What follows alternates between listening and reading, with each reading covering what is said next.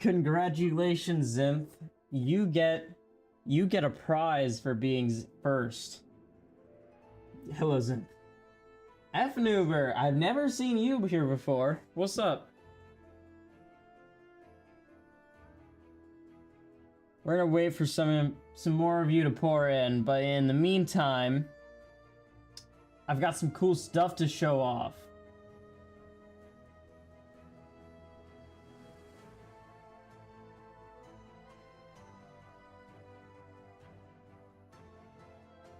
No, Zinth. No one's getting that again. Last time I let people have survival mode, they broke out and ruined everything. Hey, Mephi. How's it going?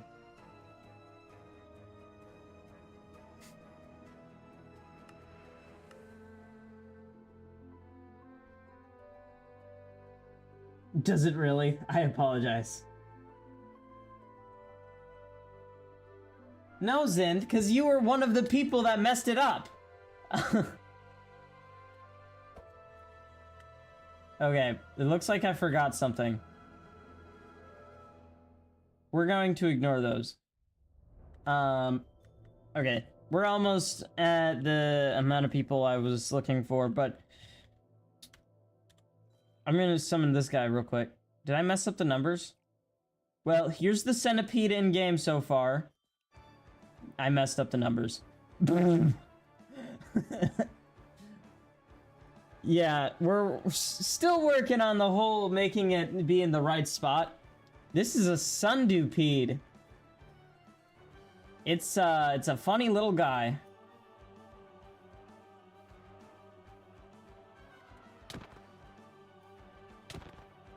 And they all share like a 1 HP pool.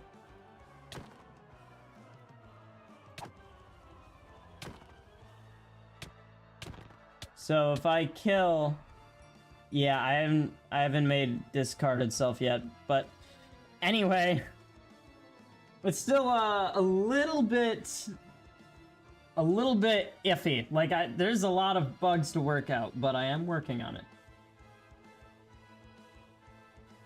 How does AoE affect the Sundupede? It will actually deal damage to it multiple times, unless iframes make it not. Yeah, so Judgment will get a lot more damage, but you aren't really meant to fight it. You probably shouldn't. It's not a great idea. You don't want to get near it. Because if you get near it, you're gonna regret it.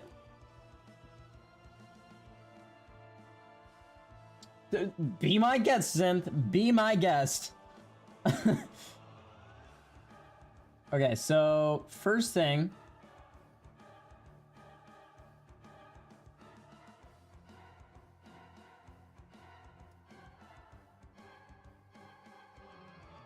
We're gonna decrease this, and then we're actually gonna say if it's even more, do the same thing. So we're gonna probably say like 2.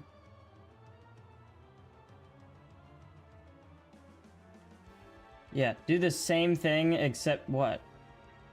What do you mean, not a statement? Oh, I forgot to put the if. There. We're also gonna give it, like, a little bit of a jump.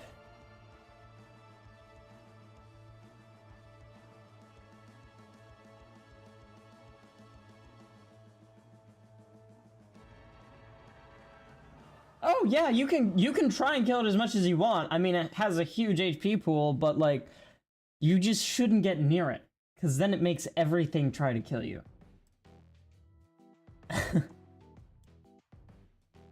Okay, so that should help a bit, but the problem is,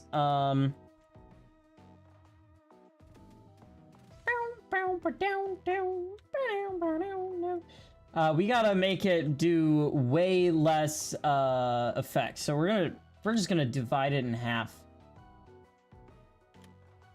Do half of the push.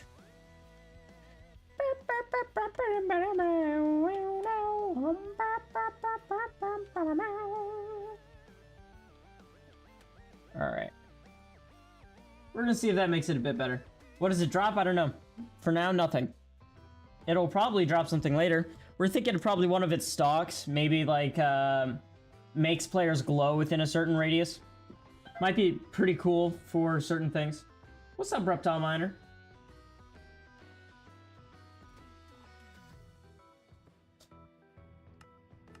Because it is supposed to be made, like, with ICV in mind, you know? So, like, if I made it synergize with Warden Spine, that would be cool. Because you could, like, place it in a certain area. And, god dang it, I keep forgetting to make it discard itself.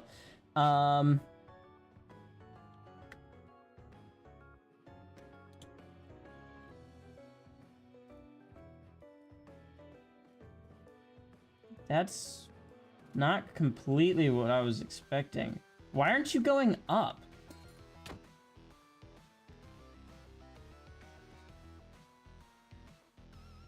What? Grappling hook is almost guaranteed. I'm planning on making a grappling hook. I'm even doing set delta movement. Is it just not enough? Okay, we're doing one now. And we'll increase this to like 1.5 and 2.5.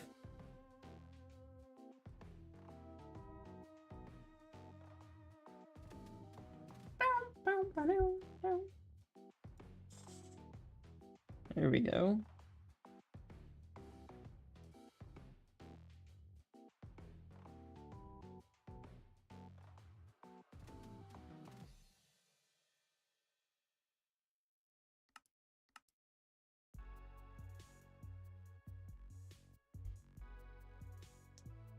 Alright, so I don't know if that's gonna fix it. I kind of just made one of the numbers really big for some reason. What? Okay, so that's obviously not close enough.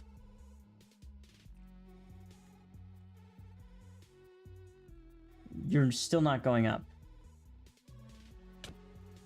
Why not?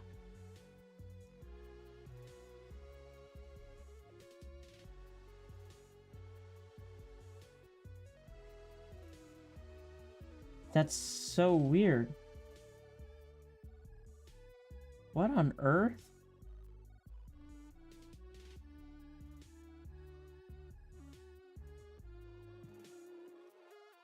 Okay, well, first let's get rid of all these like little stray guys. They only exist on the client, so maybe I just discard them. Oh wait.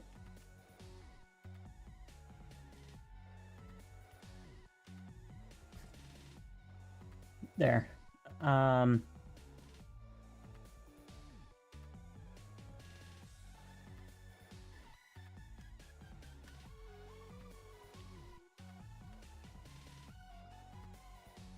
I can spell. And then...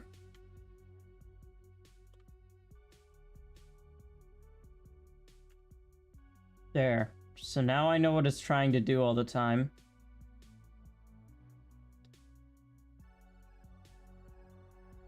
Crystal Century Bear Trap might be interesting, actually. I don't hate that idea.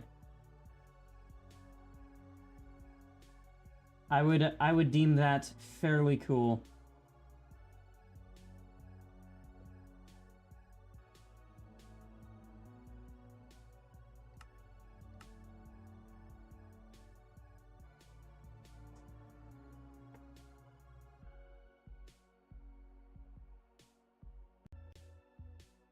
All right.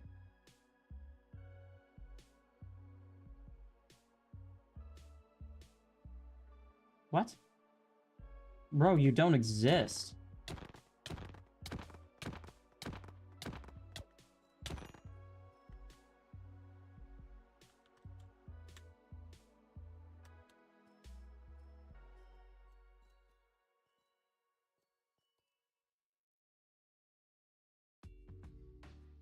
there... Why isn't it... Okay, so obviously it's discarding the guy when it's not supposed to. So if the parent is null or not alive, then it'll ask if it's client side. If it's not client side, then kill the entity. And obviously it knows it's real on the server, because we still see it on the client. The worm? This is a centipede. And then if the parent ID is -1, which is the way I tell the server and the client what it's doing, -1 is the placeholder value to make sure that we know it's unset. So if it's unset, then this dot parent equals the entity that owns that ID. If it isn't set, and obvious, or if it is set and it still is null, or the creature is dead, then it discards. So why does it discard when it's spawned in? Because it doesn't spawn in until the parent exists.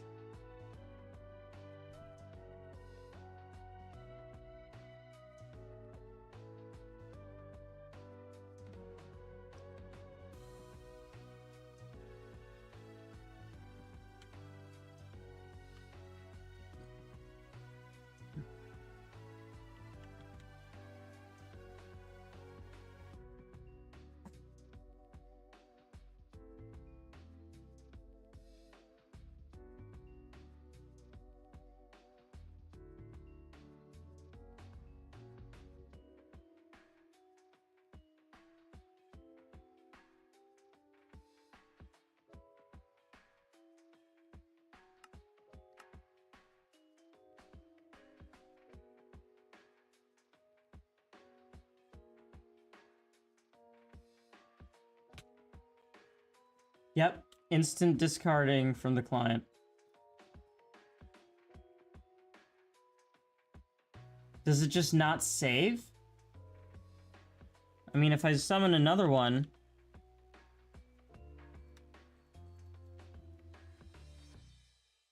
Did that get instant client discard? So... Why does it hate it? I think I'm just going to remove the client's ability to discard.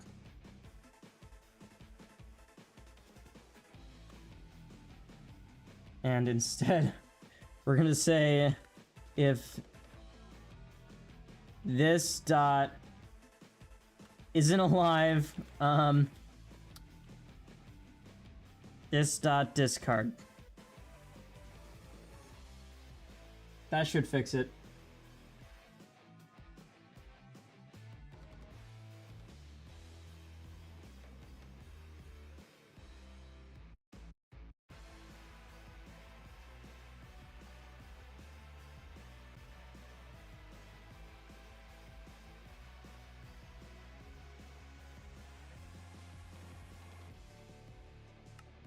No, so this one might be its own thing.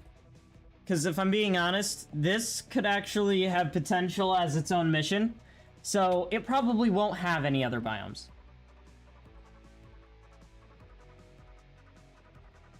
Okay, so dividing it in two made it better, but... I need to get rid of some of these.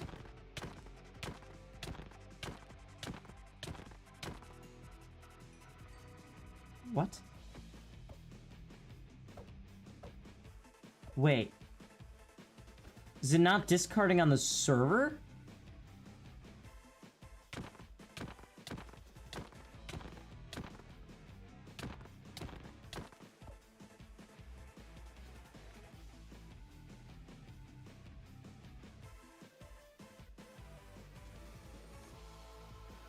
Huh.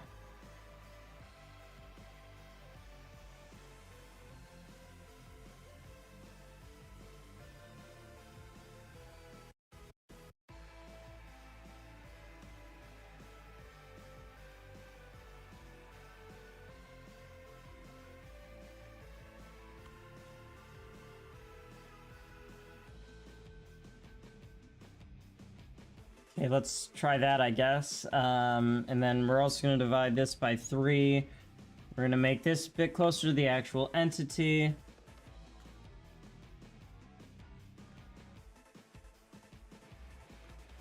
There. Let's see what that does. Oh my god. I know why it doesn't work.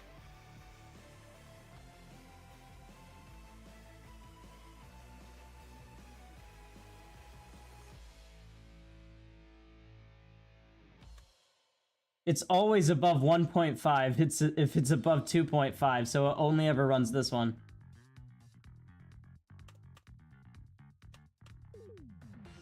Problem solved. Your Gothic castle looked awesome. Yeah, no, it was awesome, dude. 10 out of 10. Did you not see my reaction?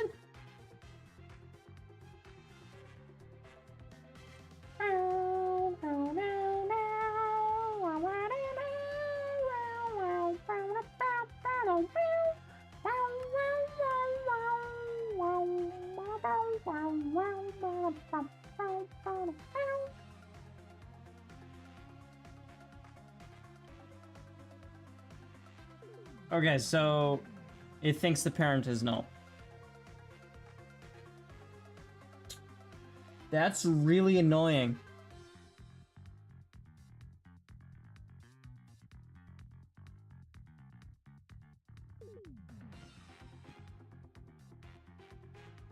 So obviously the synced data, entity data doesn't save when the game closes. Which is fairly annoying.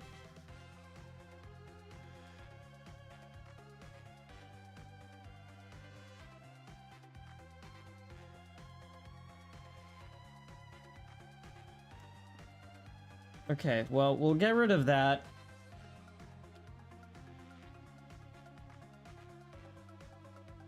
Shouldn't the synced entity data...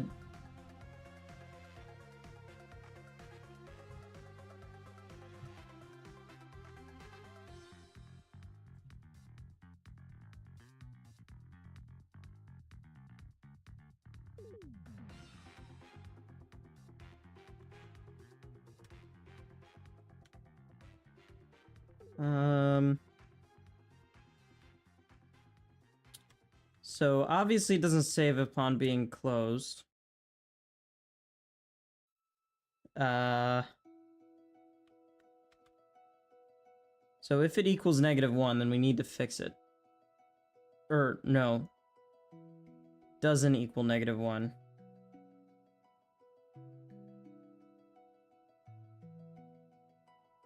And if the... No.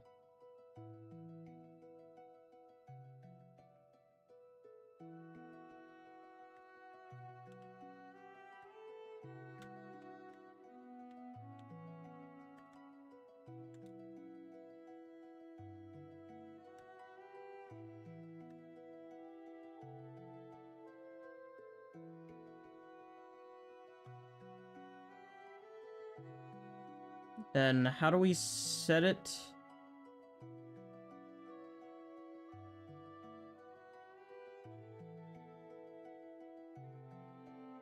Yeah, this dot entity data dot set parent ID parent dot get ID. There.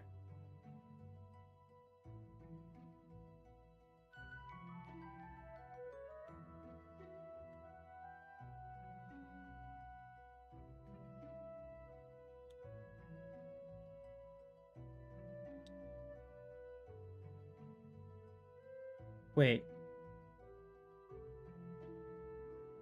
Now I see the issue. It has to equal -1 if we want to set it to something else.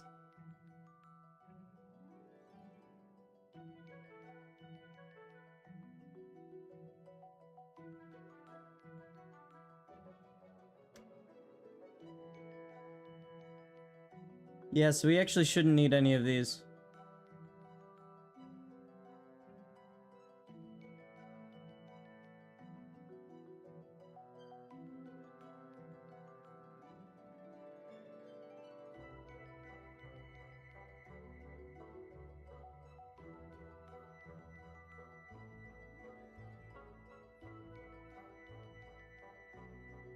What you coding? I am coding a crystal centipede.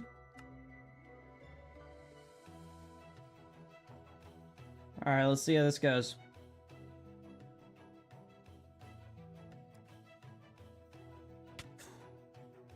Okay, well, it's still not discarding, but okay, I guess.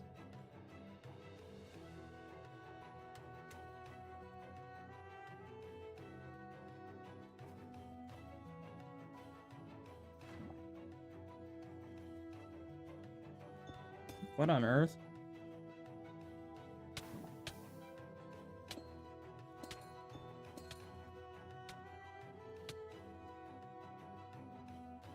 Okay, so it's both discarding when it shouldn't be discarding.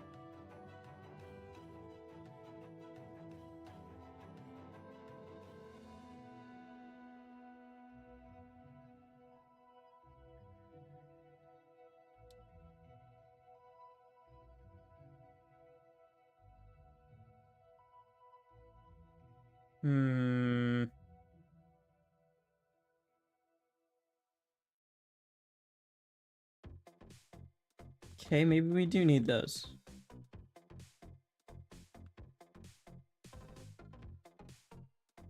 I kind of doubt that's gonna fix it, but we'll have to see, I guess.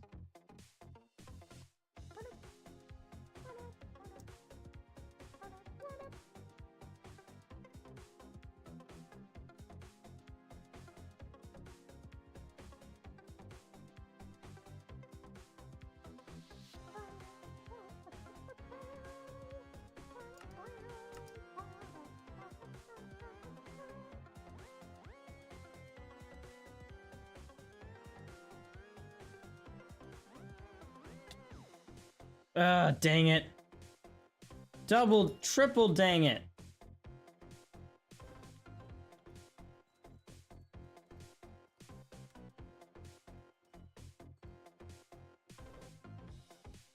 Man, I don't understand what's going on at all.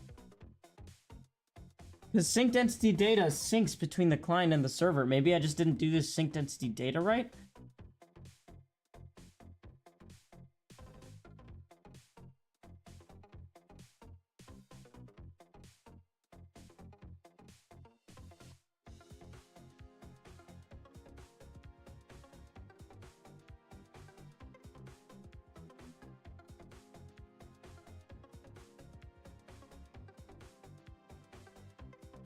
No, that's not it.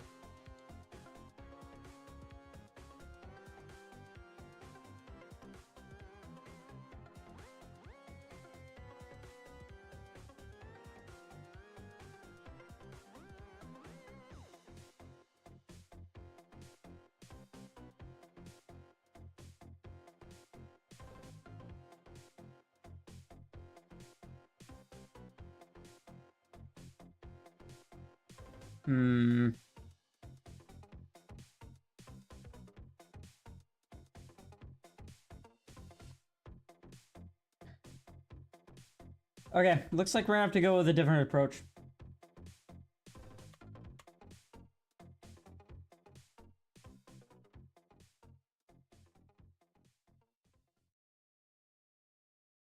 So we're just gonna get rid of this whole portion.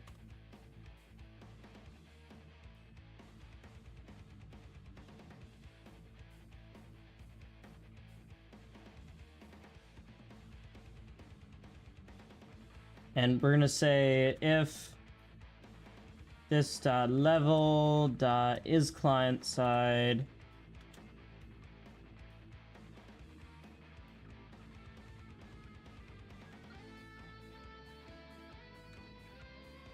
if parent dot or if parent doesn't equal null and parent isn't alive,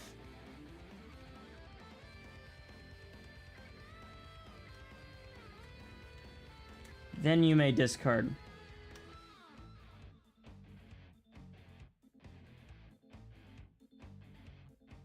And in here, instead of dealing with sync density data, we're just gonna go if this dot level dot is client side.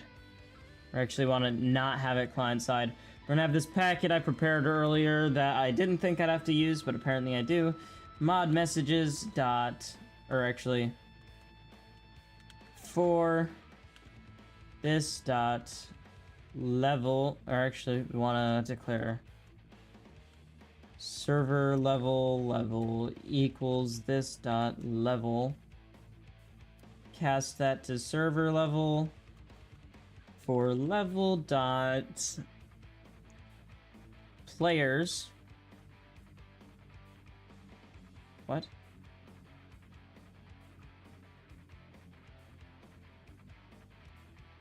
Get players.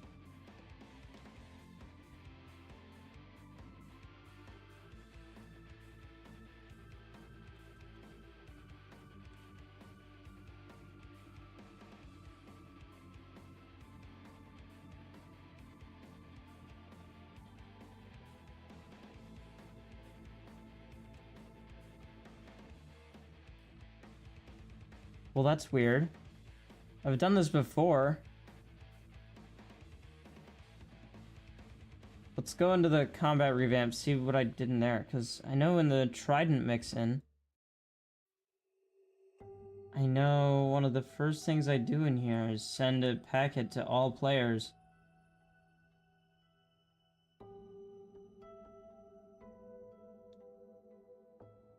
What the heck? Maybe I just needed that first bit?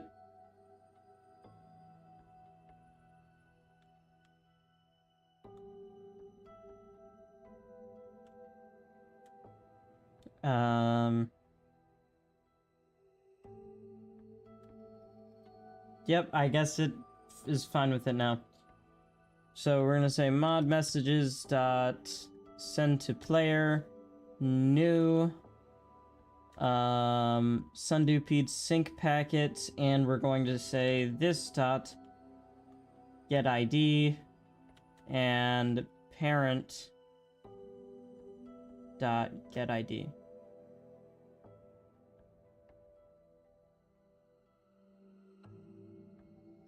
Oh. And then player. There. Now that should work.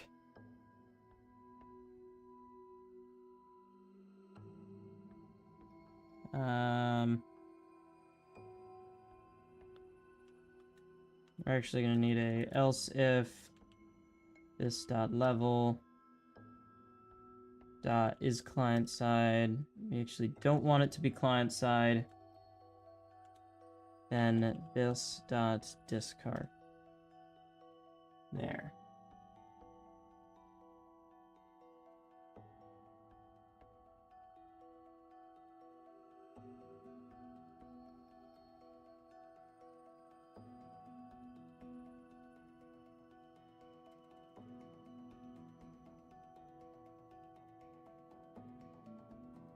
And we'll see how that goes.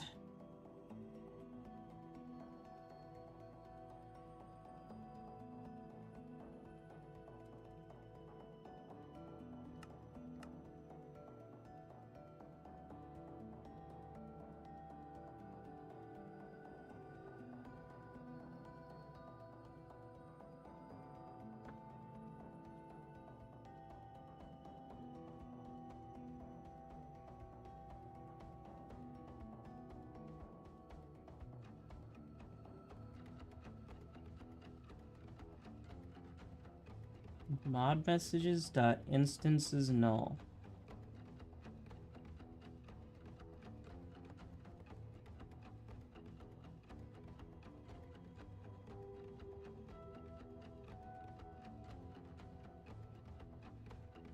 Did I miss something?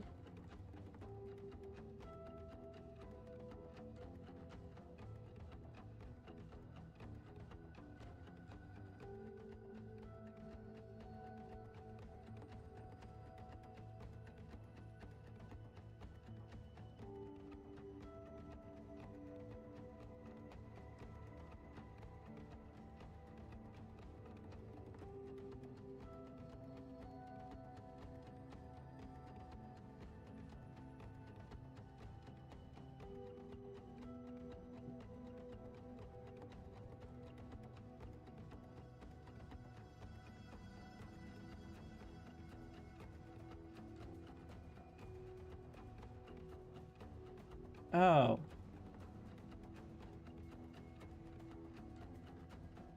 I don't have that.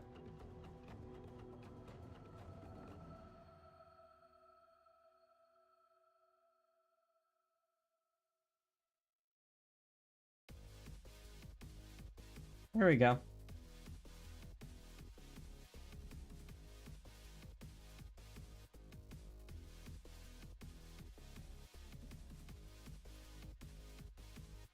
Ooh. Ooh.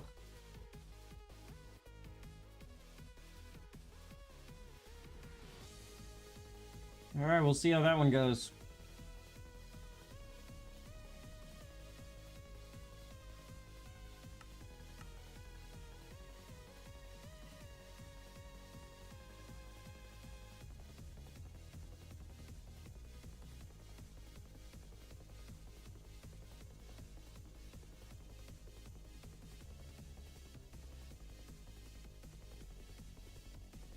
All right, obviously we have to make that a bit more.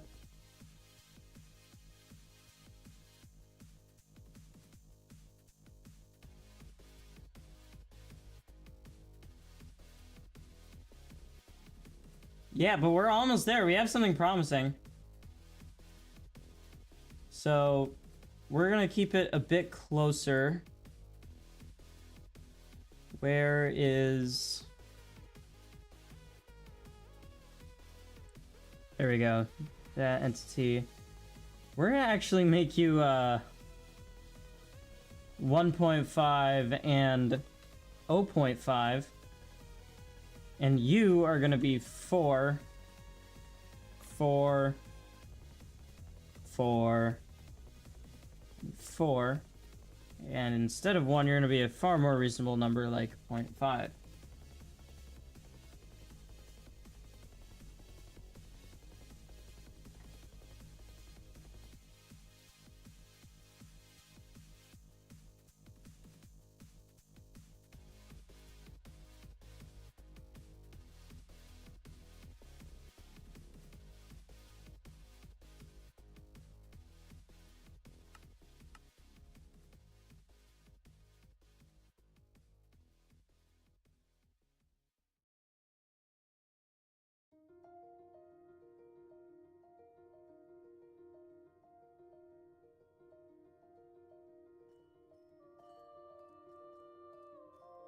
Alright, you guys gotta get out of the way of each other. Okay, we are actually onto something here. That's not bad.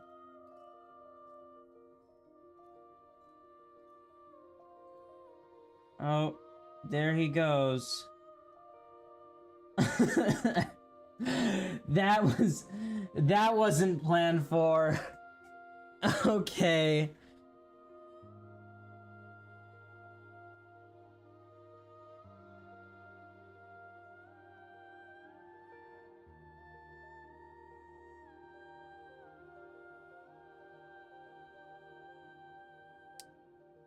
Well,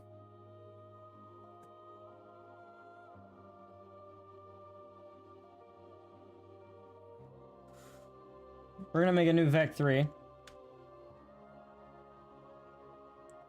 We're gonna call it mod pause, and we're going to set it to this dot new Vec 3, this dot get x behind dot get y.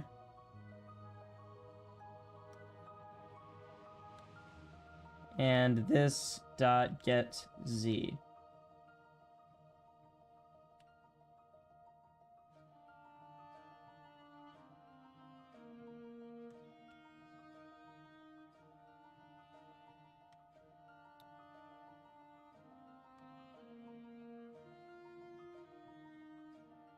There. That might work.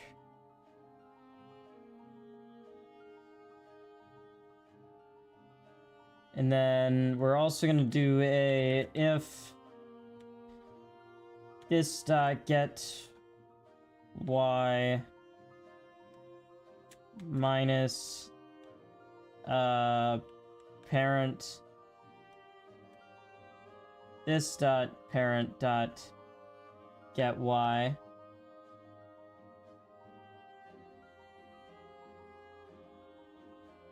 is greater than 2, then this dot set position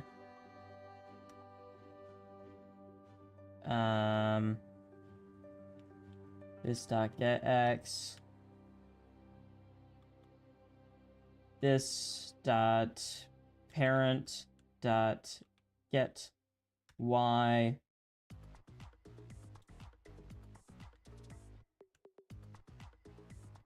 and this dot get z.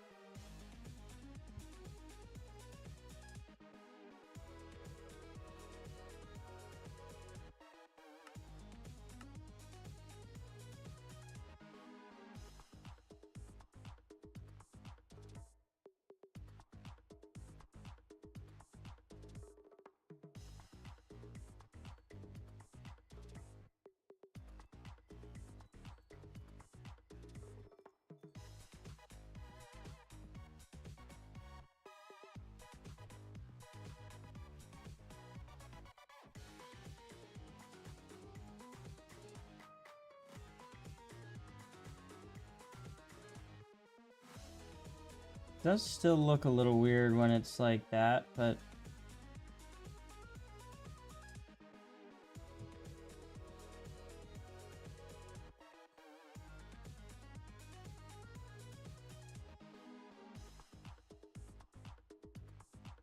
I don't know, I think it looks pretty good so far.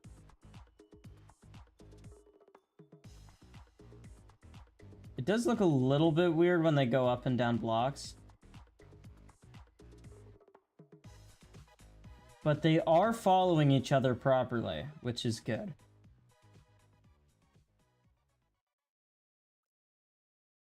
That's not right. Let's make it detected a bit sooner.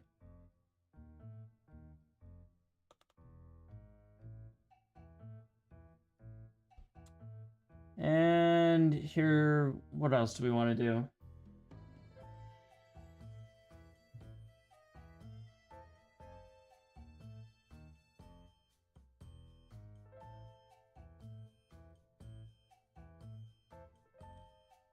I don't know. I think it's almost perfect. It doesn't know how to rotate upwards, and I also think we should increase this by a bit. So let's just make it like 25.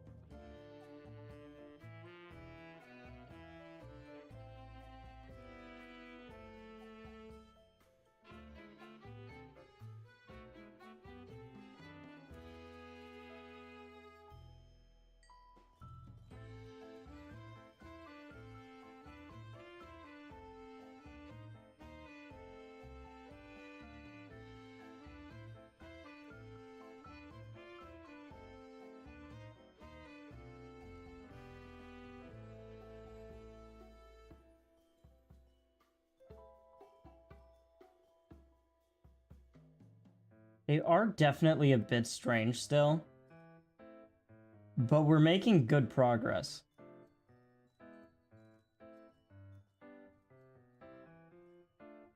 I don't like the way they go up or down blocks.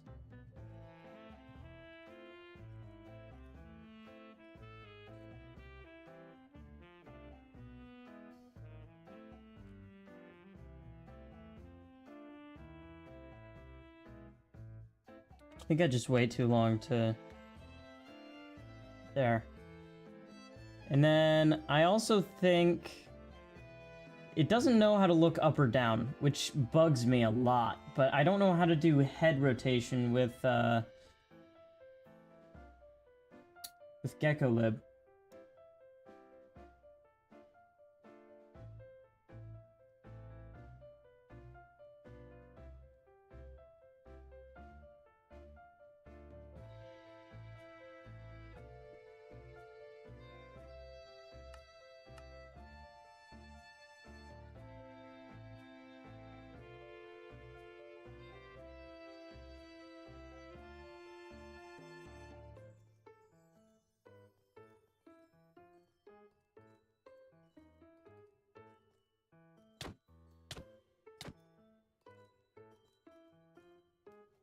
What the heck?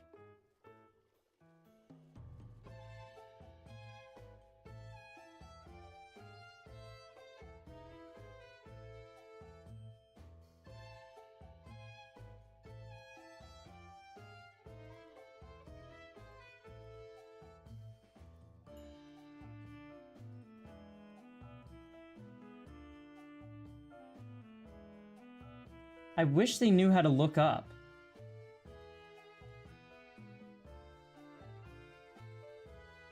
Because that's really annoying.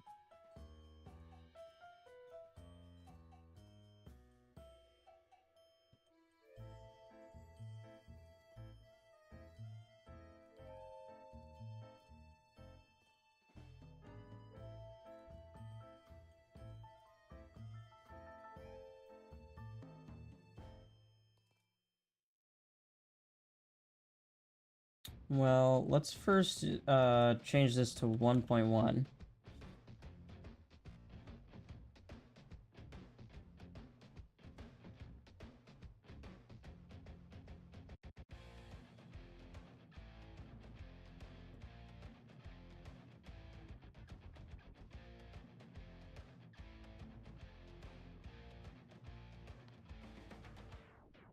Does this say anything about a head? No. What about hole? Nope. Why can the Crystal Sentry do it, but not the...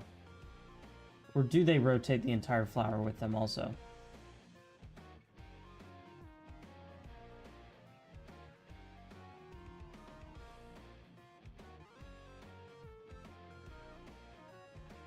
What's up, Echo?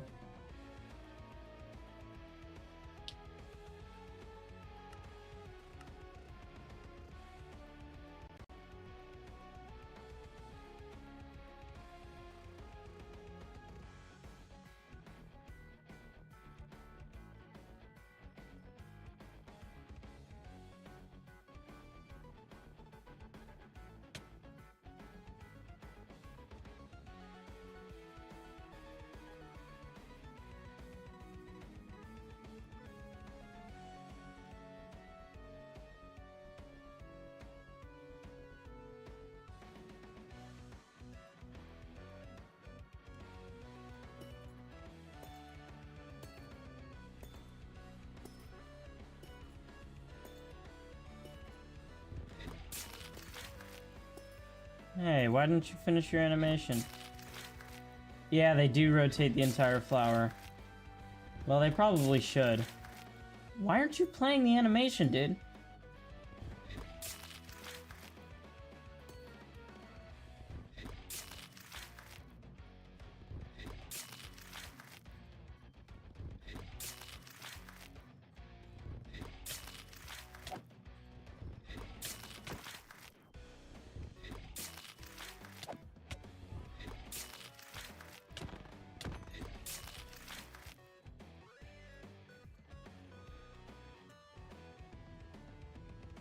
So yeah, I guess they don't really understand how to rotate their heads either. Where the heck did the centipede go? There it is.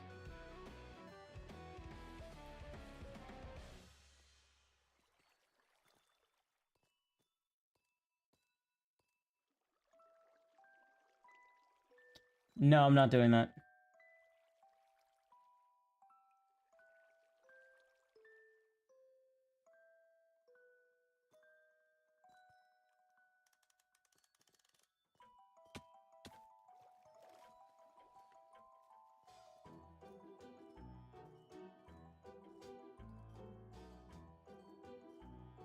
it would look so boring.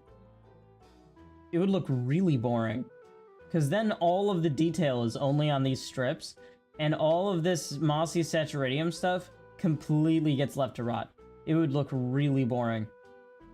Plus, it just limits the places these can spawn by a lot. What I'll probably do is see about, like, replacing the blocks that they spawn on with each one. So, like, they won't only spawn on the veins, but when they spawn, they'll probably replace the block underneath them. Why are you doing this?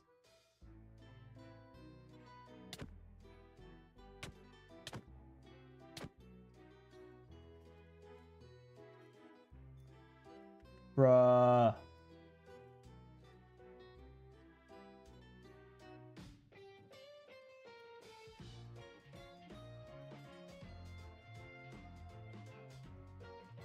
I'm so confused.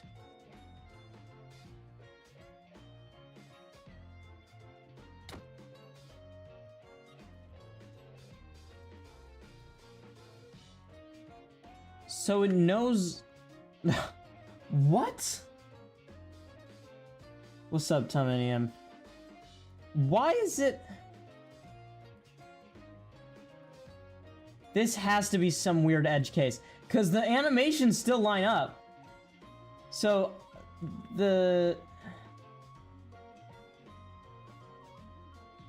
server knows it still exists. Because it's still pushing the entity, and the client has to know also. So what, it just decided to randomly deal 1 million damage to it?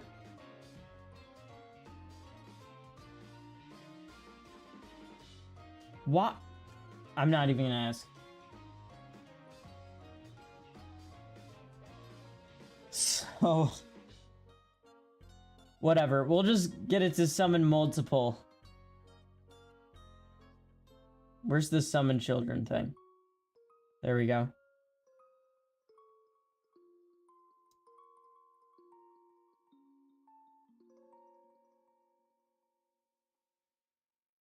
So we're gonna say...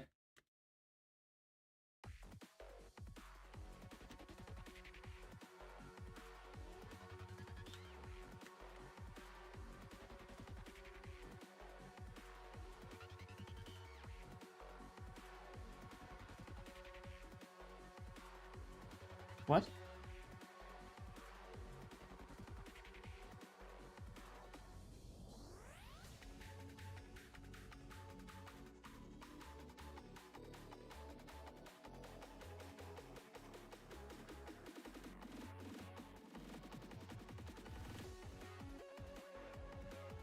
Alright, now we just repeat the process. Except now we summon Child 2.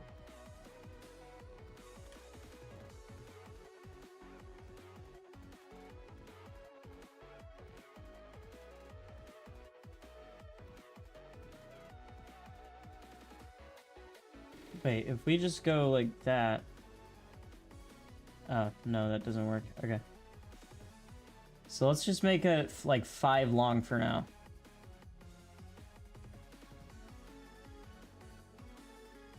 And then you're gonna be Child 1.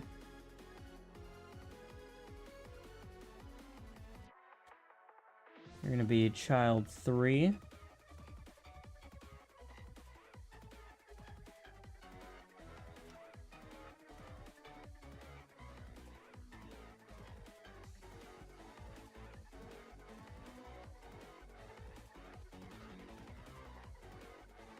Your parent will be Child 3, and you will be Child 4.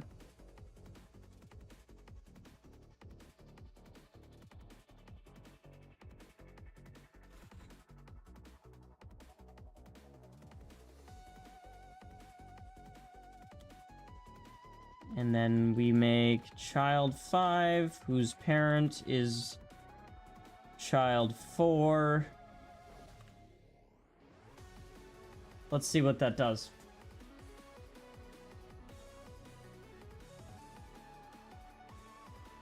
For real, you gotta feed your lungs. I know, Figus. So many children. Don't get too excited. For real. It's confirmed. Sorry, guys. Watch my next video. It'll be an apology video. Ignis has begun to turn.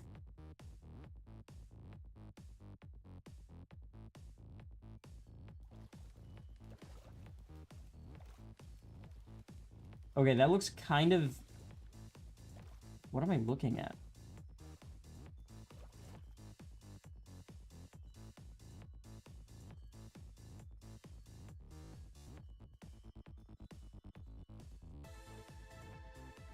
It's an interesting sight for sure.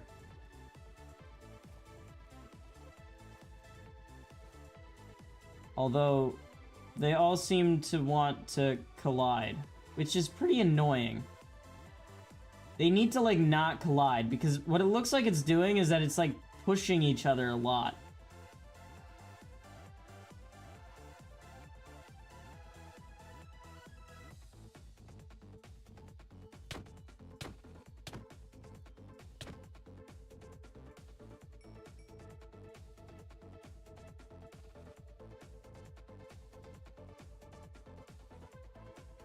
Yeah, I might increase the spacing.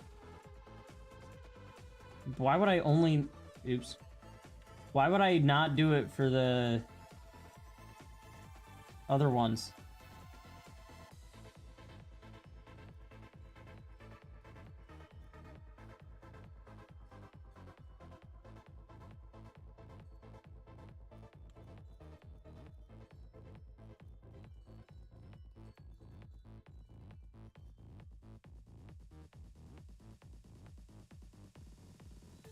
It does look a little weird since it is the same model every time, which I am going to randomize eventually, but...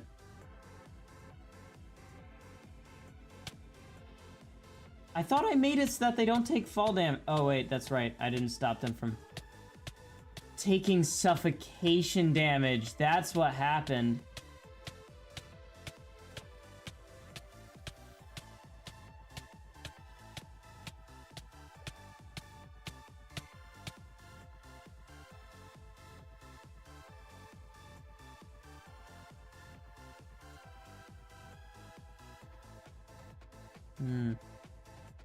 Zint, the back one would be pushing. They all push each other.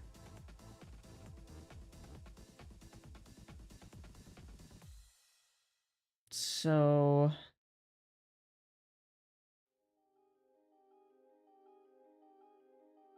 I need to add a torture mod. What a great idea.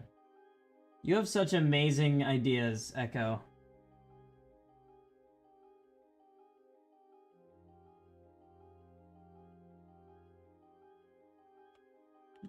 Alright, we'll increase it to 0.6.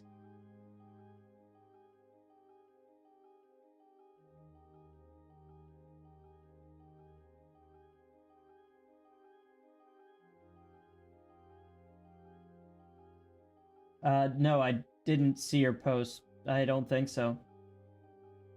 I mean, I might have, but I don't know what post you're talking about.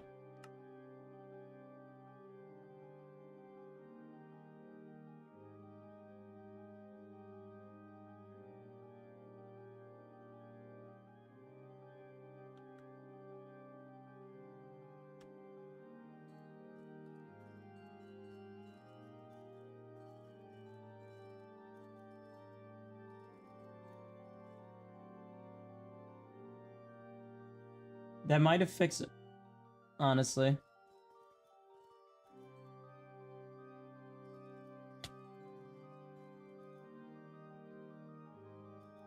I still need to fix the whole suffocation issue.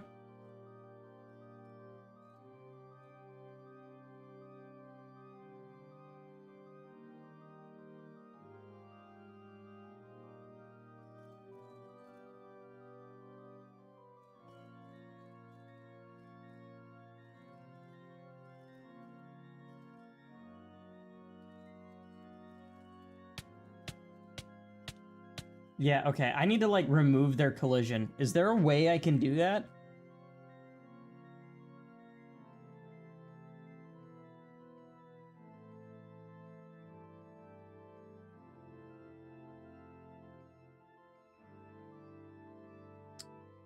Where is the constructor? There it is.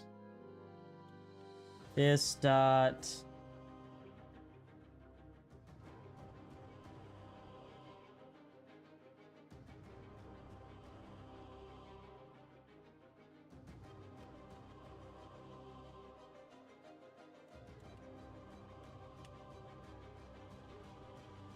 Dang it. What?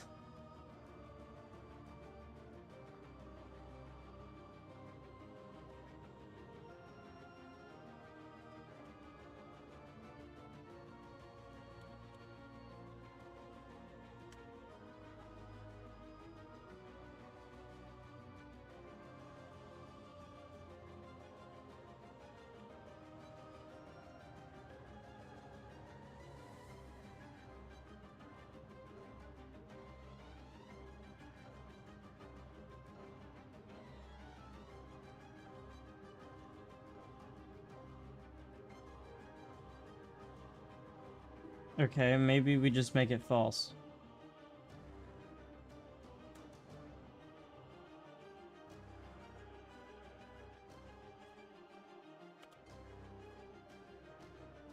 Actually, we're gonna say Boolean crystal equals false, and then we're gonna go if p entity instance of sunduped head entity, then crystal equals true. And then we're gonna do the same thing, just an else if, except now you're gonna be a body entity.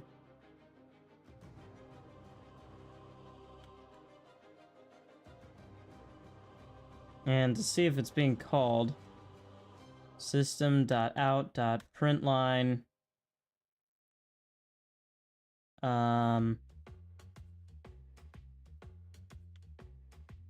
called there.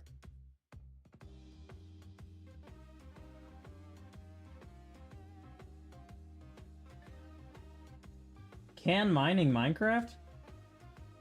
No way, bro. Maybe I can post it on my fancy emojis. Watch this.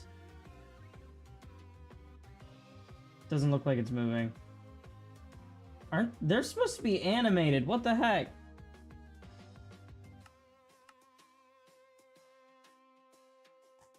Yeah, look at that. I don't think you guys have access to those. Well, how am I supposed to make them bigger?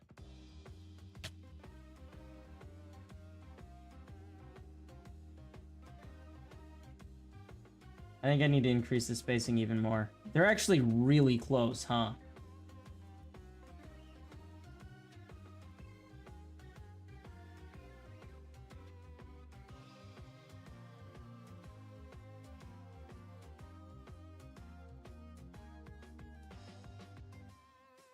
Alright, is it being called at all? It is. I don't know.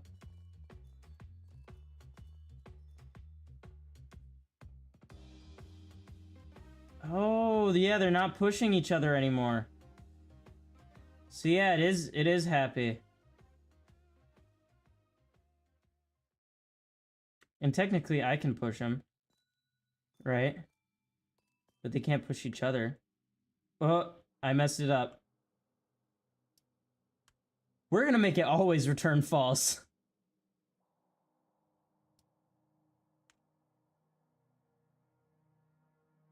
So yeah, that fixes it.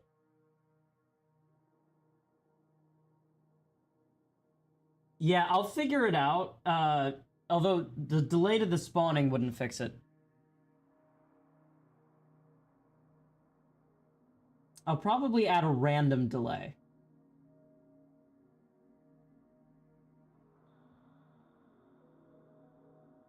Because it doesn't matter what order they spawn in. It really depends on things like, what whether or not you're looking at the creatures, for one, because if you're not looking at them, GeckoLib won't animate them. And then also, it also depends on when their states are set, not what time they were spawned.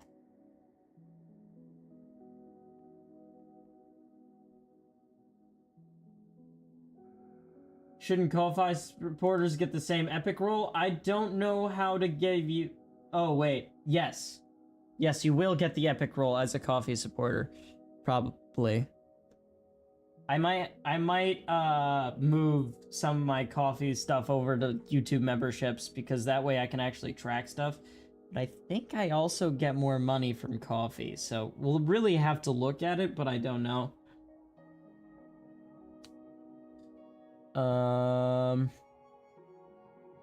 So yeah, we're just gonna make it not collide with entities anymore at all. And we're also going to greatly increase this.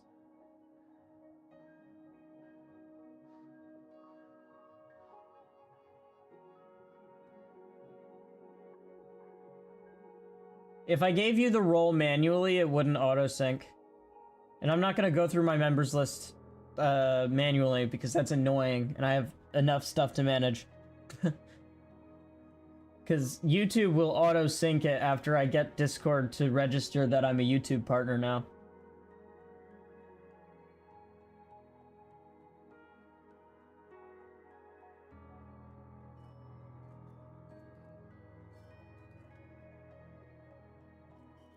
Oh, that looks so cool.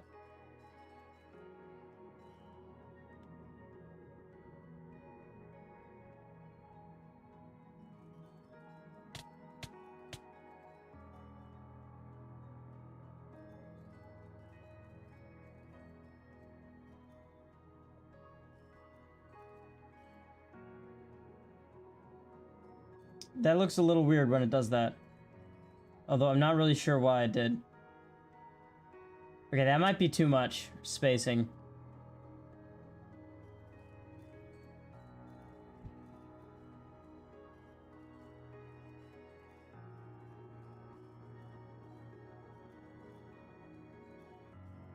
Yeah, it's definitely too much.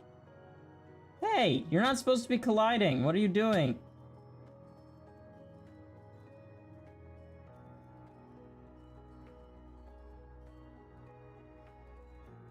How many Ko-Fi supporters do I have? I have like 4, I think.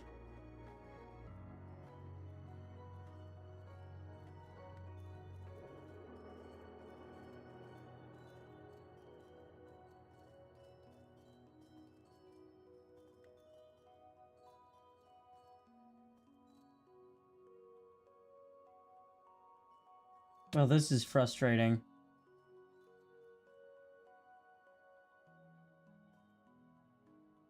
So that didn't work.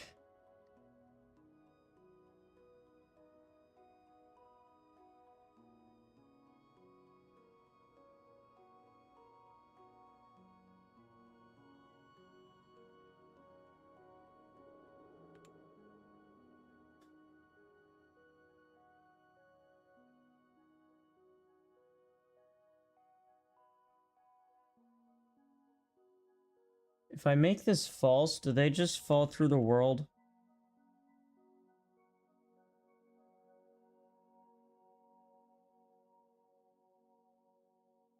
I have a feeling they just fall through the world if I make that false, because it might be pretty important for telling whether or not they're standing on a block.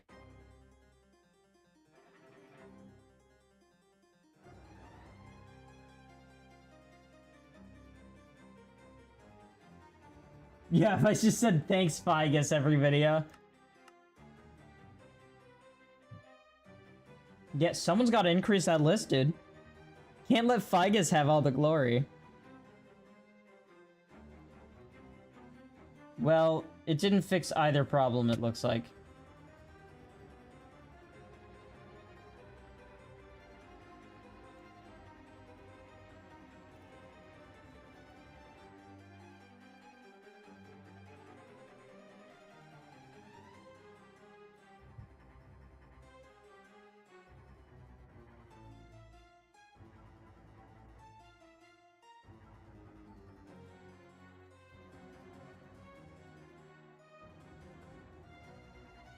Hmm.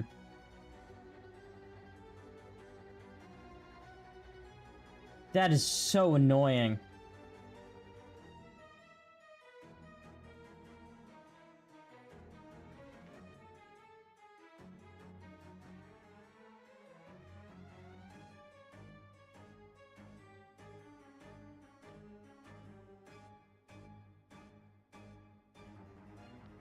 Fingers.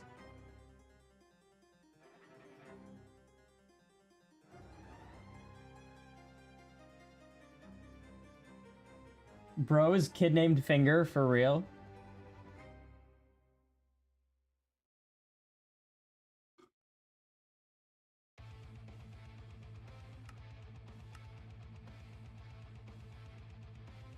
Zimph, you make a compelling argument.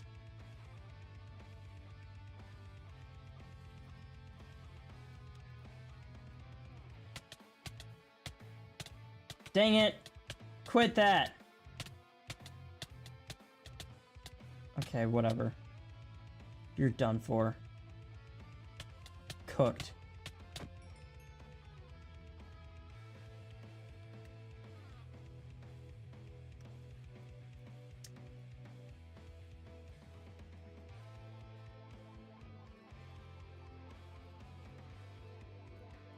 It is doing some weird stuff.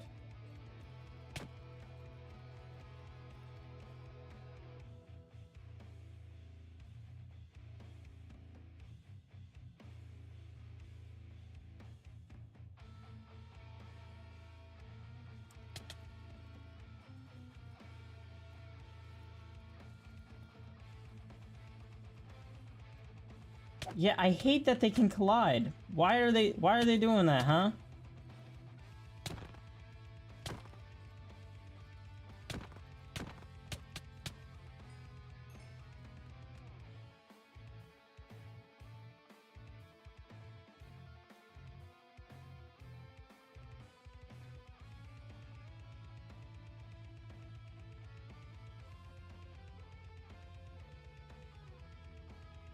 So obviously neither of those are doing anything.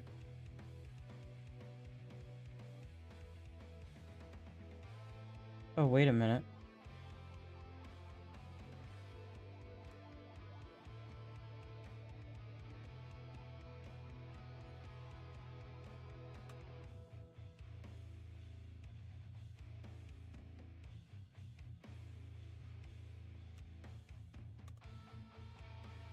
Hey.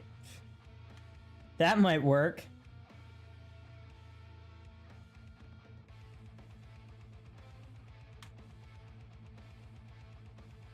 Let's see if that works.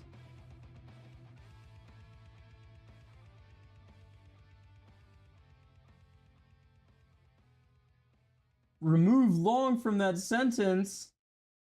Guys, he got term PP. Oh my god.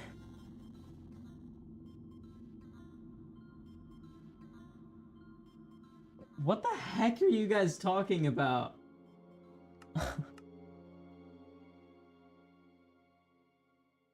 Oh yeah, that's because Mr. Beast Real donated to me.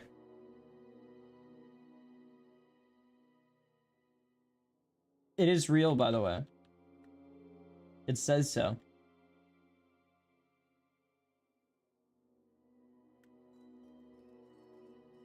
Can't tell if that worked.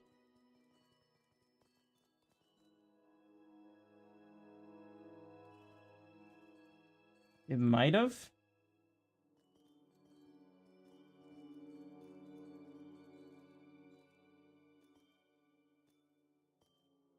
Yes, it did work. Okay, so the random bits where it pushes up. That's purely because of a bad bit in my code.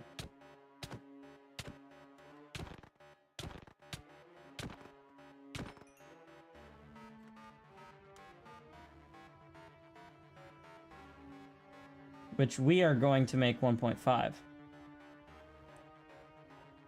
Wherever I put that. Where... It's in the tick function. There.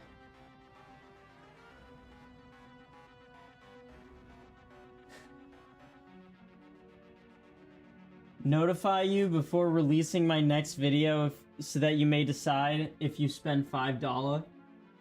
Mr. Bestiality conviction. Why are you saying this? Mr. Breast, for real.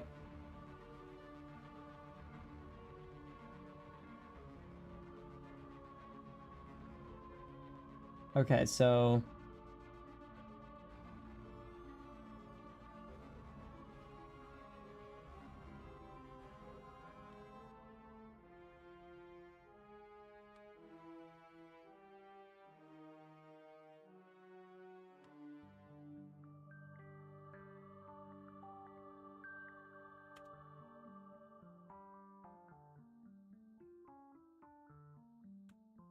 So let's just add a backup here.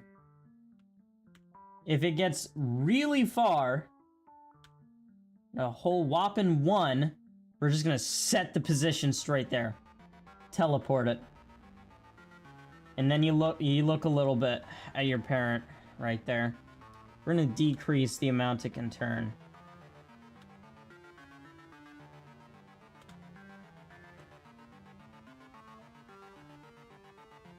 By a lot.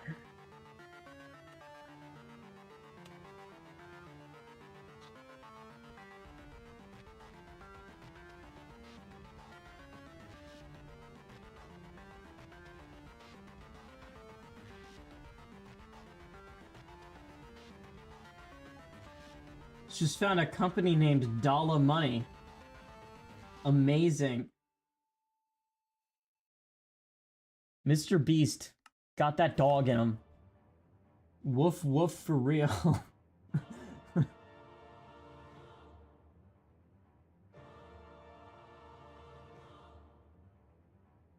All right.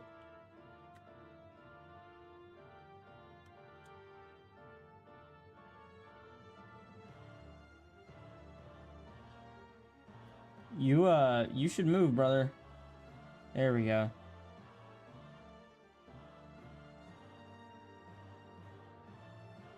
Look at the little guy.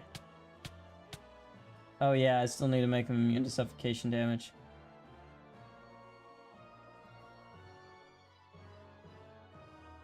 Okay, I need to make that greater than 1. Because that has messed up a lot of stuff.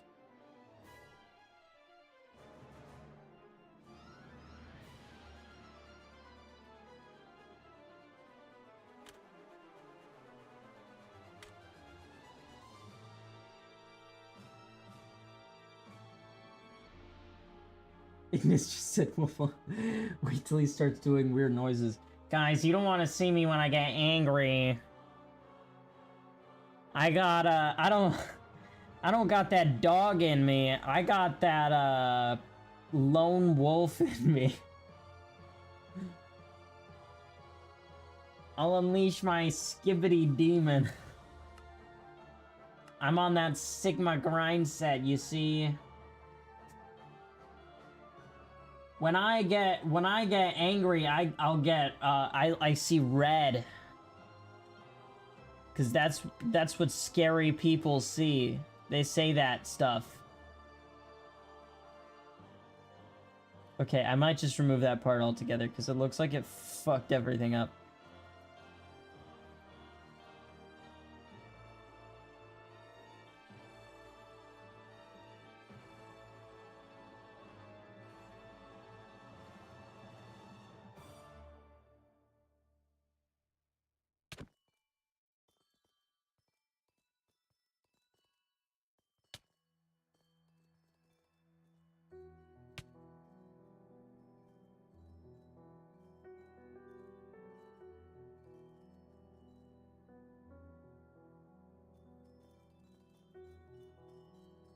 So it does look like it still looks a bit weird sometimes, but we're gonna go ahead and go into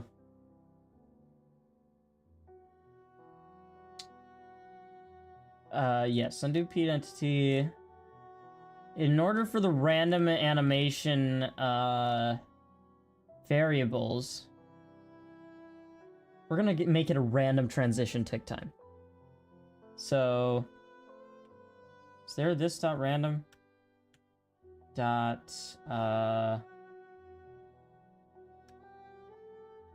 okay, so minimum will be 3 and bound will be 15.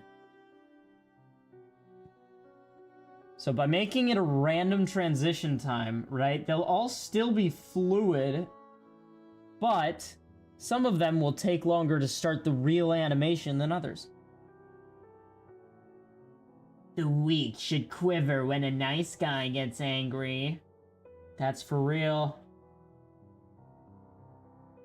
They call me the nice guy, the way I'm so nice. And then when I'm angry, then I'm not so nice.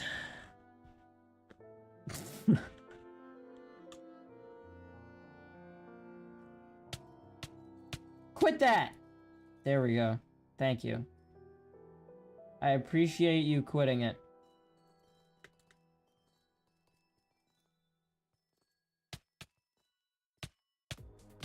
Whatever you're doing, I need you to stop. Thank you.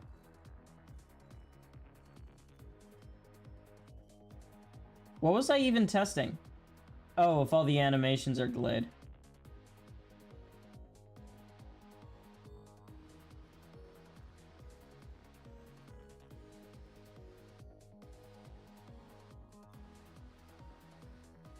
I think they are.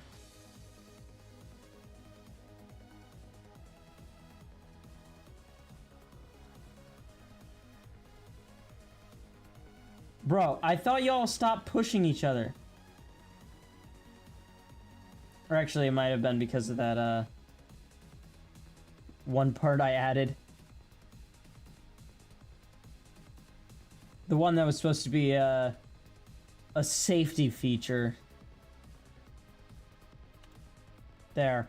That should fix it. I'd like you to meet my friend, the devil. That's right. It's me. Oh yeah. 'Cause I'm, edgy and cool like that.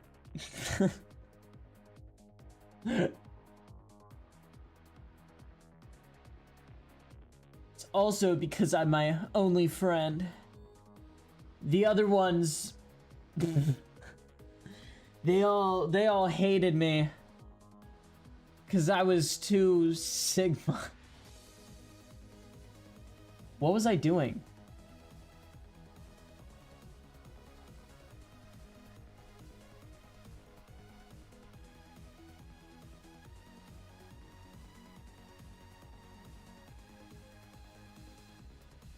I have... Whoa. What?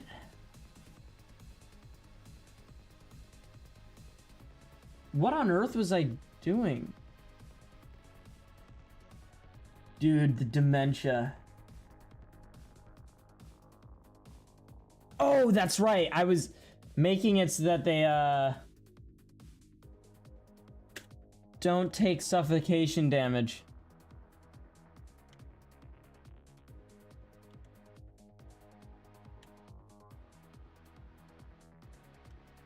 There.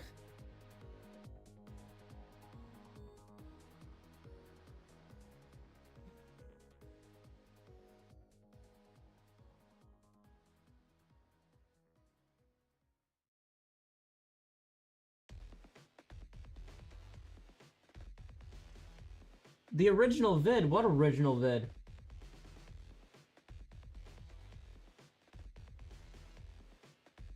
You want to make an Igneo Sigma edit? If you make that, I will unironically post it. Are you sure you can't download a MP3 of one, though? Like, I'm confident you could find a way. Like, have you used the Cobalt website? Okay, what the heck is it doing? Bro, move!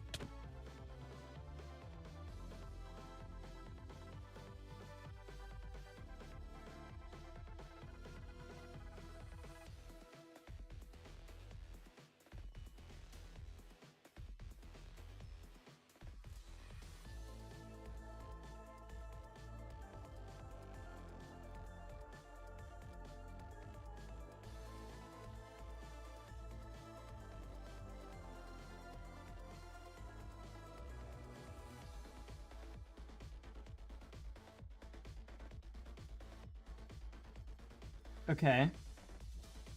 I mean, it's mostly stable. We got a working centipede here, folks.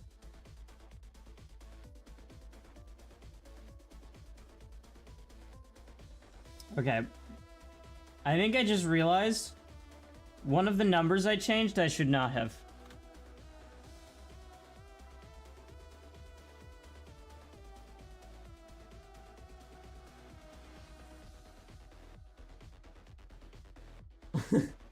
Say you're a beta without saying you're a beta. For real.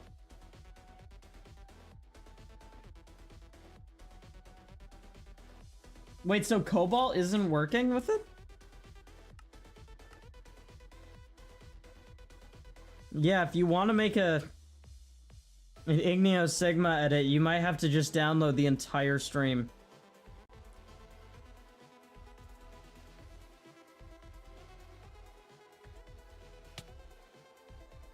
What did you just take damage from?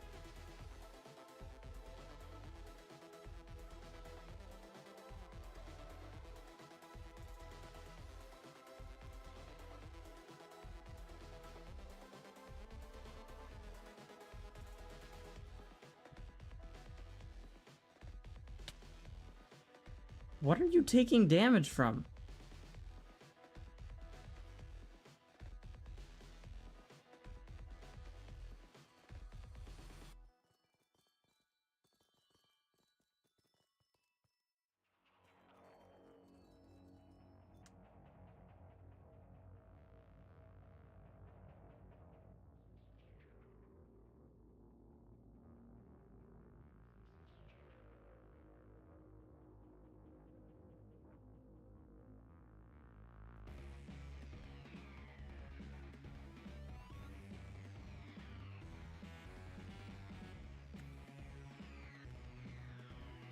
I think I just figured out how to stop this.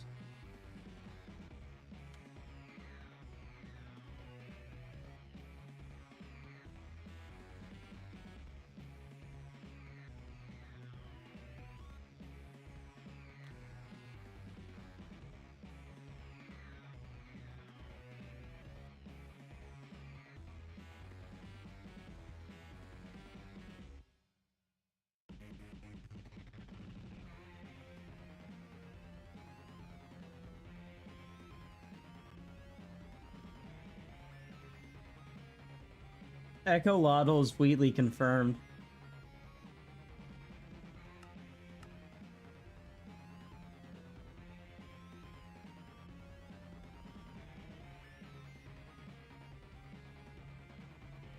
You do have OBS, that would work.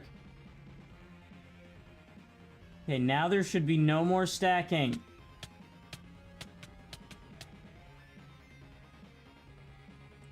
I made it so you can't take... Obviously I didn't.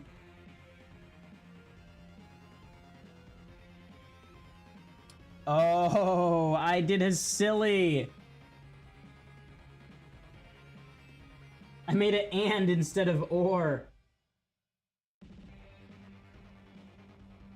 What do you mean I record the funny icons in the corners?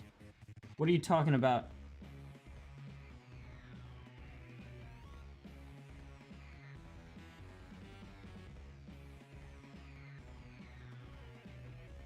My newest one?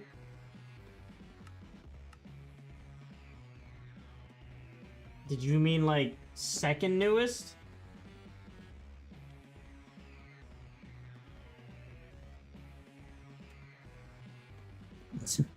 Because I know what you were talking about, and I did have to turn those off because it was really annoying.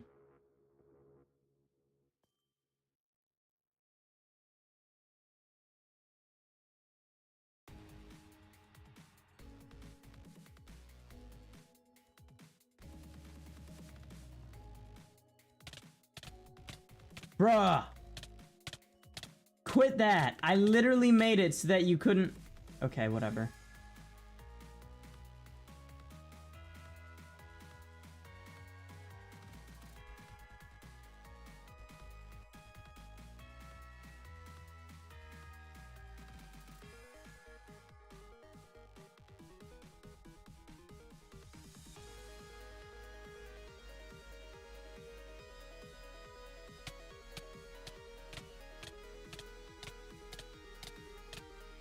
Okay, so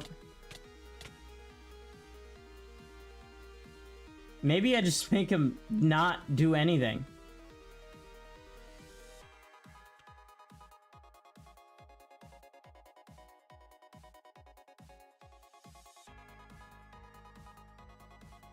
Yeah, my bad.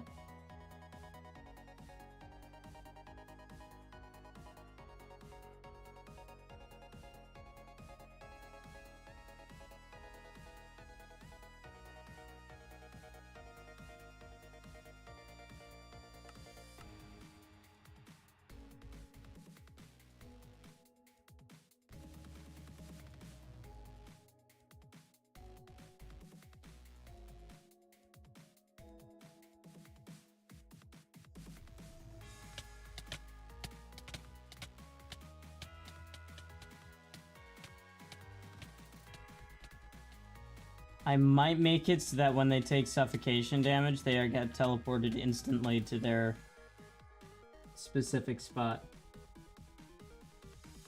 Can I play George Storm in the background?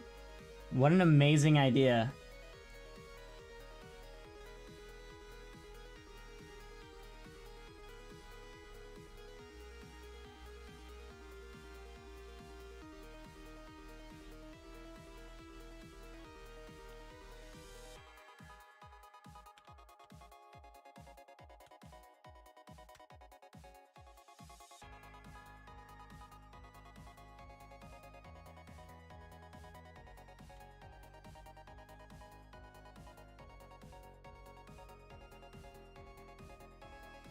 You're gonna leave now. How dare you, Figus?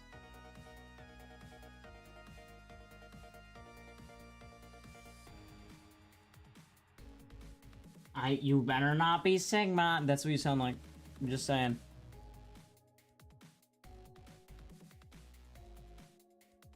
What's up, Arsenic?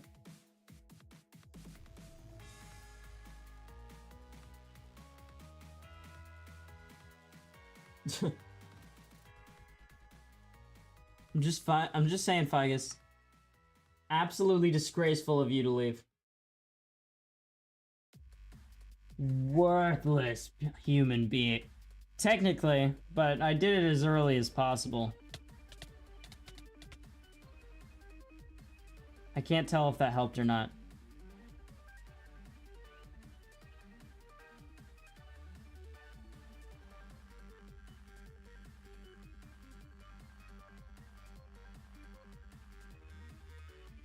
I think I do need to change the transition text back.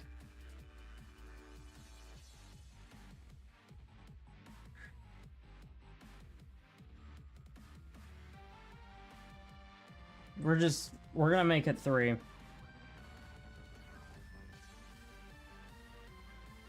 Alright, I suppose I'll see you later, Figus.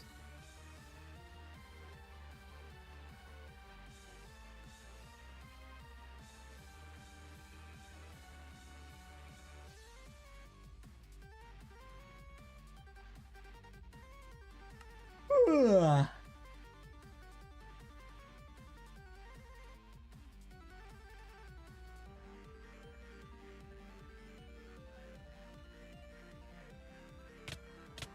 I'm gonna be real with you, Arsenic. I don't even know what that means.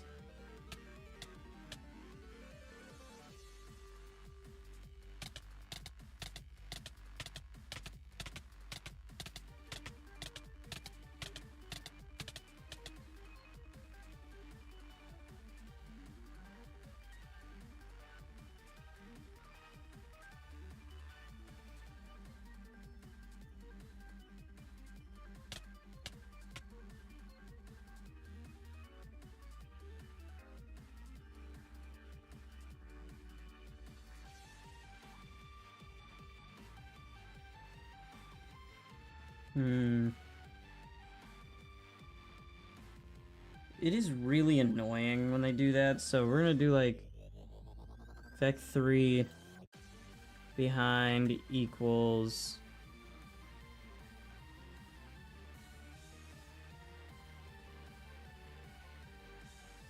that.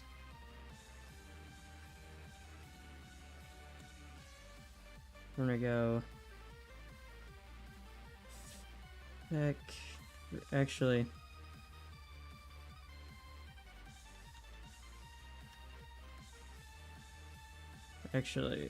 Can we...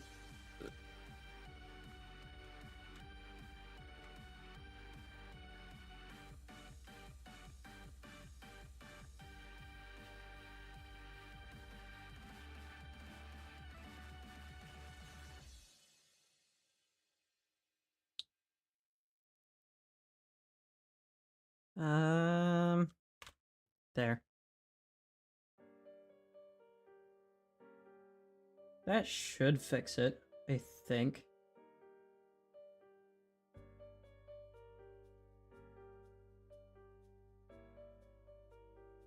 I think they can technically still stack.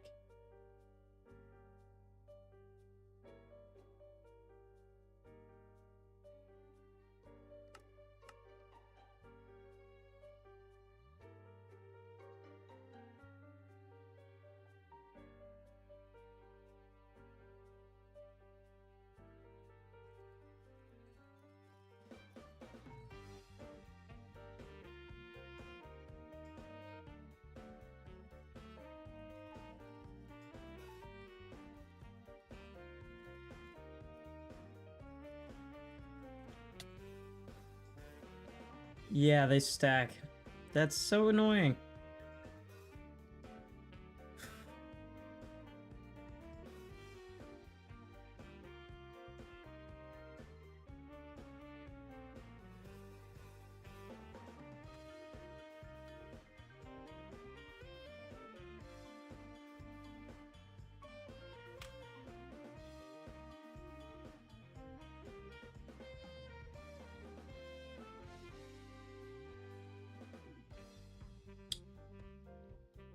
You are going to have to be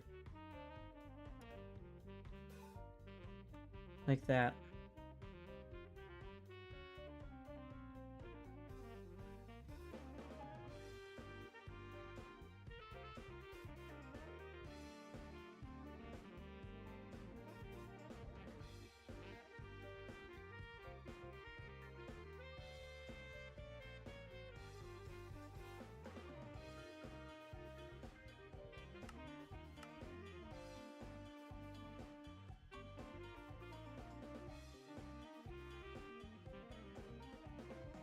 Alright, how does this go? No more stacking. It seems like it has a bit of trouble navigating through weird terrain.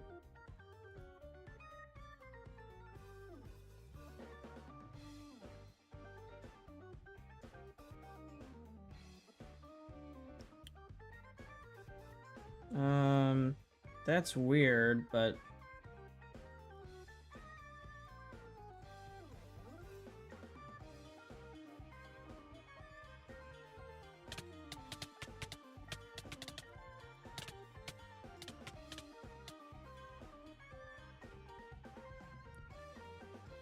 Yeah, I'm gonna be honest.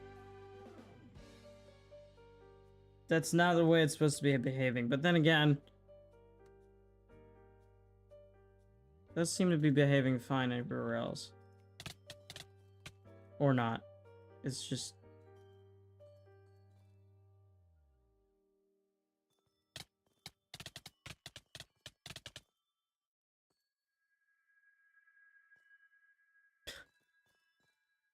Well, that's annoying.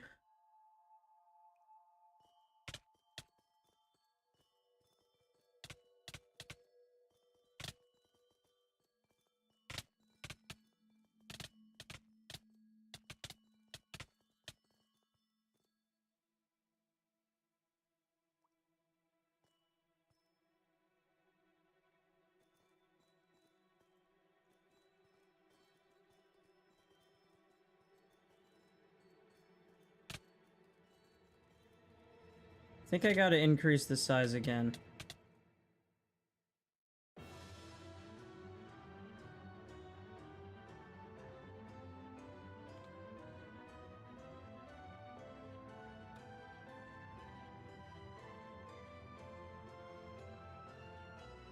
Maybe that'll work?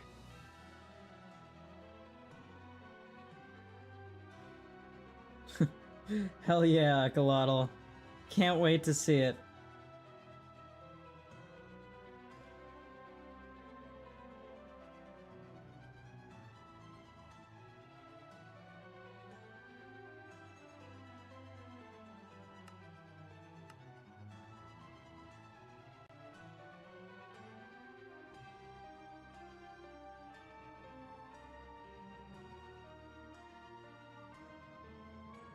That's not what I was expecting.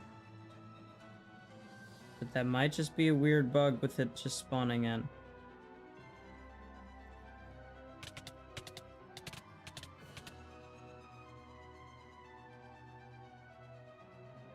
Okay, I'm not gonna lie.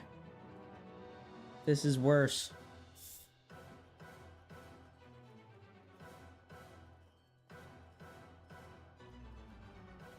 Actually, I changed my mind. Yeah, because I can't push it. And it obviously can't push itself.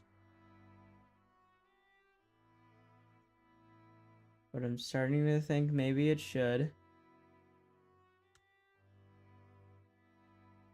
Because I don't think it was ever pushing itself up.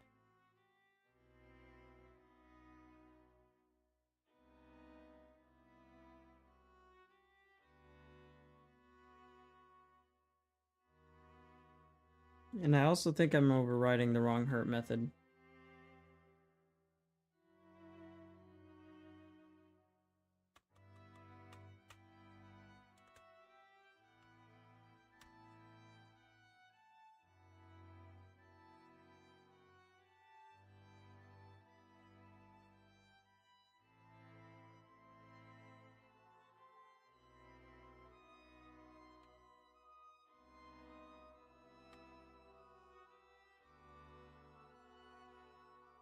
What did you miss? Not much.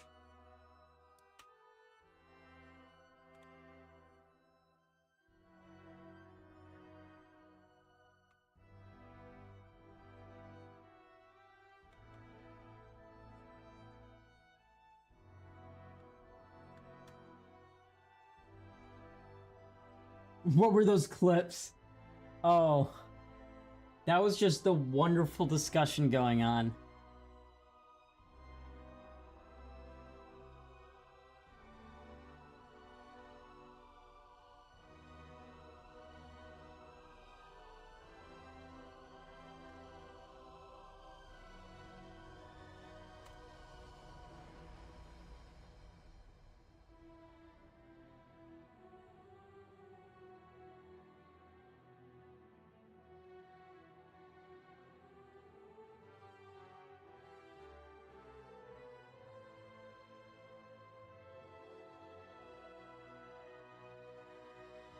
All right.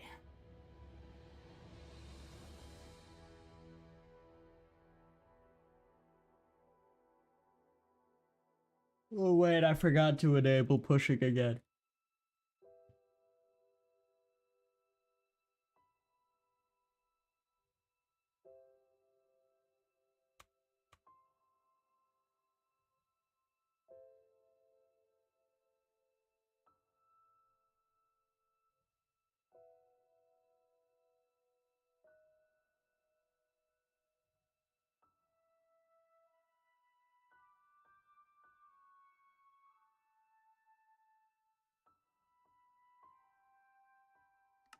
All right, here we go.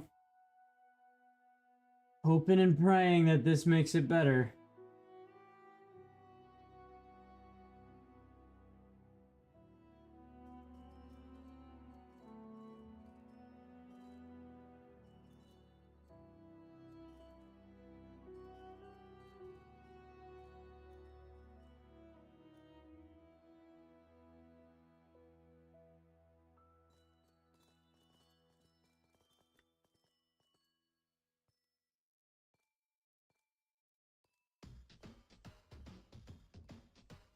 I don't know why it's doing that.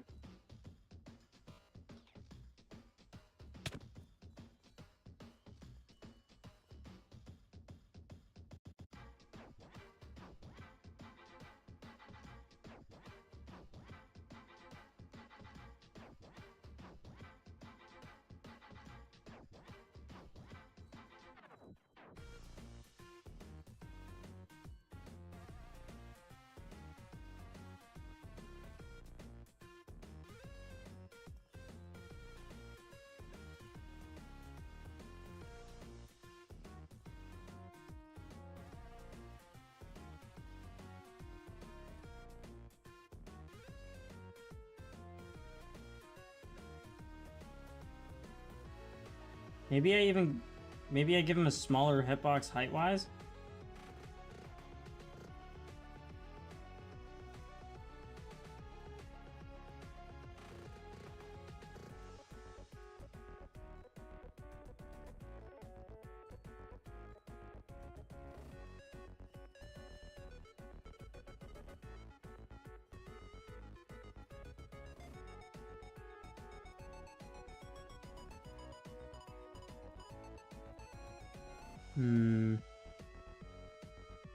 Yeah, because in moments like this, it looks amazing.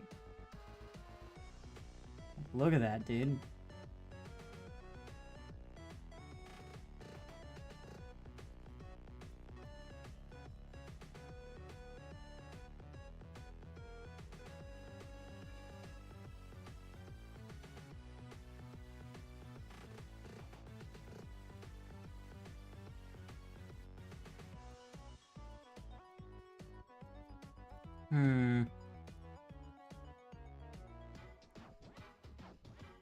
I don't know why they keep bunching up.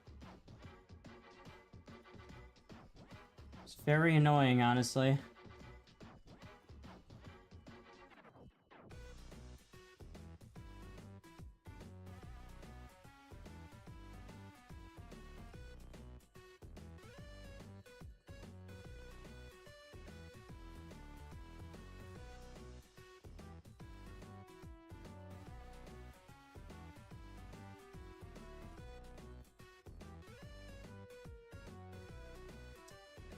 I mean, it does seem to be getting better, but like, it's not exactly what I want.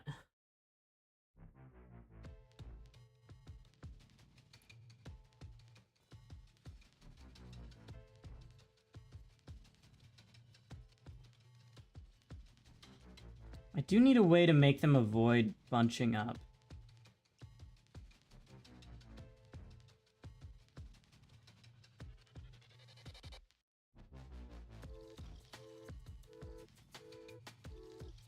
Like, yeah, see, that is so annoying.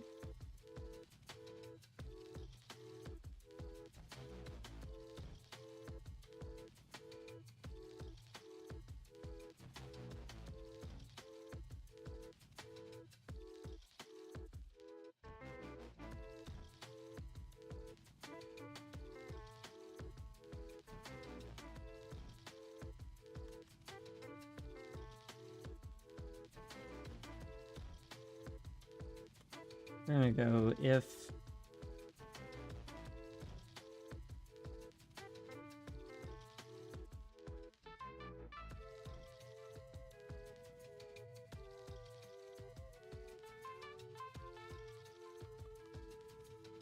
this dot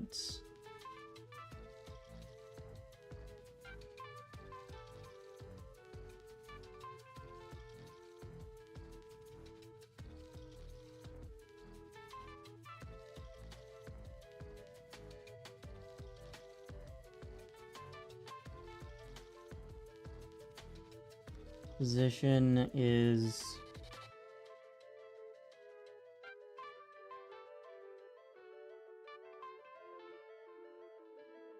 ow. Just jammed my hand into the desk.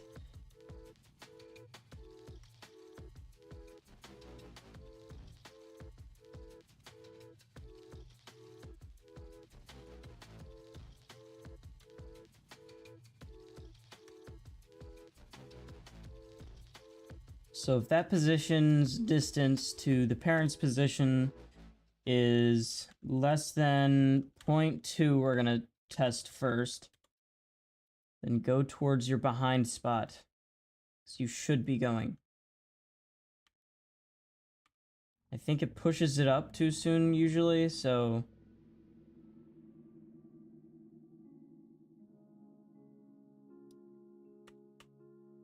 we're gonna make it ask later.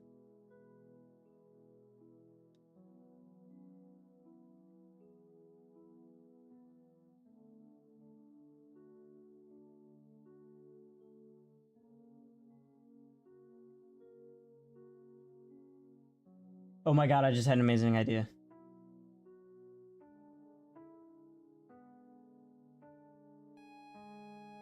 So, I think what I do is that. Because now, before it pushes things up, which is what is causing all the bunching, it's going to try pushing first, and then if it's still too far away, then it pushes up as well.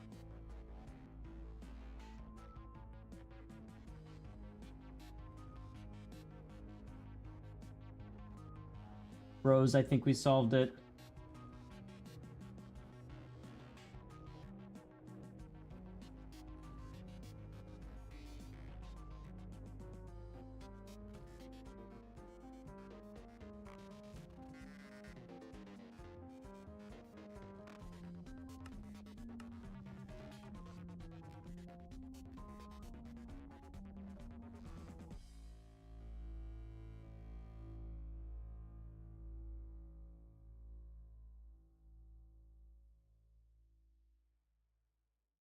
You should be going to behind, which is behind the entity. When you're all bunched up like that? Why?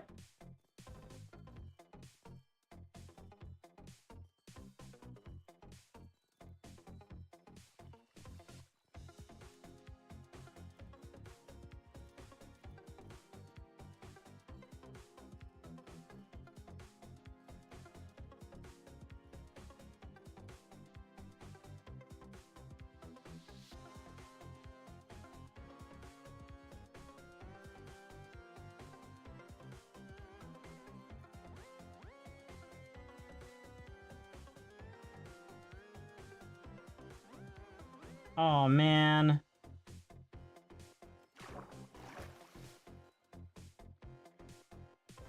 It can leave it part of itself completely behind. That's really annoying.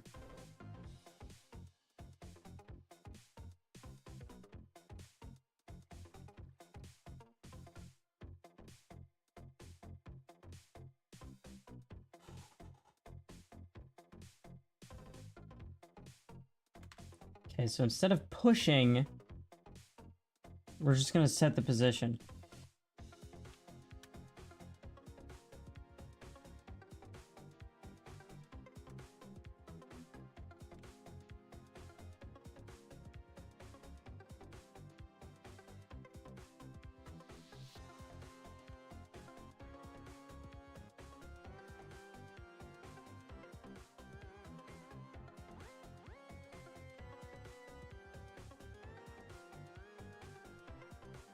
And if it's too far, which is going to be greater than 5, then we'll also set the position to behind.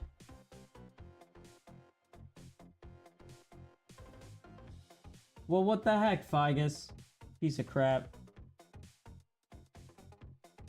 Alright. We'll see how this turns out.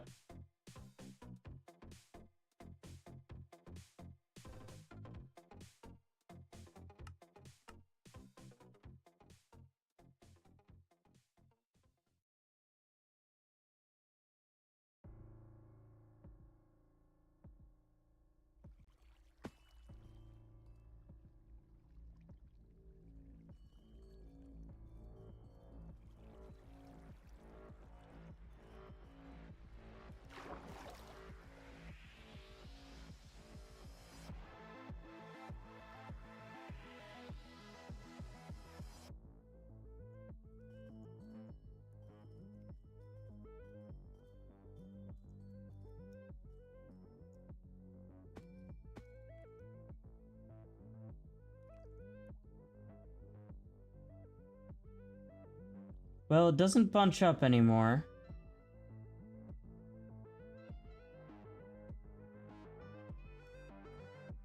Bro, move. I need to test your movement.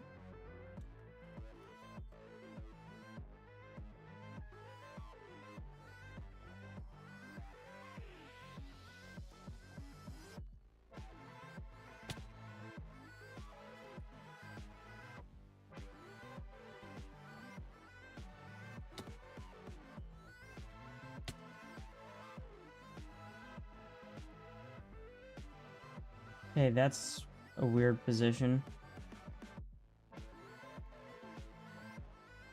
Let's change how much it's allowed to turn.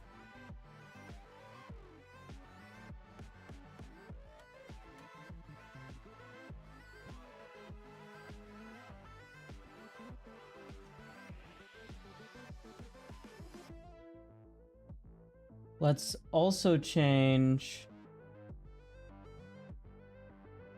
how far you have to be. So we'll change that to like 4. 3 actually.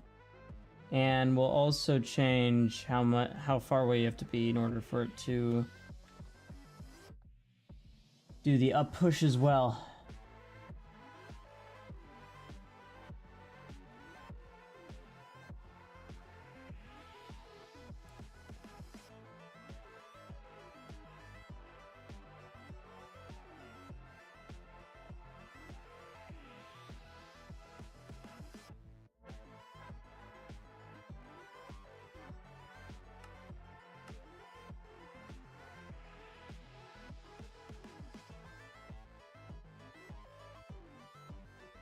I will update the GitHub soon.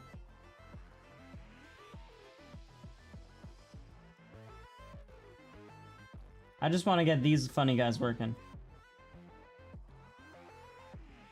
I can't tell if it's just because it was operating on mostly level ground that I'm thinking it's looking better. I don't know, the jumpiness is really weird.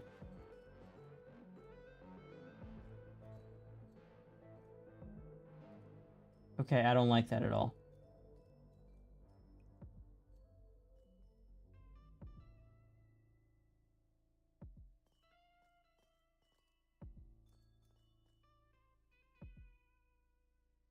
Okay, like it does settle, but not fast enough.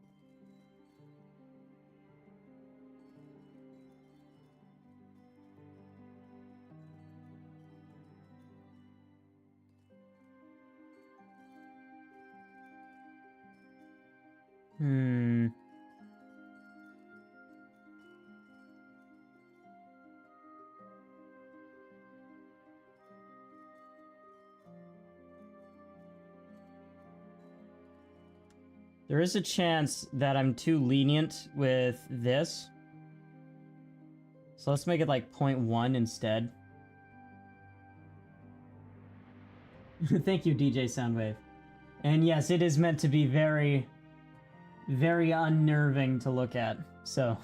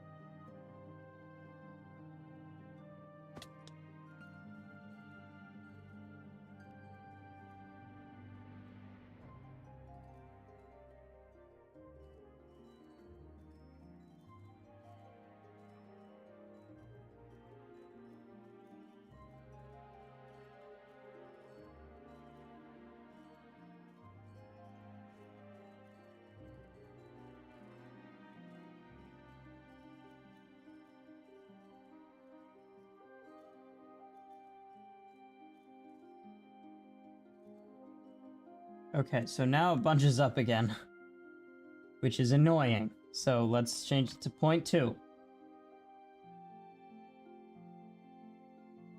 So what's this mod's general theme? We're essentially revamping the mining in Minecraft. So in the base game, I'm sure you're aware that a large majority of the mining is mining in a straight line, which isn't the most fun, as I could only imagine.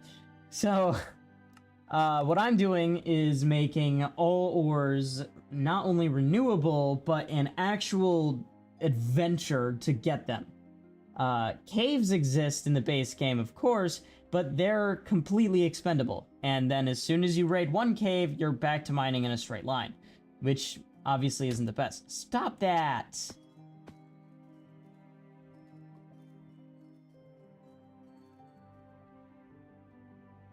You know what? It is a really weird area. I'll cut it some slack if the rest of the time it's here. It plays nice.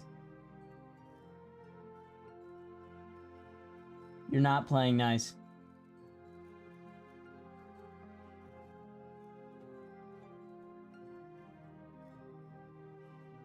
Okay. Changing it.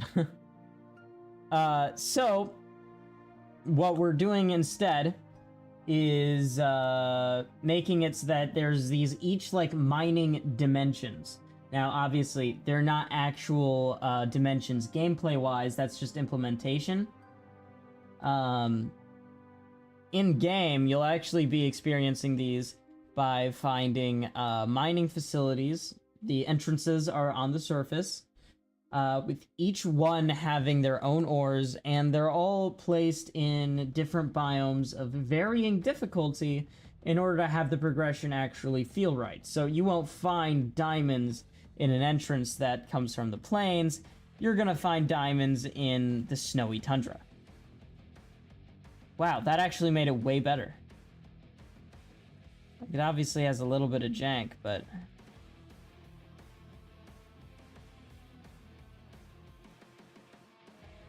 Wow, that is still really weird.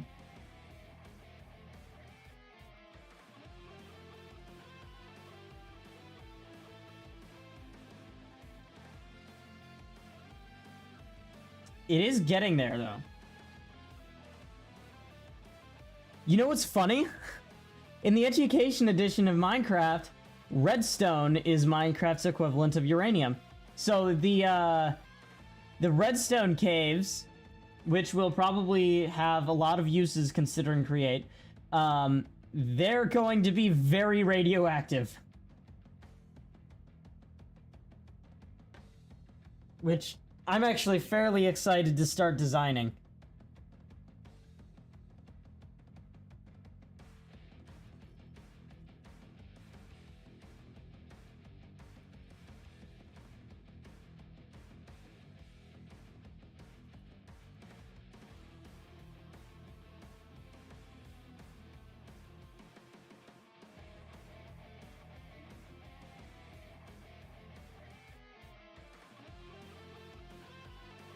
Maybe it's mostly looking janky because,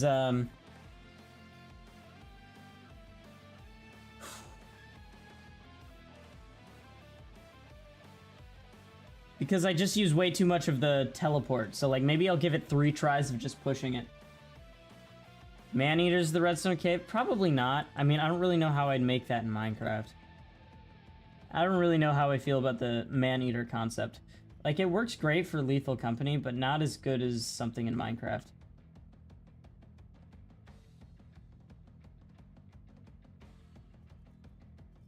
Yeah, because it just doesn't flow as well when it's all teleportation, you know?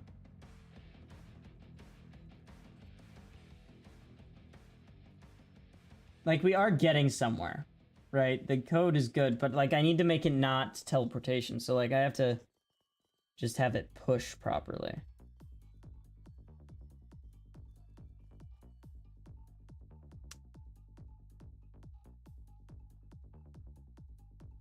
You know, that's a great question, actually. Alright, so we're going to look for every set position. I think we're going to start with this one.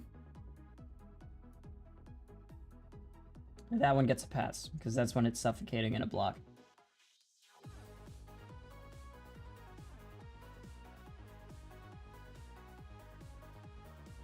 We're also going to make ourselves...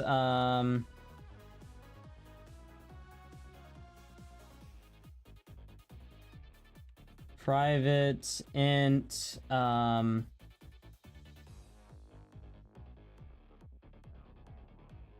push tries equals 0. Okay, so this thing will be good to... So if we have to teleport, we will, but it'll try pushing 3 times. So everywhere we have set position... Yeah, here we go. So we're going to start with this one. We're going to say if push tries is less than 3...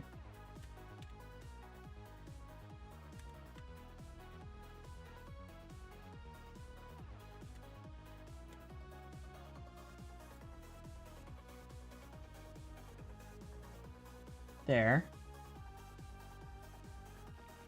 And then we're also, when it does go above that, we're gonna set push tries to 0.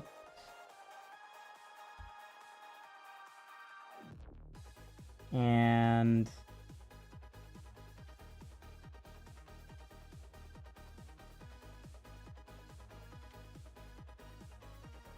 there.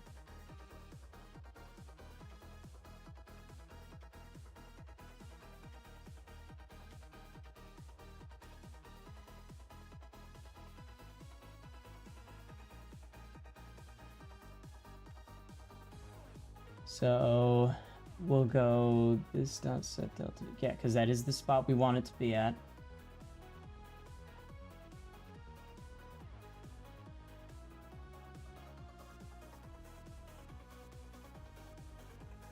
And we're gonna give it a -2 to really try and push it down before we actually teleport it.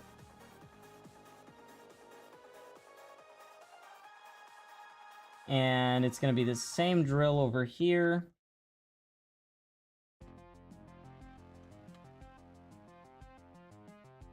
So if it's less than 3, then we're going to do the less aggressive approach. But if it isn't, then of course we shall have to do this.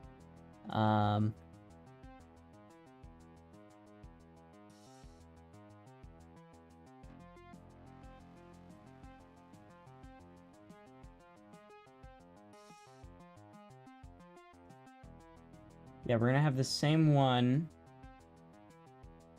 except this time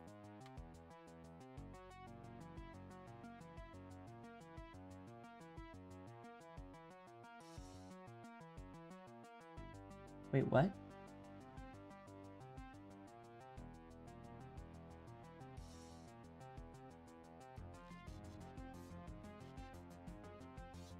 I'm confused. Don't we use the behind variable?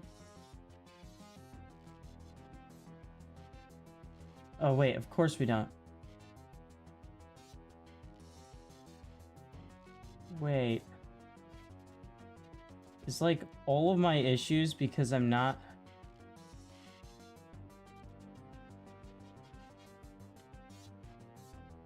Oh my god.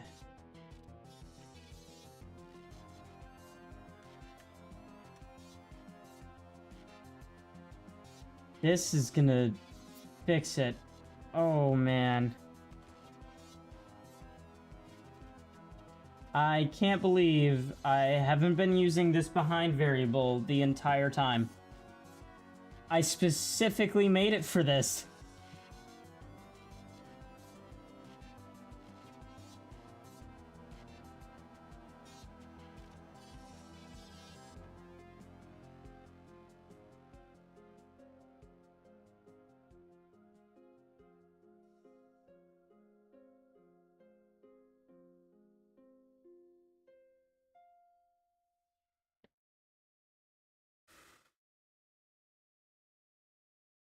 Well, at least we know now.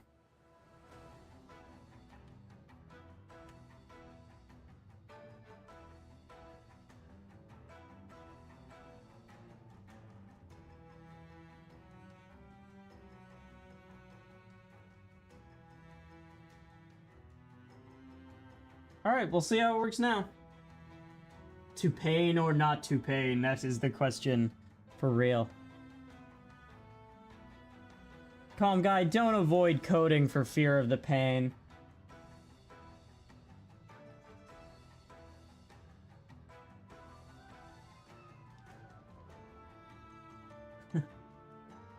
You gotta embrace your developer masochism. Embrace insanity, like me and Arsenic.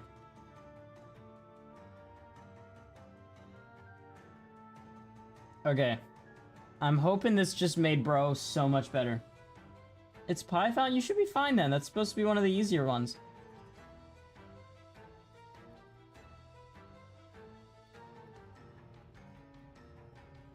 I think I did it. I might have him spaced out a bit too much. But I think it's done. The deed is done.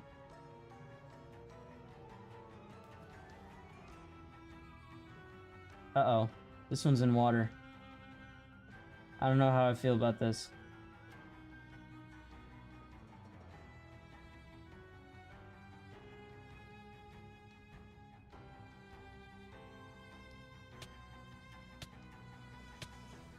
That's annoying. It looks like it doesn't know how to teleport. Don't know why it's not teleporting it.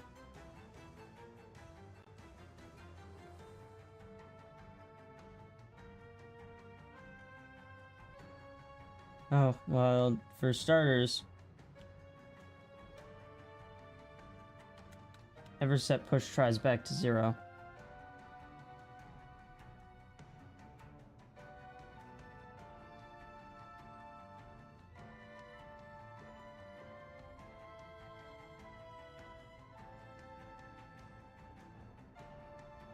We should also probably put this one after that one.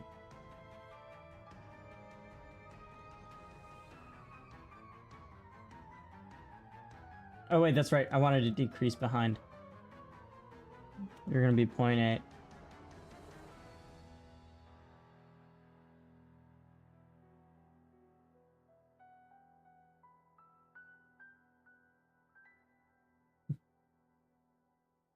Wait, y'all have sanity? For real?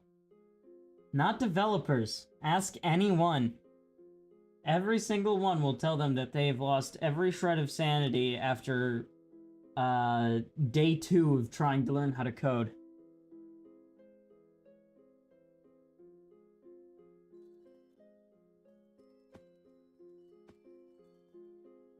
Okay, you're still not teleporting. Why aren't you teleporting, dude? For real, just teleport. Not that hard.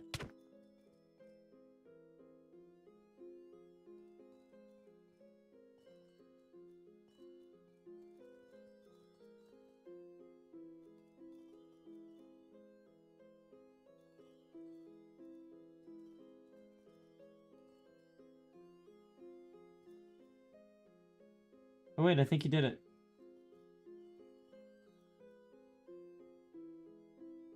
Yes, it is indeed a centipede. Based loosely on the sundew plant, and it's also made of crystals. Yeah, sundewpede. All of those little bits on top are eyeballs.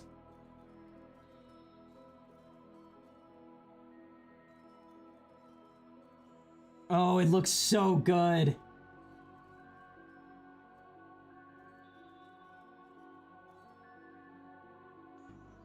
What happens if I push one? Yeah, it adjusts accordingly. Why am I hearing bite? Oh, we're all the way over here.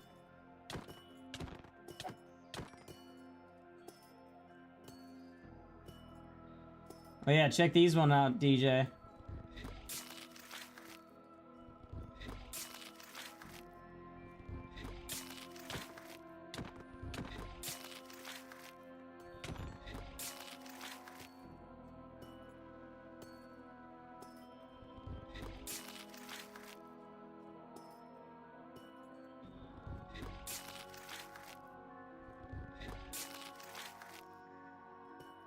Love these guys.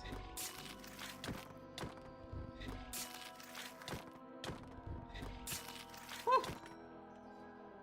Anyway. Where is my precious sundewpede at now?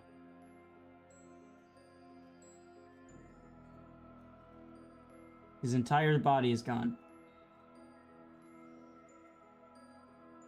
Why?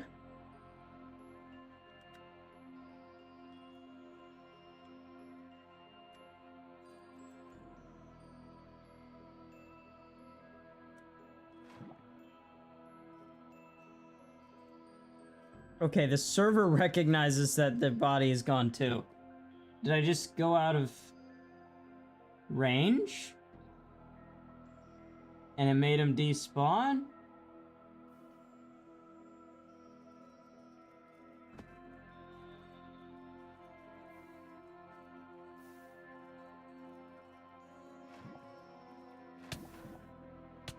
Okay, no, it's just the client.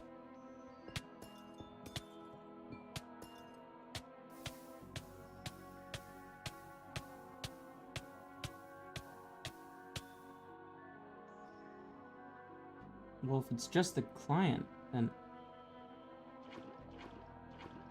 why is this guy still... Oh, bro, get out of there. Where's this guy body pieces?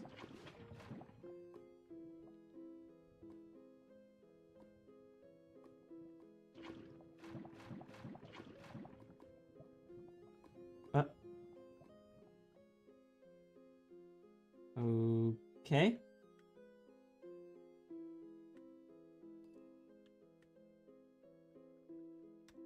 So it's perfect, but it just has this one issue with things being unloaded.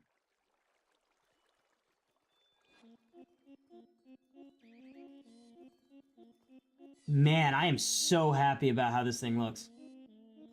Holy. Different kinds of cosmetic crystals wouldn't be the worst. These ones are live. Which is pretty cool. How does he react when he's pushed by water?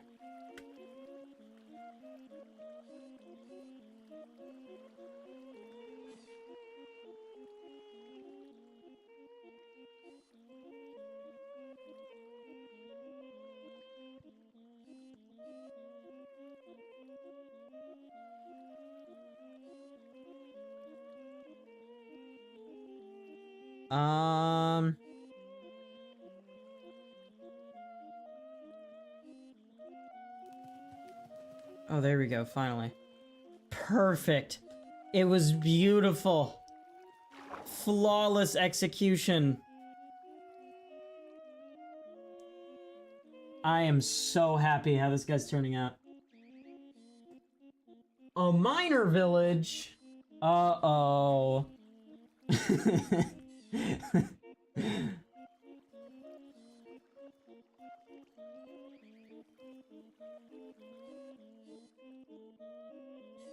I'm so mad that, like, I genuinely just don't know what this issue is or how to fix it. Because there's a way to save entity data. I'm sure of it. Because look, now all these guys, they're like, what's going on? I don't have a parent. Oh. Server doesn't know what's going on either. Wait, but the animation's still synced up? They've just stopped ticking.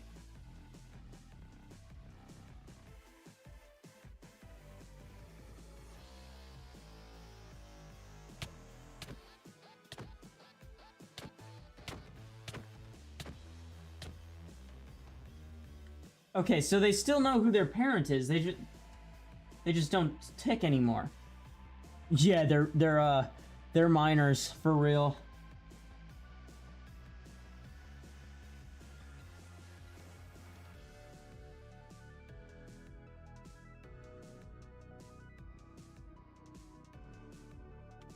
Maybe I stick a second super dot tick?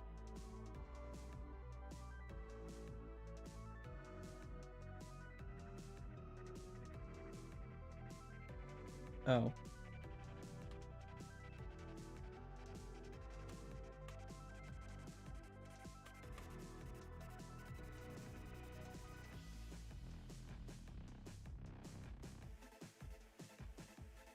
There. That might have fixed it.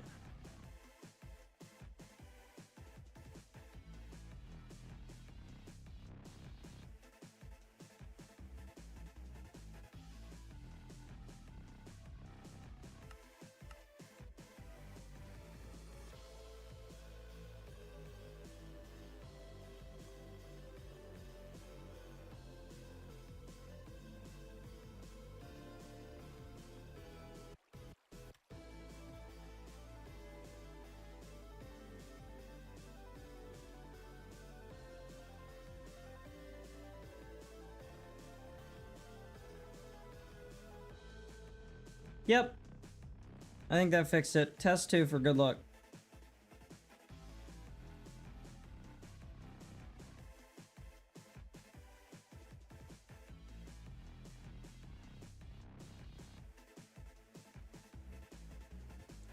What?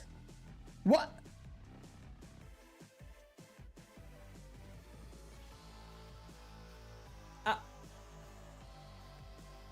Huh?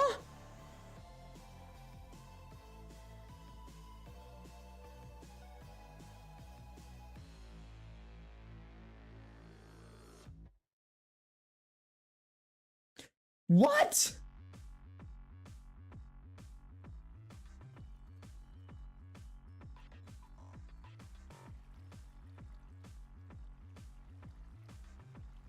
Dude.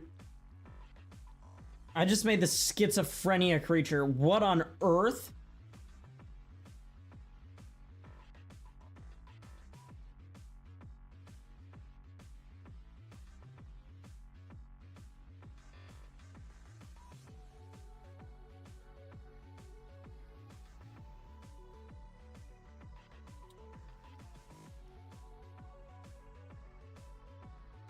I think I have to unload only part of its body.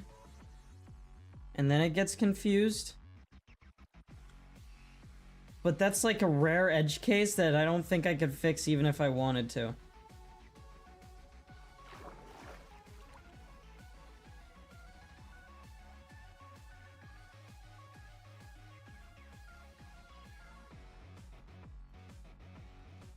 Dude, that's some crazy stuff, I swear.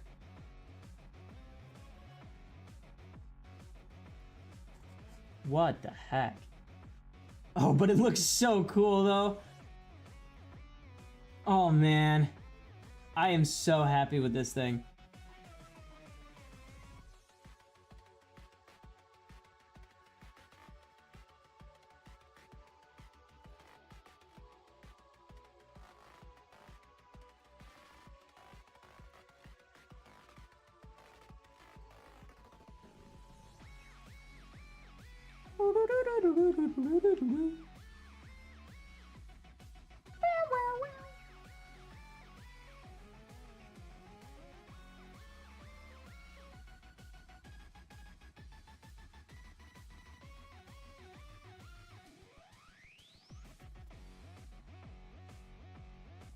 Okay.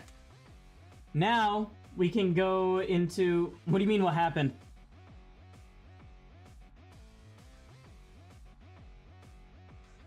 Now we can work on its AI a bit more.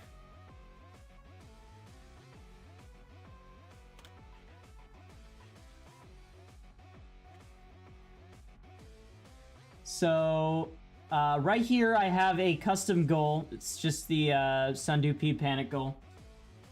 I gotta find a way to make it tell its parents that it has detected an entity too, because right now it only cares if you're close to the head.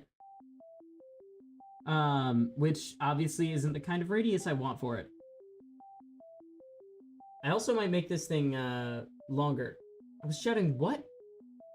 Oh, that was because half of its body disappeared. Did you not see that on stream at the same time?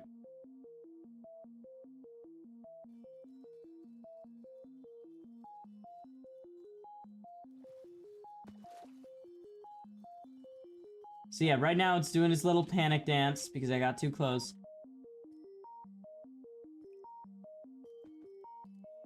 So yeah, if I get close at all, it goes, oh my god, run away, ah! Which is exactly what I needed to do, but I think I made it detect an area too large.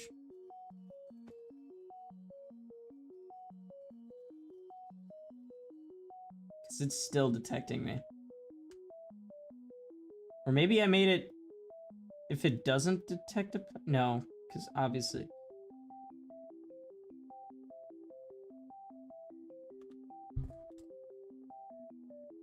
So... Maybe that'll make it work?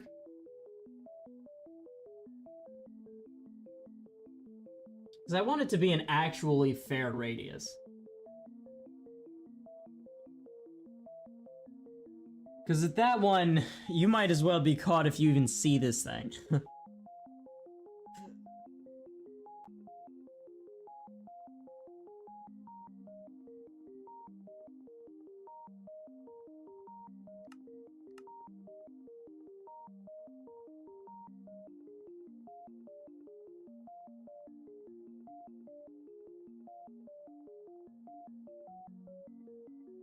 You're still running away.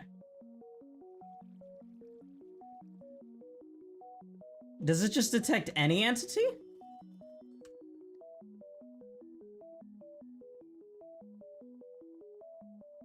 Oh, yes.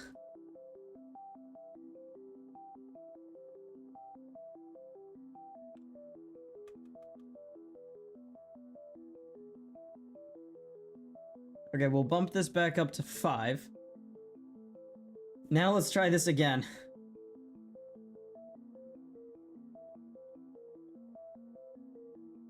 For real. Oh, look, I'm a centipede.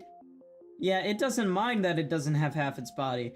If anything, it would prefer that it has less body because that it's less liability to it.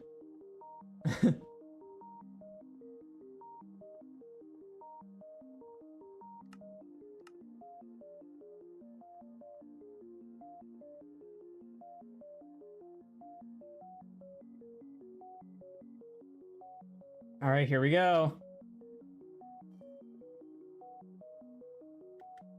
How close do I gotta be?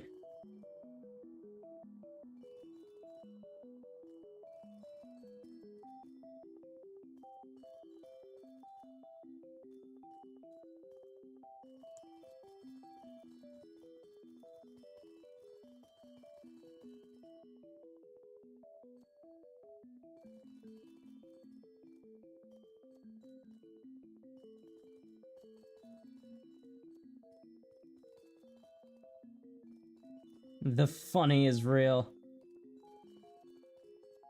I think I gotta increase that radius a bit.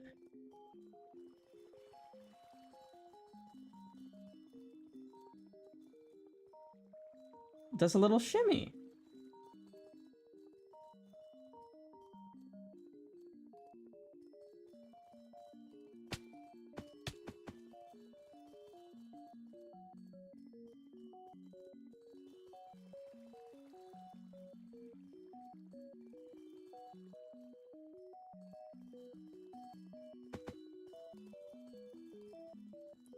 I'm loving this thing, dude.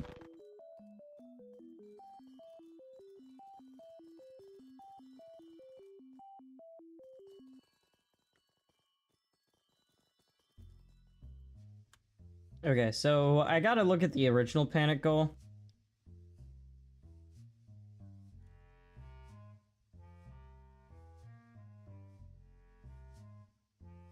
Yeah, how does it tell if it should?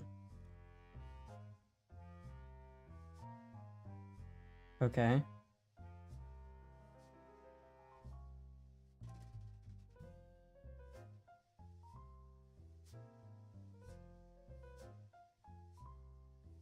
So I think we're gonna make a private int panic time equal, we'll just do 50 for now. Actually, it should be 0.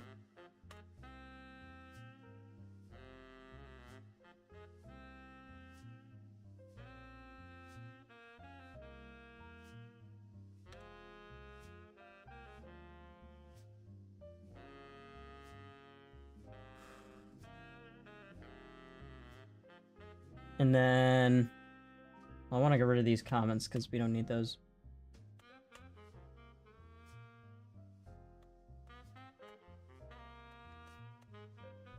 And then we're going to set this stop panic time to 50.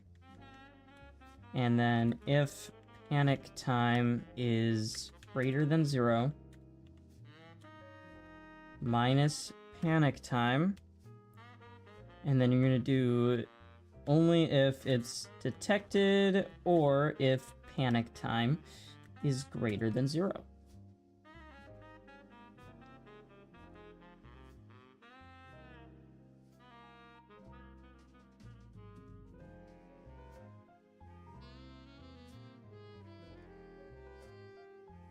Alright, so now it should run a little bit longer than only if I'm right next to it.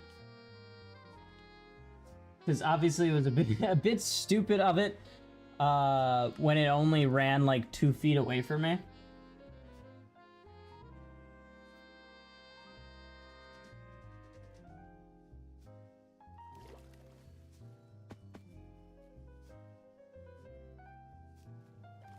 Oh, there goes half its body.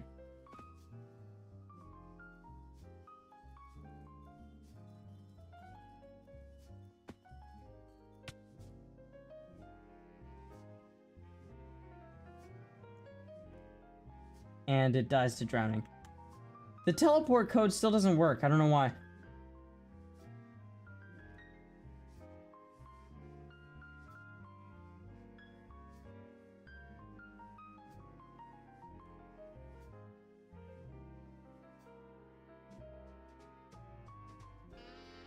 Oh.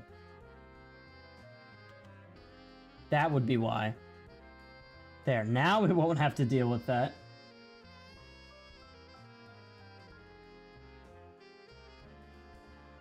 Okay. So I think I also have to increase the amount of time it runs for.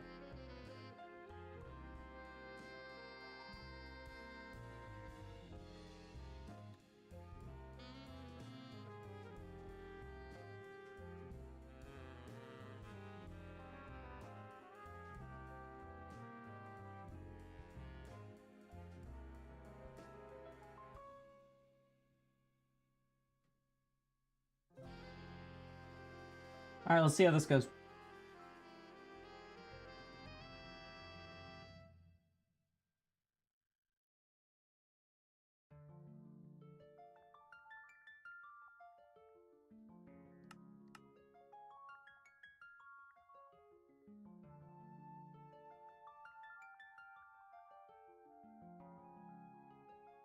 Alright, now we just gotta summon a new Sundupede because the last one mysteriously died.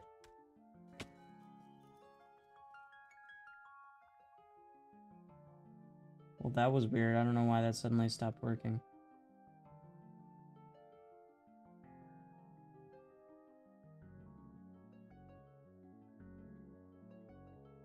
Did I change the wrong bit of code?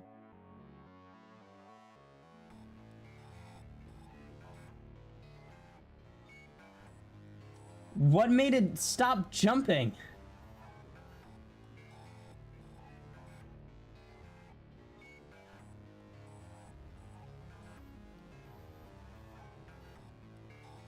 What?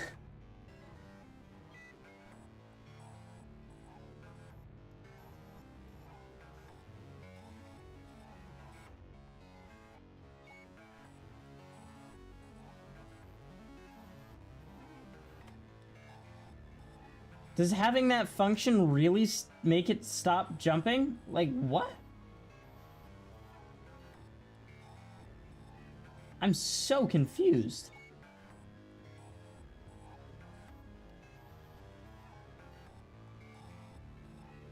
Time to see if this makes it work, I guess.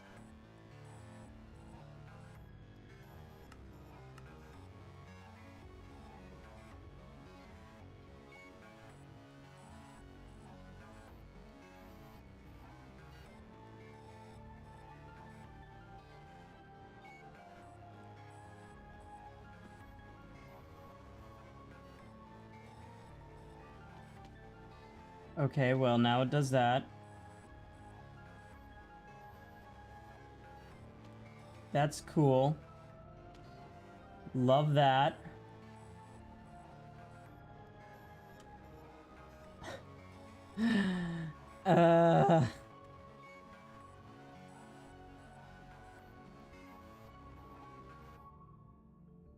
Okay, so maybe this just was supposed to be and.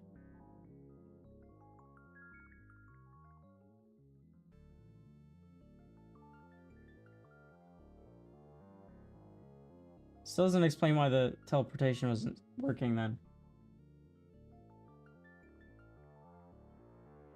Modding is a lot easier than you thought it would be. Famous last words. I promise. You're about to run into something stupid.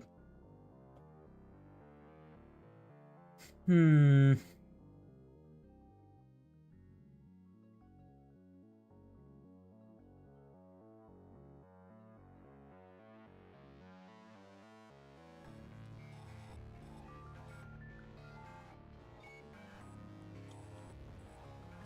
Entities are gonna make you want to pull your hair out. Especially if you don't install GeckoLib. Like, do yourself a favor, install GeckoLib, learn how that works. It will save you so much time. Or a ball, I'm not adding a drug biome.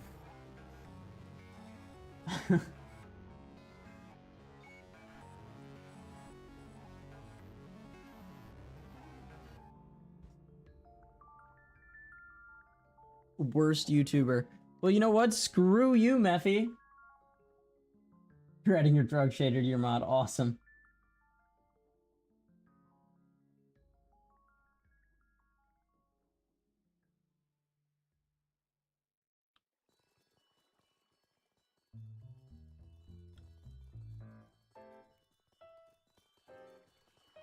So it looks like I'm always setting it to 0 somewhere. Okay, just go in the water.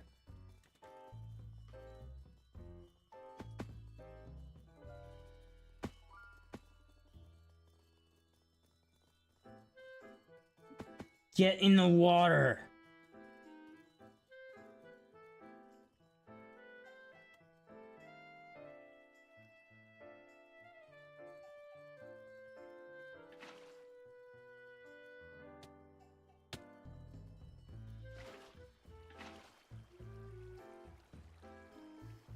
Yeah, that's what I thought. Go in the water. Get out of here.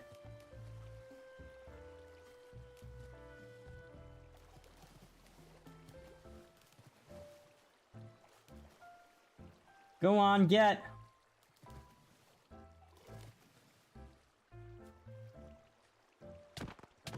Dang it.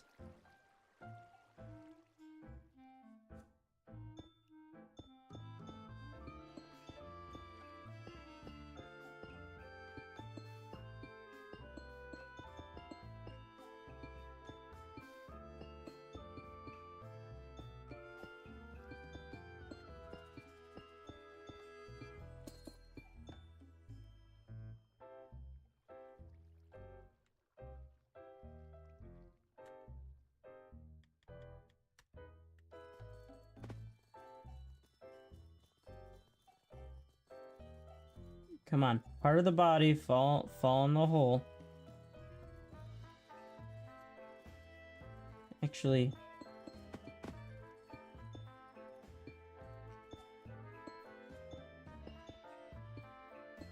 Still 0.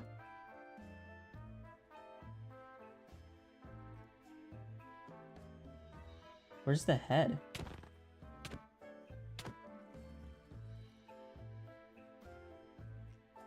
Okay, so something's keeping it 0. That's the problem.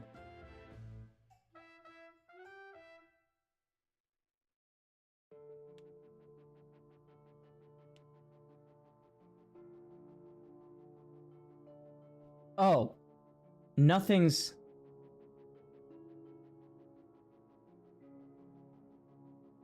Nothing's increasing it. Oh my god.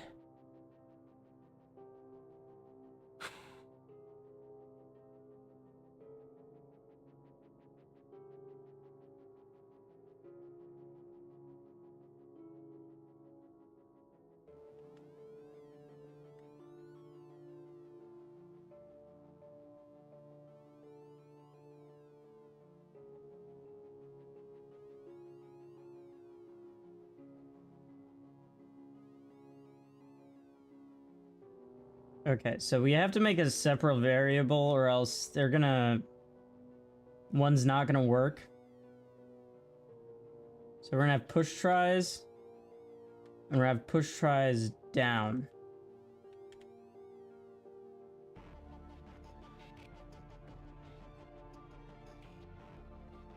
So this one needs to be push tries down. Actually, we don't need that line anymore.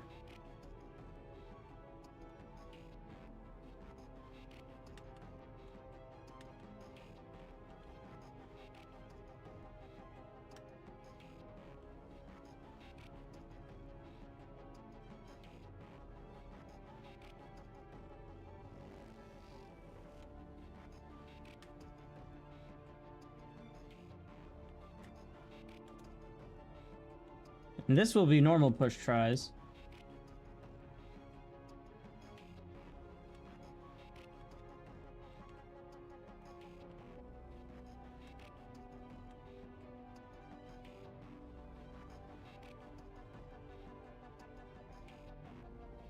There. Now that should never let it break again.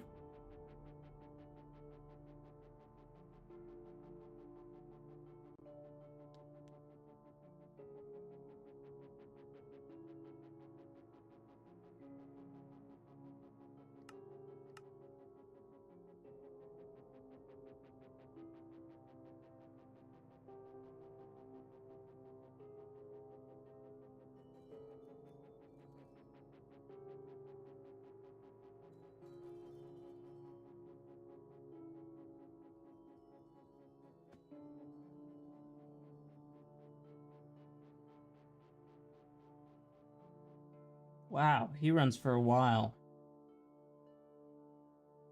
Yeah, I was kind of thinking it would have stopped by now.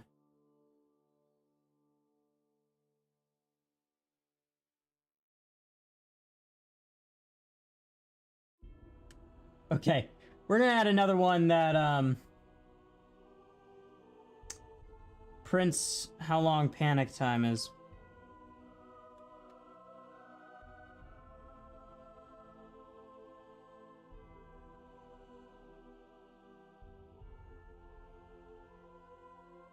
And we're also gonna set it to 50. Because that should just be 2.5 seconds. Indeed they are. They are miners. It's insane. Insane in the membrane.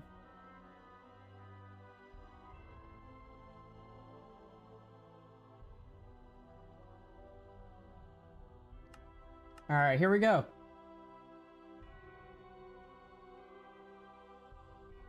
That's right, we are making schizo spiders.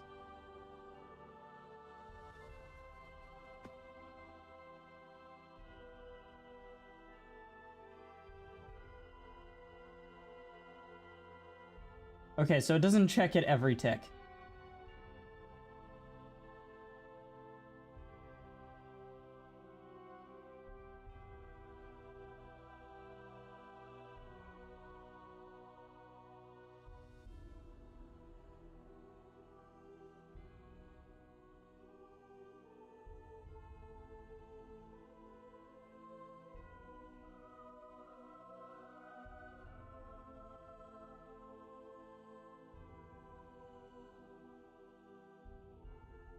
Now if I go up to him,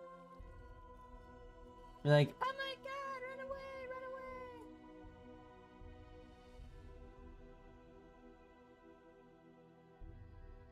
Leaving due to the lack of a drug biome? Well, you know what? Screw you, Oraball. Didn't ask anyway.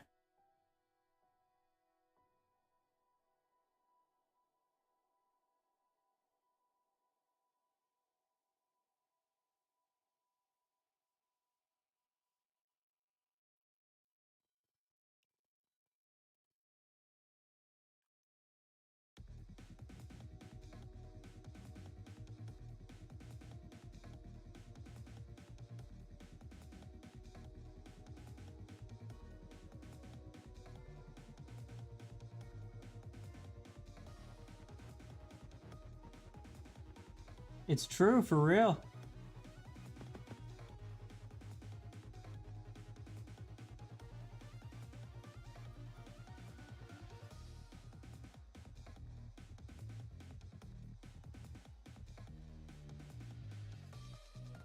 Wow, okay, I might increase the number of push tries.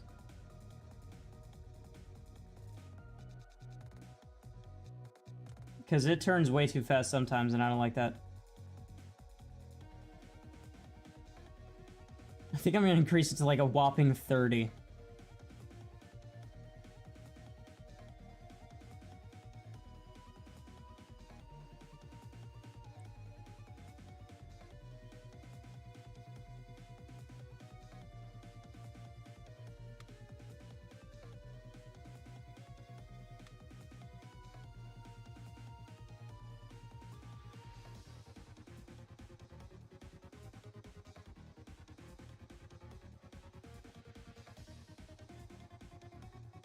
Actually, 10 would probably be more appropriate now that I think about it.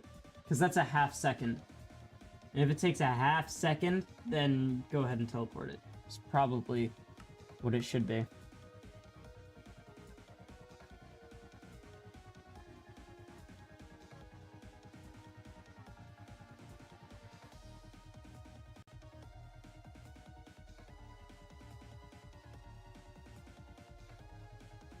I love the little guy. Look at him. Yeah, and then he runs away because he's like, oh my god.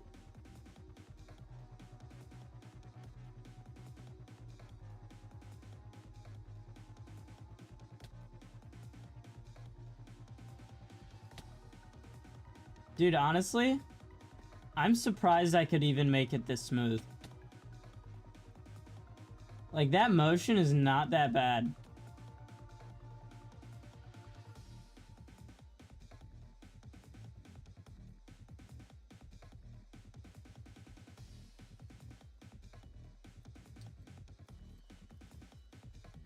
Now, the issue is going to be it, communicating this information to its children.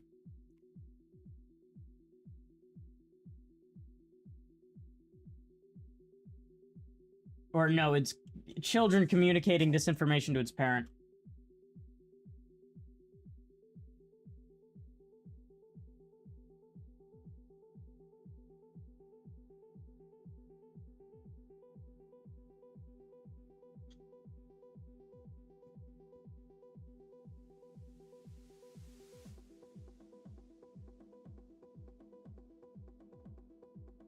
I'm thinking what I'll do here, though, is I'm gonna go ahead and add,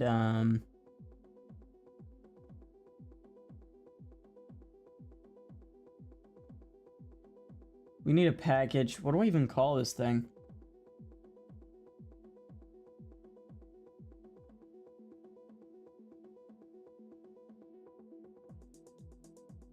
We're gonna call it a...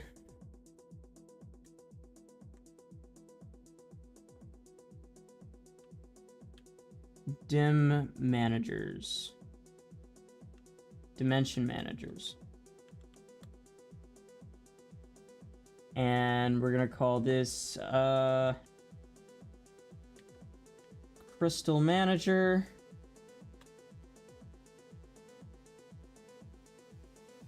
And this thing is going to have a list.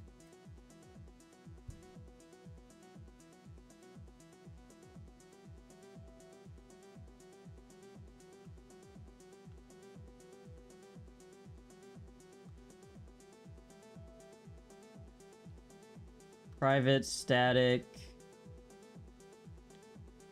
list of server players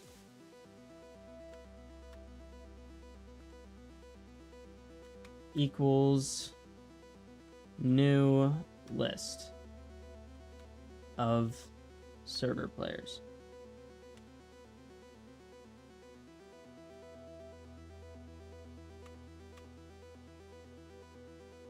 Oh.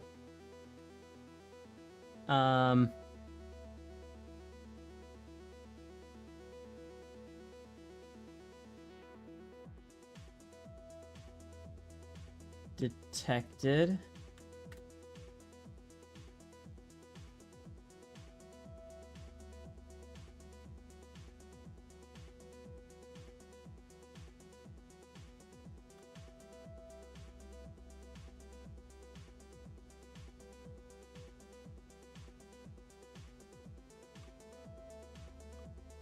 How do I make a new one again? List dot of.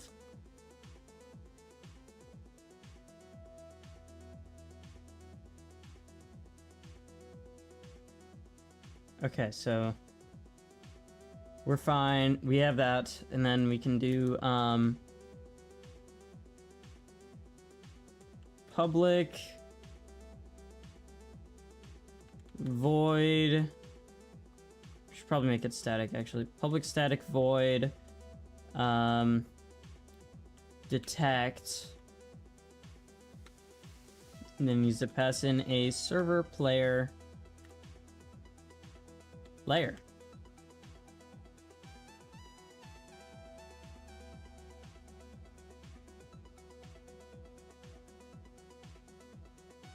Multiple groups enter the same mining dimension. Would there be multiple instances, or can they interfere?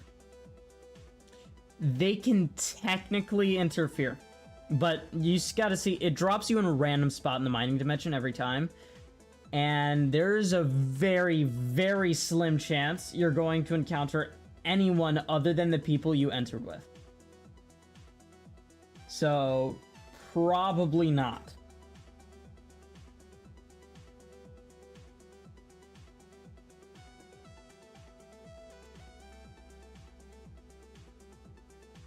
Detected.add layer.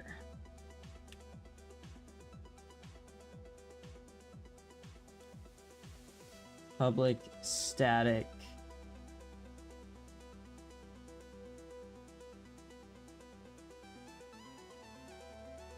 get detected.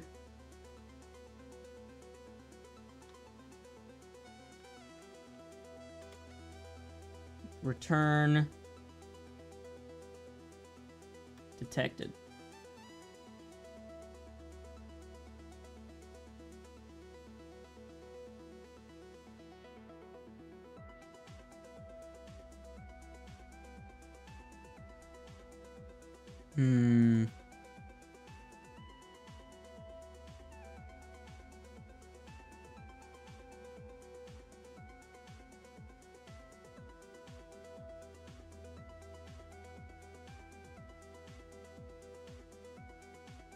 Okay. Do the players need to know that they're detected? I don't think so.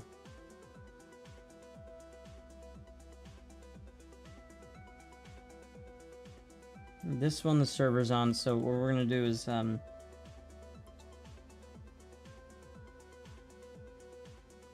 shoot, what was that event called?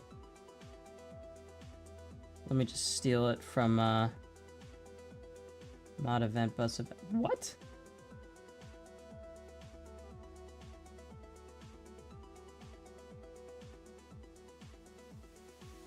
Okay, well, we're gonna take this, I guess.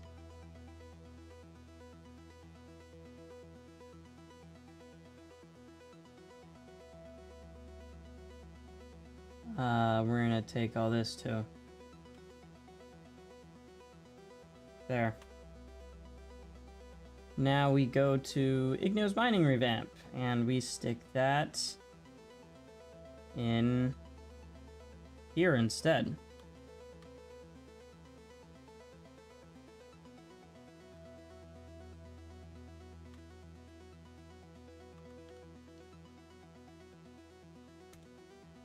There. Now we can go on player tick, and we're going to go if event dot level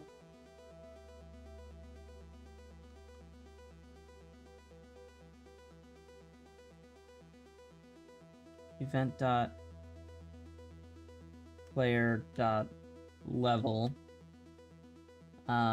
is client side, then we obviously don't want to run this stuff, so we're gonna put that there.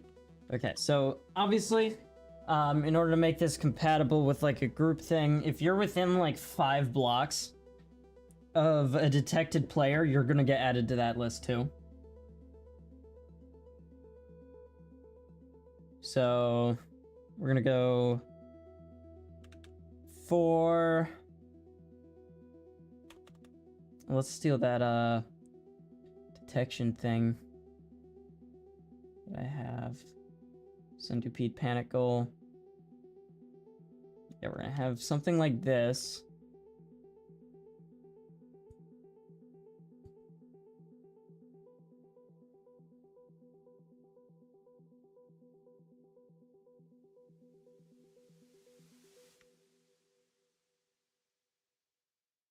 Server player.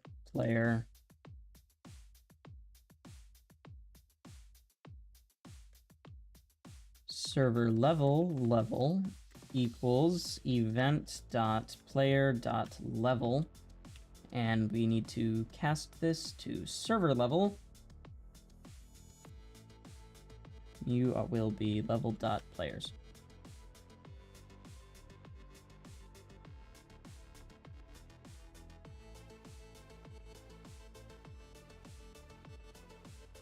If event.player.distance to player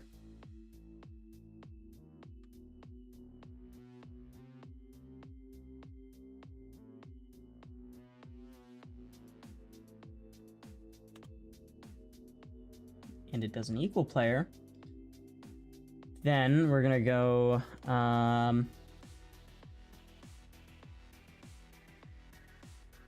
what are we gonna do?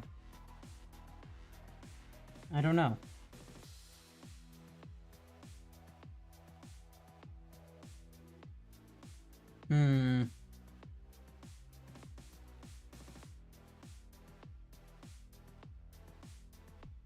We're gonna do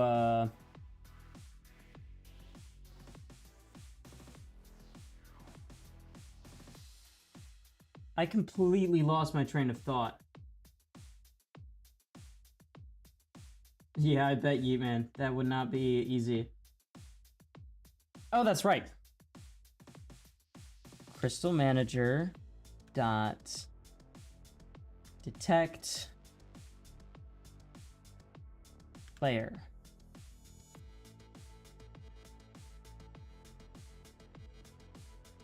Oh, we need to put this in a different one though, so if player detected, which is a variable that doesn't exist yet, Boolean player detected equals false. And then we're actually going to do a for statement over here for server player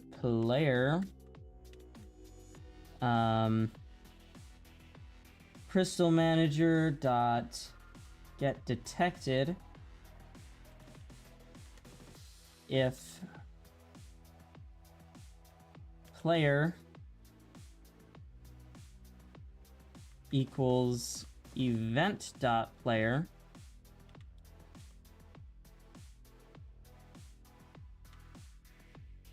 then we want to go whoops, player detected equals true, and then immediately break. There. Now if the player is detected, it'll run this also.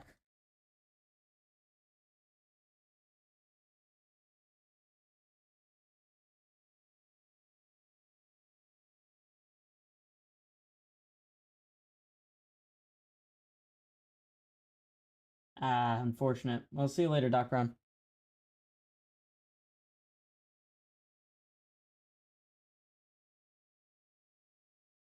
Oh, did the music stop again? There we go. So now it'll detect players that are near you as well.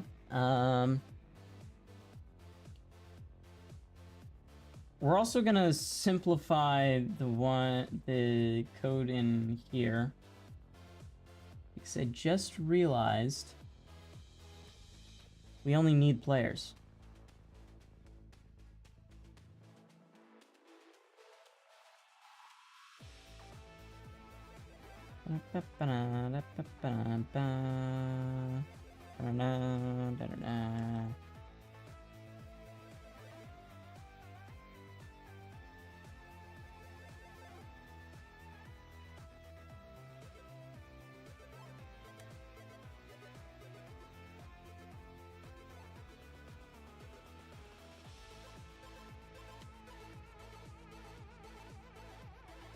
There.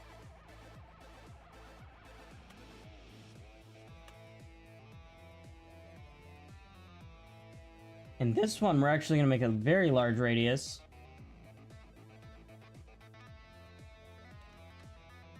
and we're going to make a second one. Or actually, for that one, it'll only run a little bit. And then for this one, this is just going to be level.players. And this one is going to be the very small radius. And of course, if it detects you, you need to go on the naughty list. Crystal Manager .detect. Am I gonna make shorts on this? Yeah, as soon as each biome is done. And I actually have like something to really present. I'm probably gonna do like several of them, like, and release them all at the same time, because that usually works. Like, once all of this is done, I'm gonna make a Crystal Sentry short, I'm gonna make a Sundupede short, I'm gonna make a short showcasing biome, I'm gonna make one showcasing, the goal of the dimension, maybe with a little bit of gameplay also. There's gonna be, like, every single time I finish one of these things, I'm gonna release, like, 5 or 6 shorts at the same time.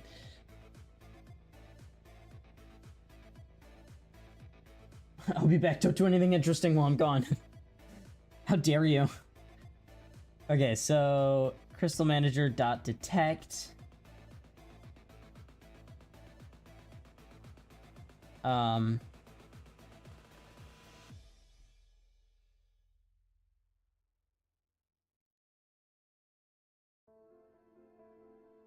What am I detecting? Oh, target. There.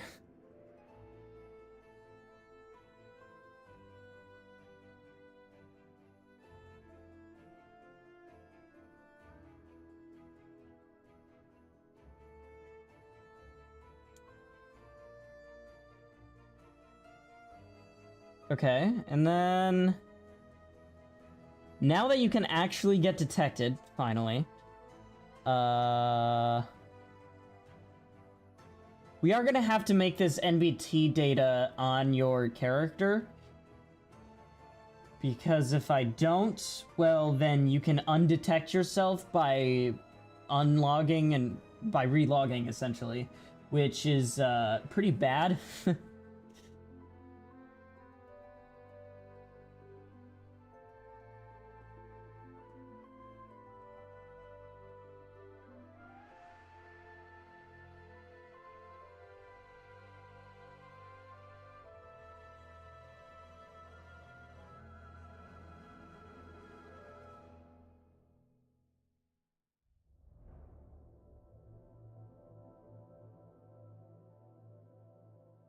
Now, in the Crystal Sentry, since we finally have this list, we can add a little bit more logic here.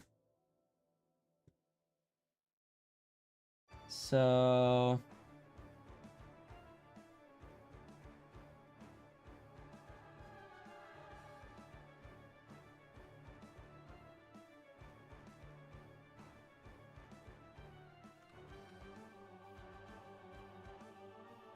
you will be hide, and you will be hide idle.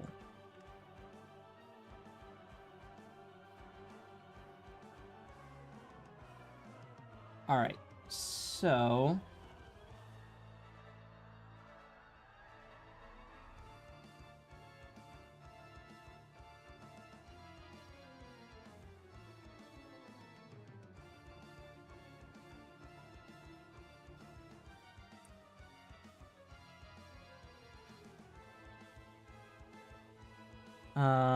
we need to detect if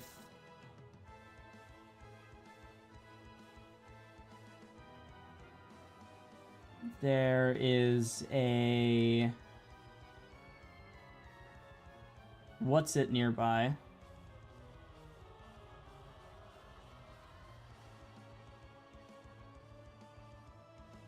So we're gonna take this, put it in here.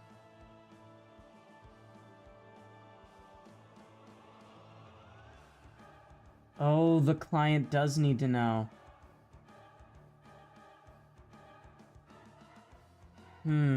That's annoying, actually. there going to be a limit on party size? And if not, will the difficulty scale with player amount? So there is going to be a limit on player size, but I don't think I'm going to make any difficulty scaling. The limit is probably just going to be like 4 or 5. And the limit is... all it is just how many people you can teleport at the same time. And all those people get teleported to the same location if you teleport at the same time. But if you teleport at different times, then you get teleported to equally random locations. But, like, if you manage to somehow stumble across each other while in the mines, then, of course, it doesn't matter.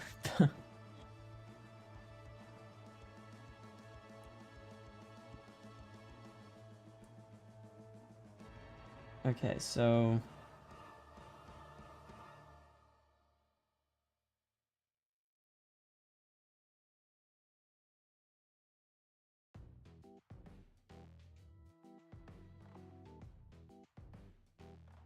maybe I do it with some synced entity data. Because if it needs to be on the server, because I do not want to deal with client synchronization here at all.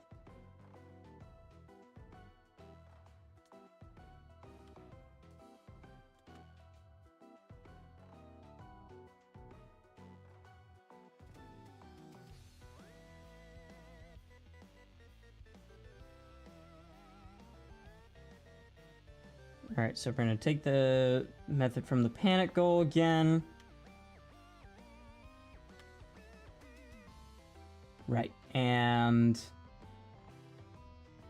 this is just going to be if this dot level dot is client side. Of course, it needs to not be client side.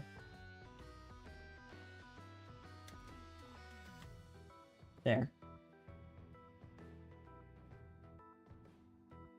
Server level equals this dot level.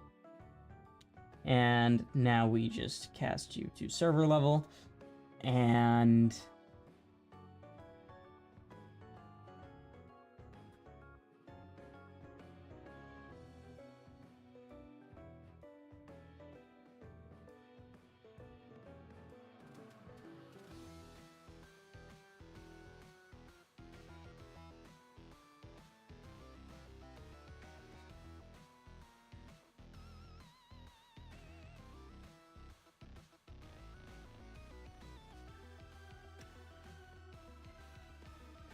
all right.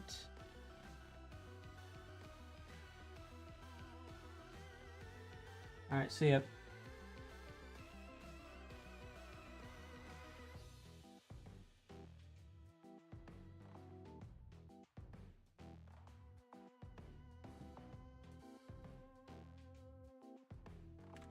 All right, that's going to be super huge. And the distance needs to... distance to this. We don't need this clause.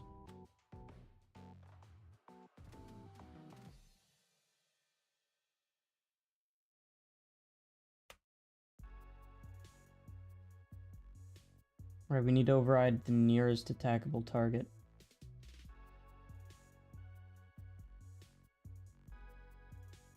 Its target has to sync between...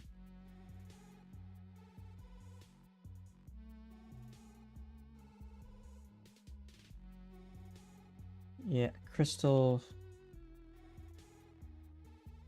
target goal. Is it a goal? How does naming those things work?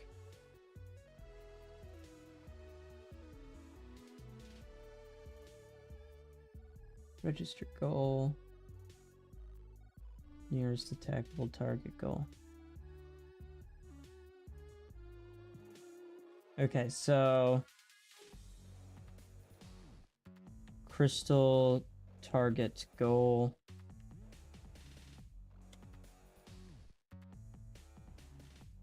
Extends nearest attackable target goal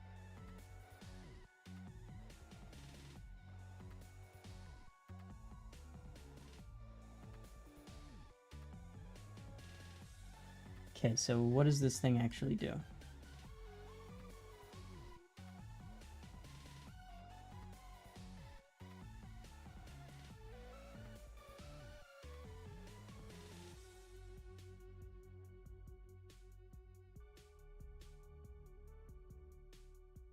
Okay, so we need to override can use.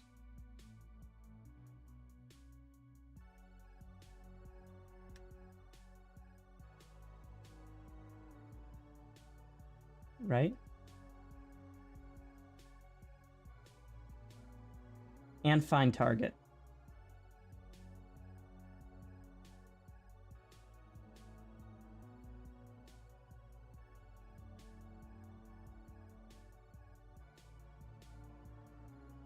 This dot target type. Oh. Double dot get nearest player. Right.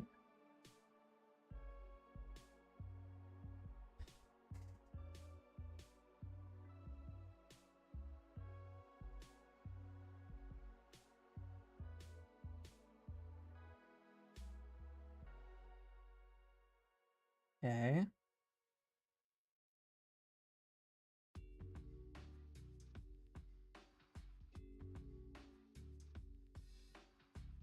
So yeah, I actually want to override find target.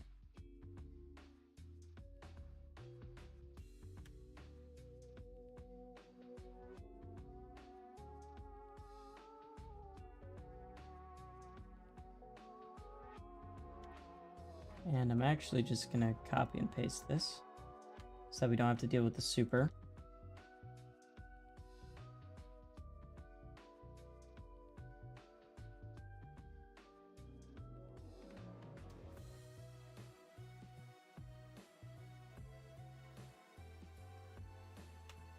Okay, so we're gonna go if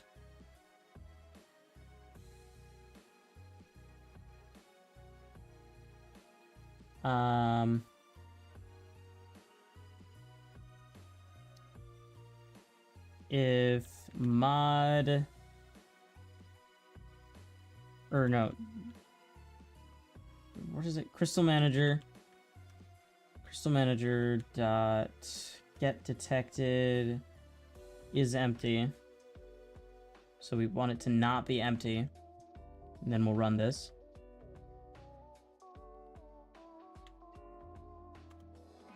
So if it's not empty, then we're gonna go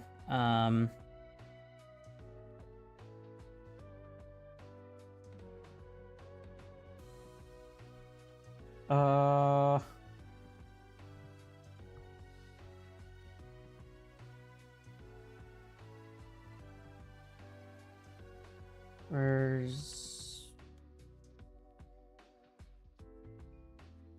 we're gonna go server player closest target.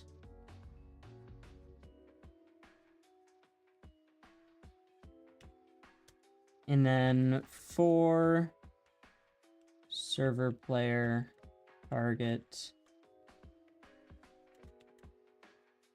crystal manager dot get detected. Whoa.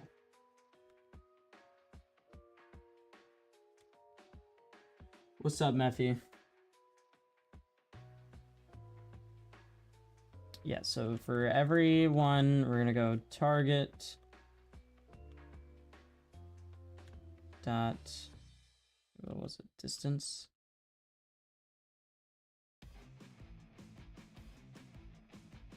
Distance to,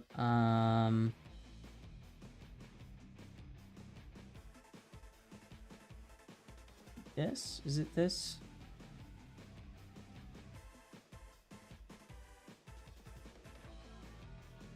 Private final entity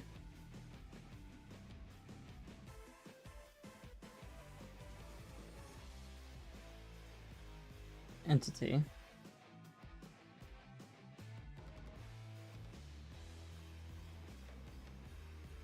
entity equals pmob.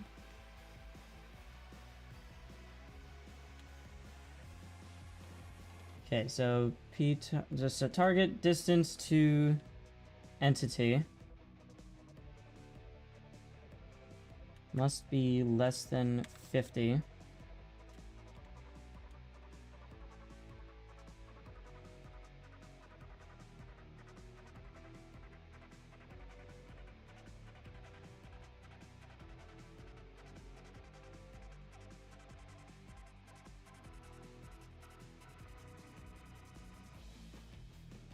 Wait.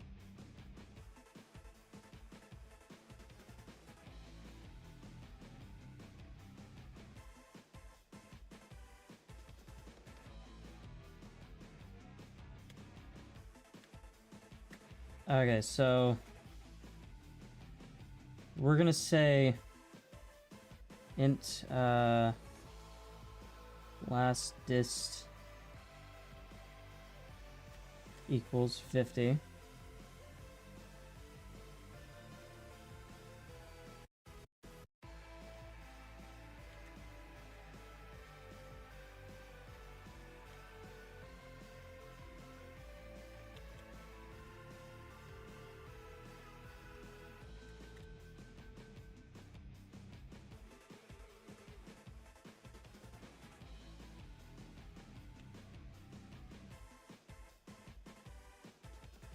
Okay, so this is actually a float.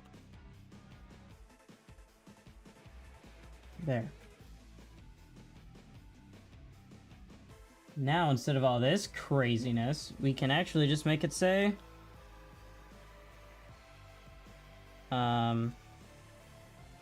closest target.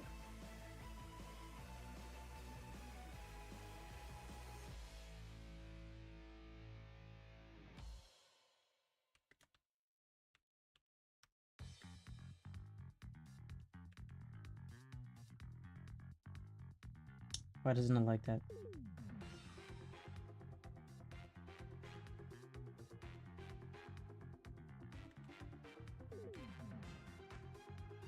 Okay. Whatever.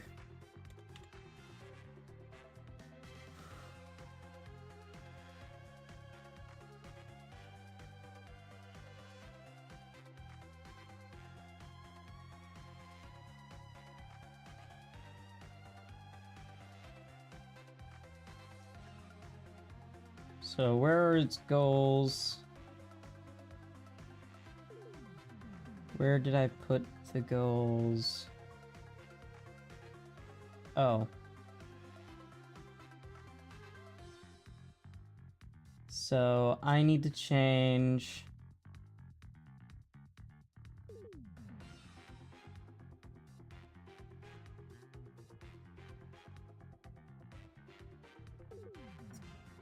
this to...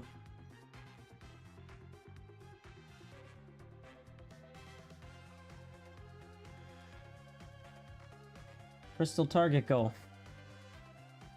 And we also need to go into hurt.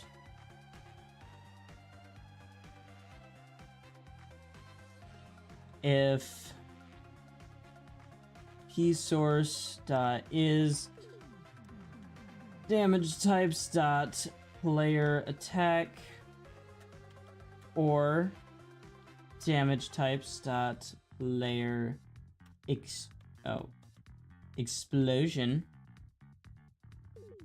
Oh, that's not what I wanted.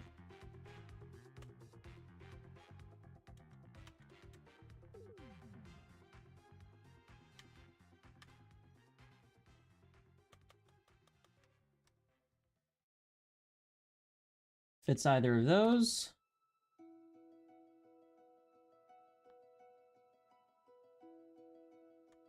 P source dot get entity. We're also gonna have to check if it's a server level.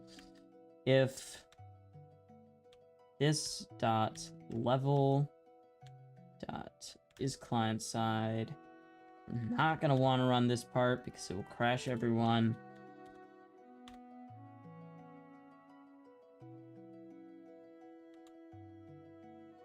I go crystal manager dot detect that, and then of course cast to server player.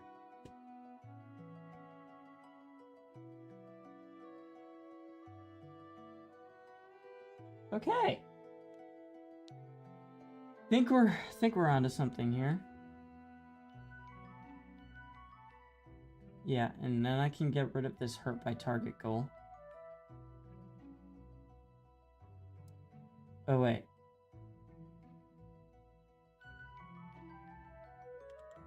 Let's change that to player class first.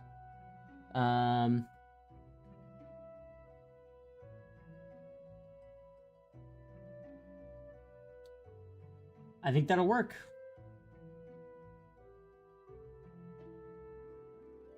Now we just gotta make it actually hide.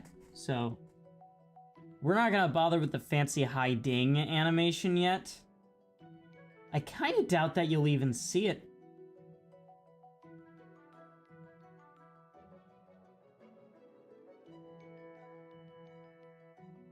Actually, if this dot target get target equals null, do that, else play the idle animation. But if it is null, then return event.set and continue hide animation. Which, since I didn't set it to loop... Oh.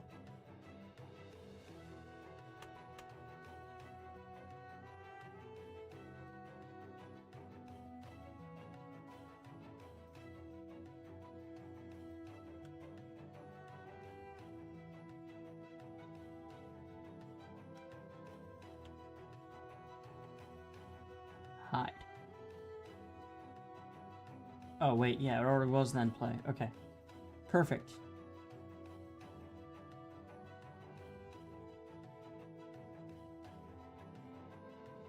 So, there's not a way to get you off the list besides relogging right now.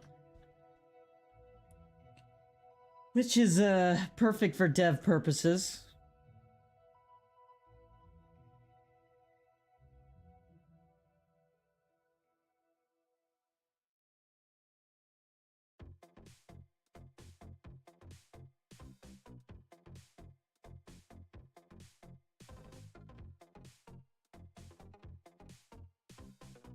Oh, wait, he'll still attack while you're hiding.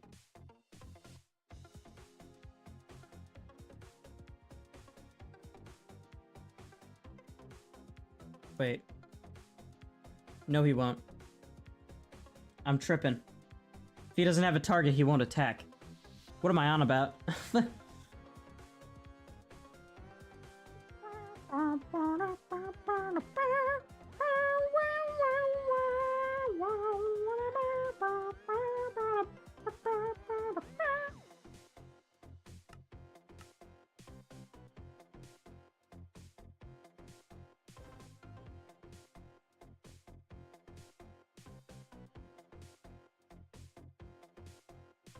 Okay, so there's the all dangerous Sundupede entity.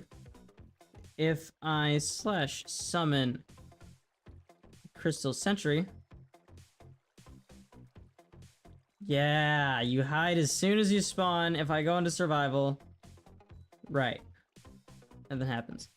If I attack you. Oh, you don't like that. Okay. Well, what happens if I go near the Sundupede entity?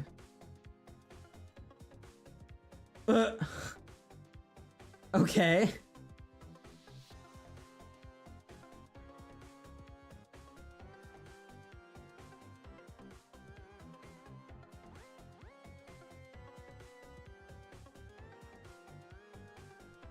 So I don't think it likes my crystal manager.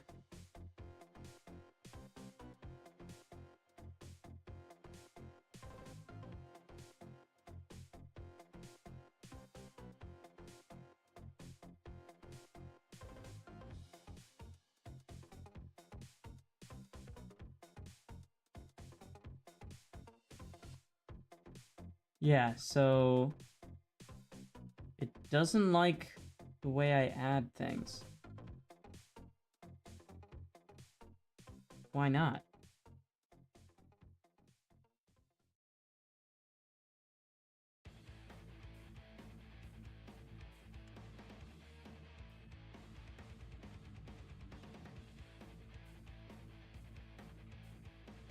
Oh, wait a minute.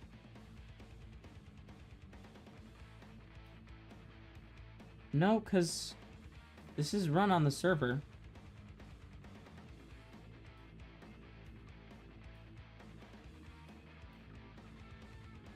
Yeah, this is only on the server.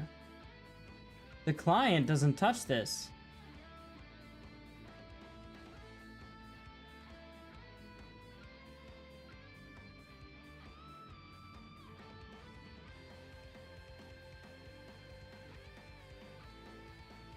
Let's put it in this bracket anyway. I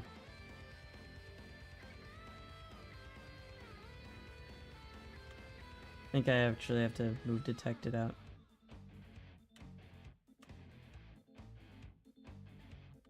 Maybe it's because it also doesn't like the name that I used, but we'll see.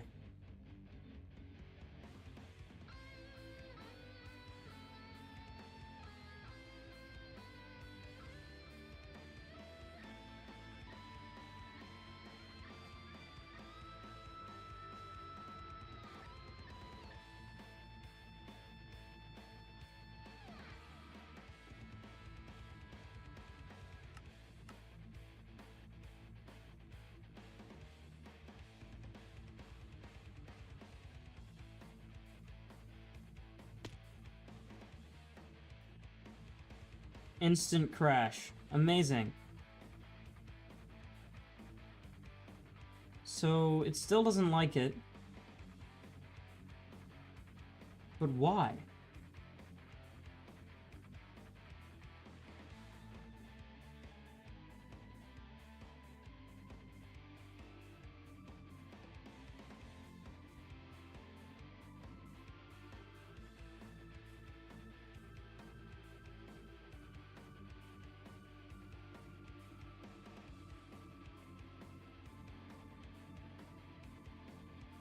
I must have forgotten something important about how lists work.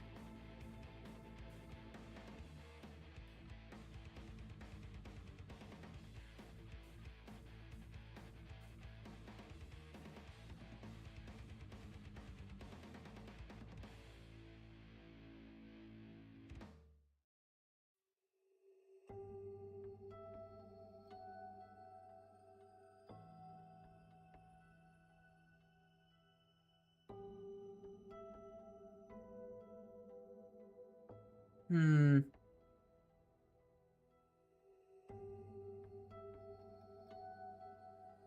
Yeah, that is the target. So, like...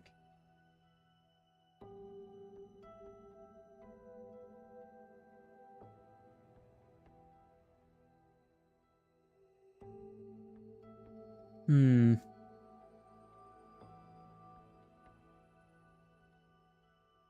Why does it hate it so much?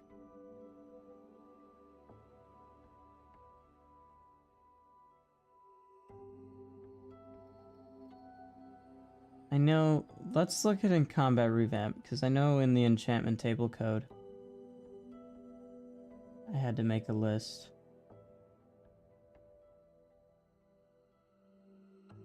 I think it was actually... Was it screen? No, because the screen was what was rendered. Menu is the actual code. Where did I declare the variables?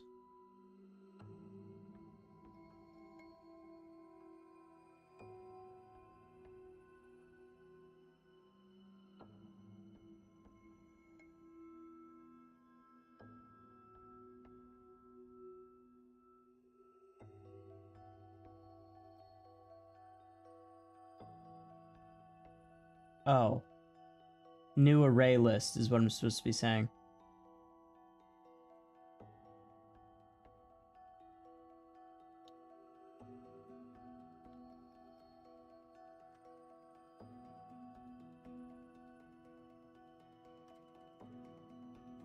There we go.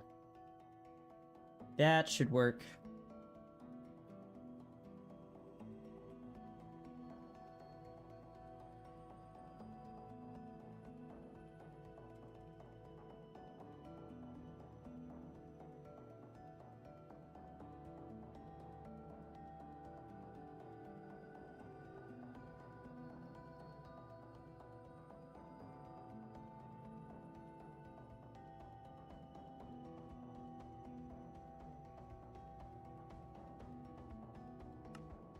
Alright, moment of truth. Will it crash?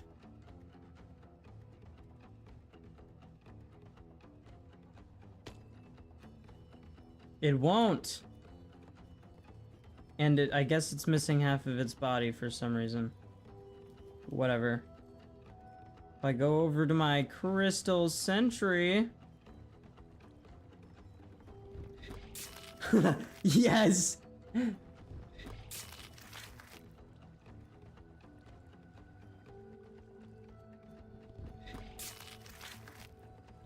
Okay, so obviously he hides way too fast. He's supposed to be,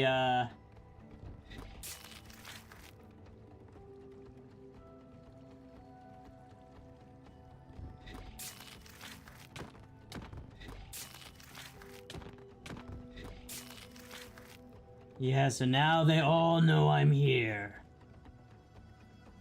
Alright, now let's relog.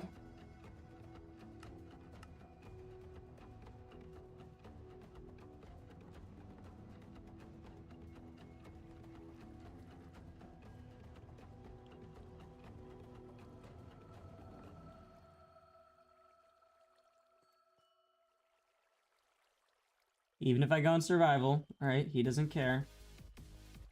If I attack him... Now he knows.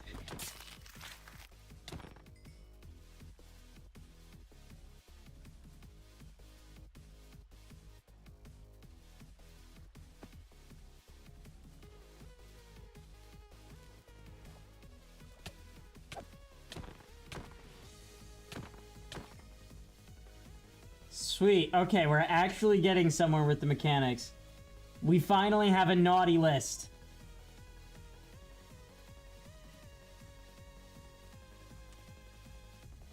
A functioning one at that.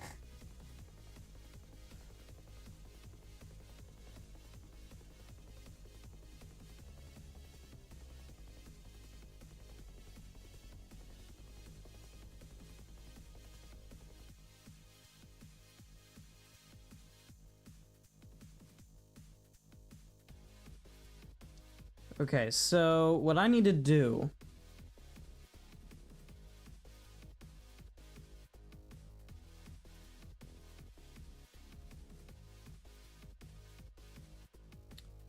I need to fix the Crystal Sentry's, whole thing with not ever using idle anymore.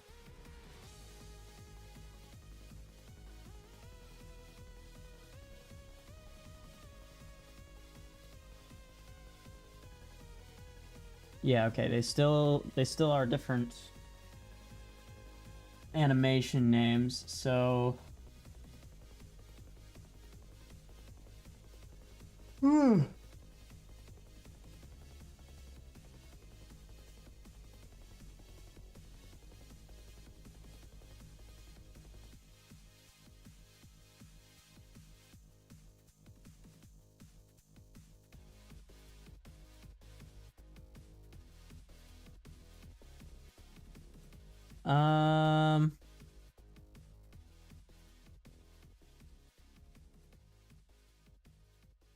Huh.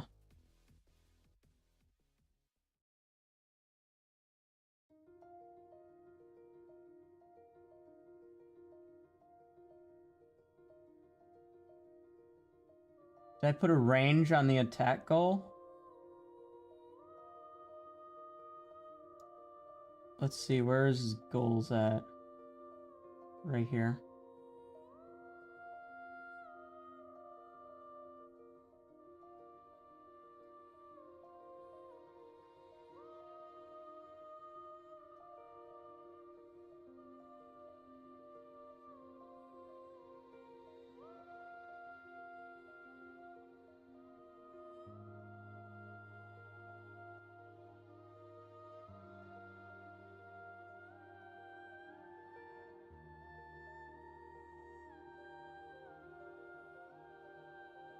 Okay. Yes.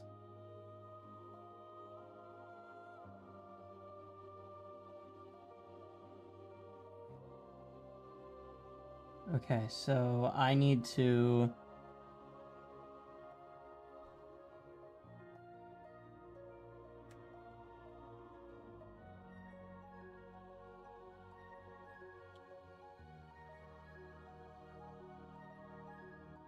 Let's just see if that does anything.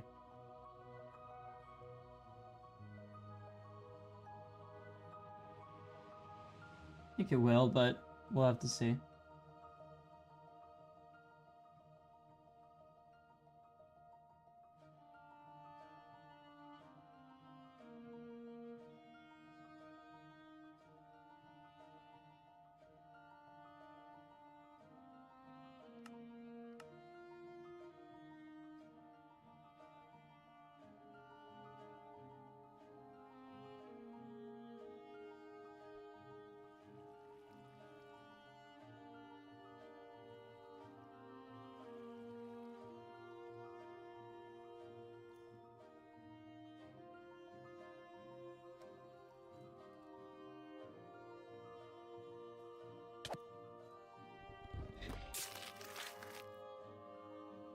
Dang it!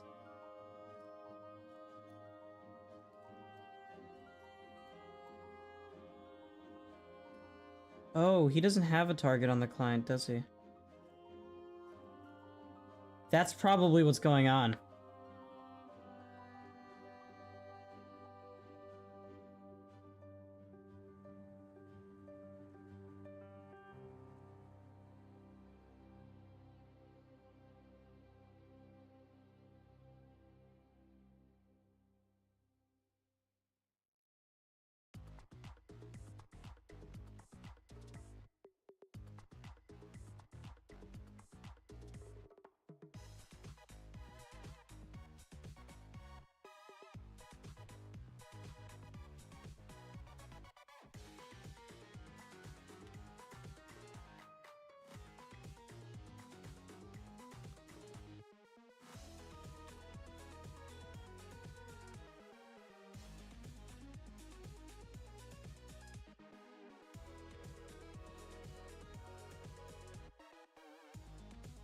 Okay, so instead of checking for a target...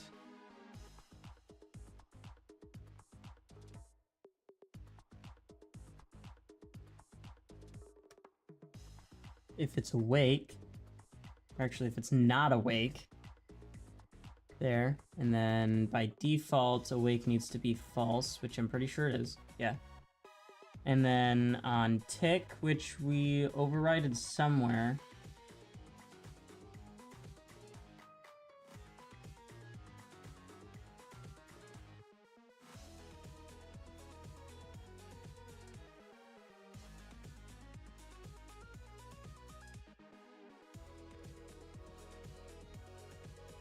synced entity data dot... Oh, wait, no. This dot...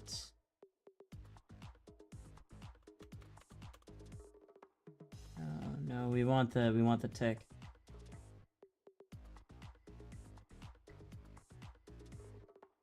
If entity data dot... Oh, wait, no.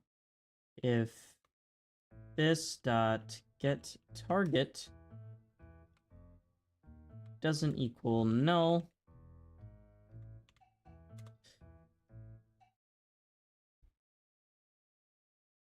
what just stopped my music?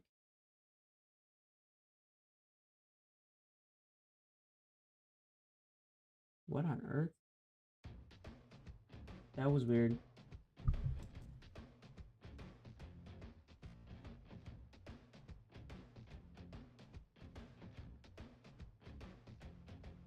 All right. Where was I?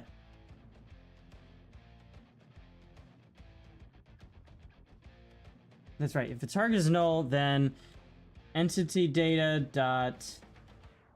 This is only on the server. Set.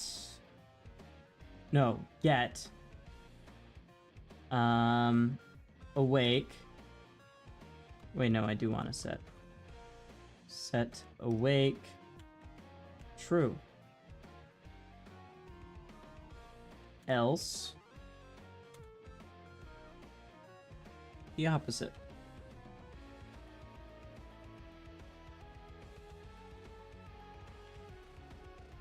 There.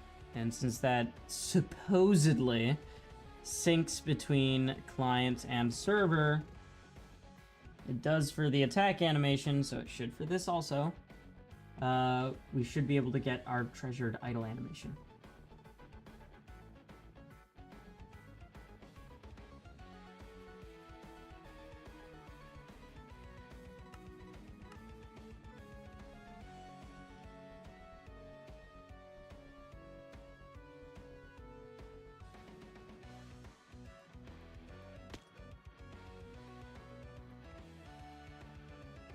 Does his little hide.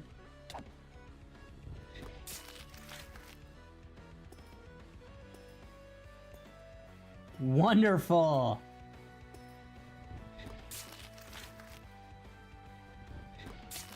Woo.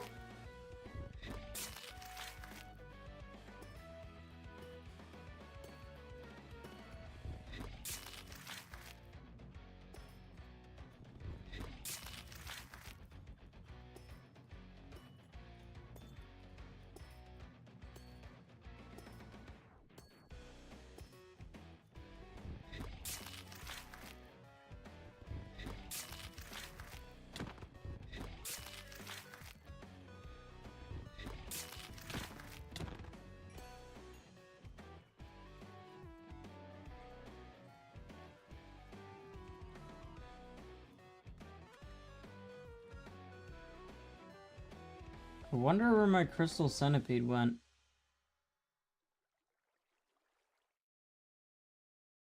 Sundupede is dead. What the heck?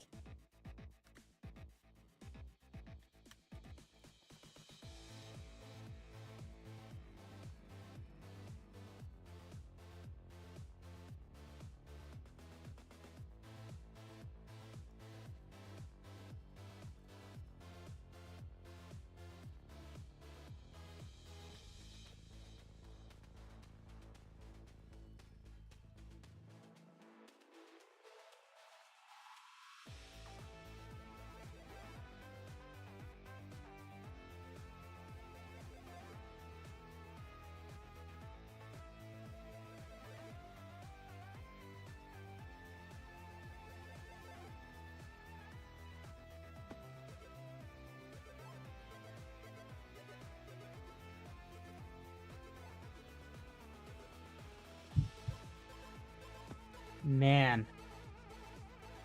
This thing is amazing, dude.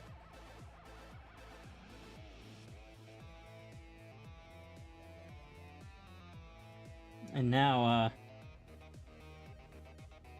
Crystal Sentry should actually probably still attack me in creative. Okay, it's a bit confused.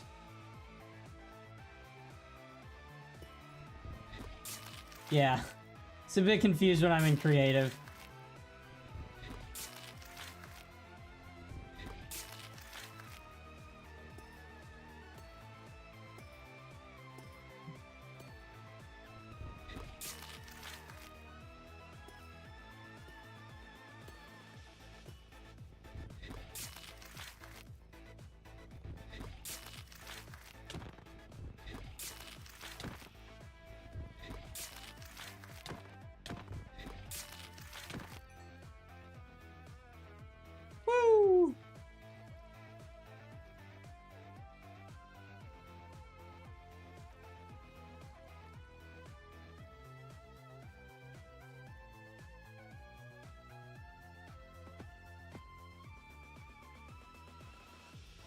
thinking I make this guy a bit longer.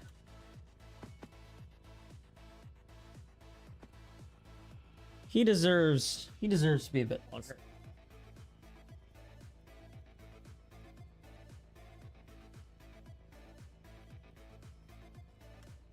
Oh yeah, and I still gotta add the tail.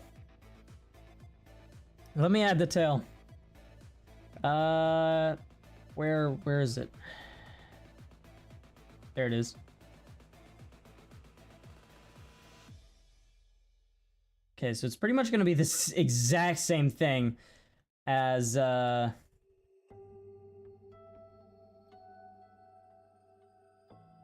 body.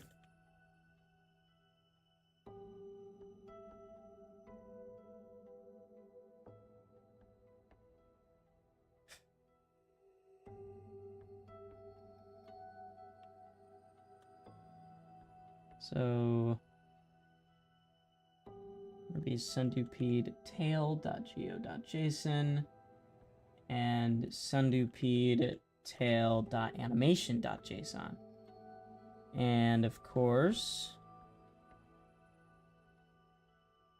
you need to be tail. We're actually just gonna search for everything that says body and replace it with tail.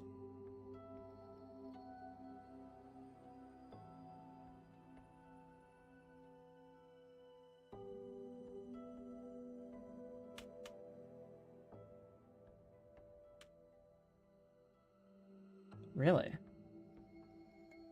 Absolutely nothing. Well, I mean, if it works, it works.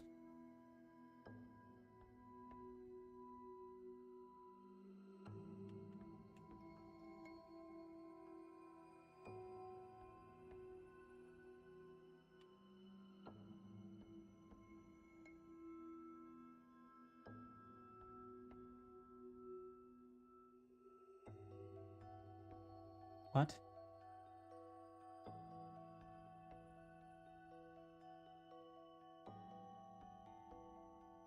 Oh.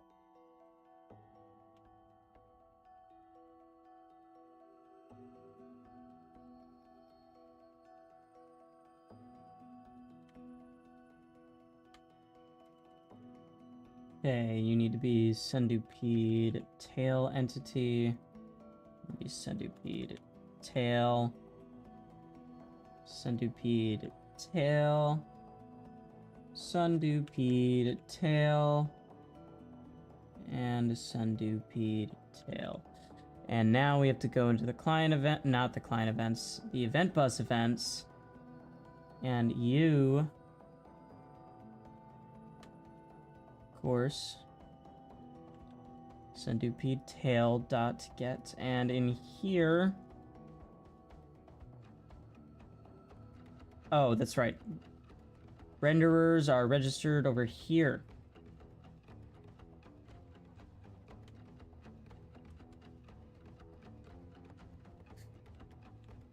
Sundupede tail, and you will take the sundupede tail renderer.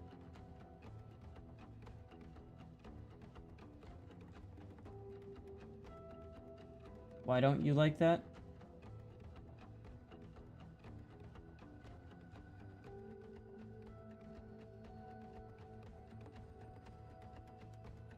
I guess you just wanted me to retype it for some reason.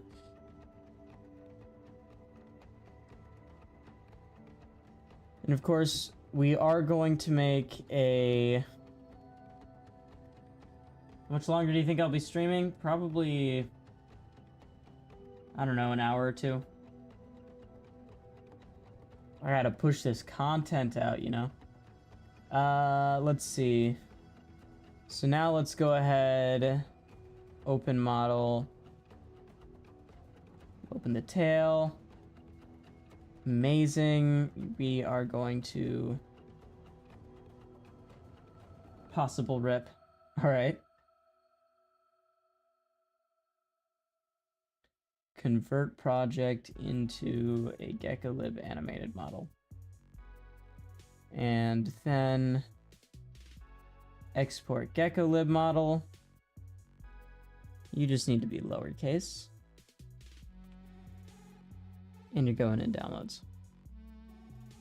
And of course, in animations, animation, export animations. Of course. Why would you make it easy for me? Sundew peed tail animation.json. And now, if I go back into IntelliJ here and put sundew tail animation in the animations folder, and I can put sundew tail.geo.json in the geo folder.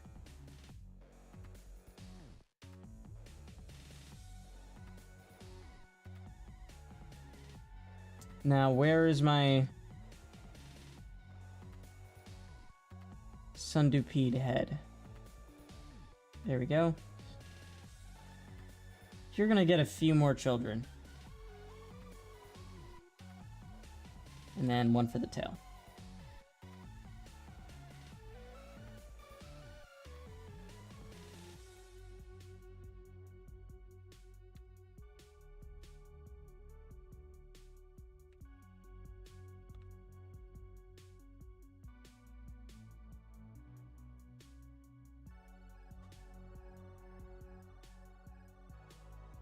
All right, and you are going to be sundew tail. Doesn't like that. Probably because that also needs to be tail. Wonderful.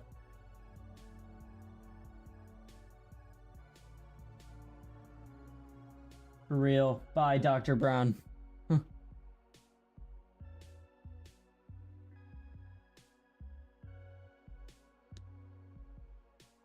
All right.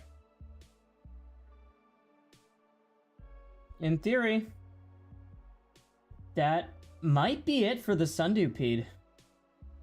Like, literally it.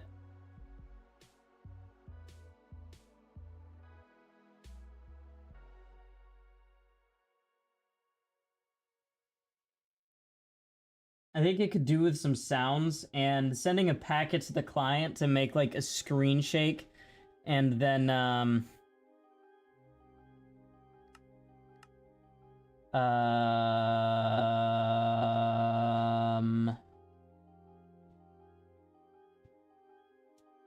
I lost my train of thought. Oh yeah, a screen shake and like a screeching noise to let you know like the crystal has detected you. Okay, obviously you don't have all your parts. We'll summon a new one of you. Summon sundew head.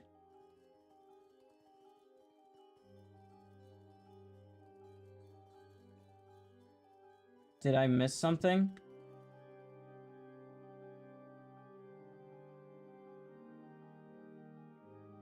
You have a whopping 4 children.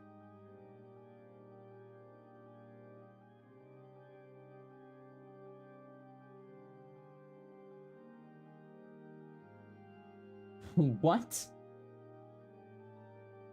Summon children isn't static. There's literally no reason that shouldn't work.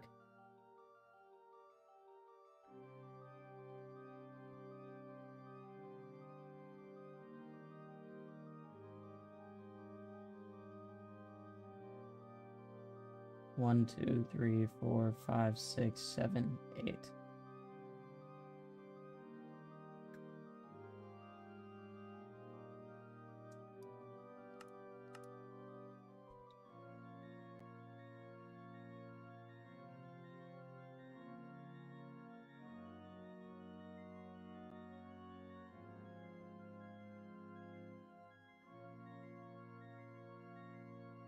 What on earth?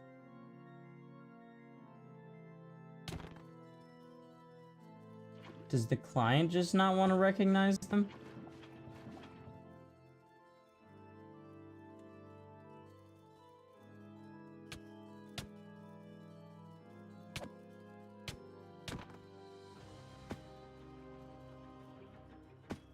Dang it.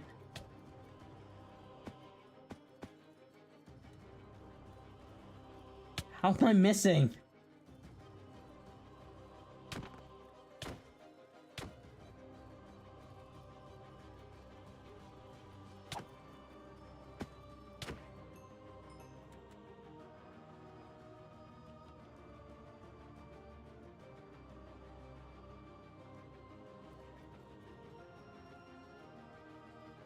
Why is that its max?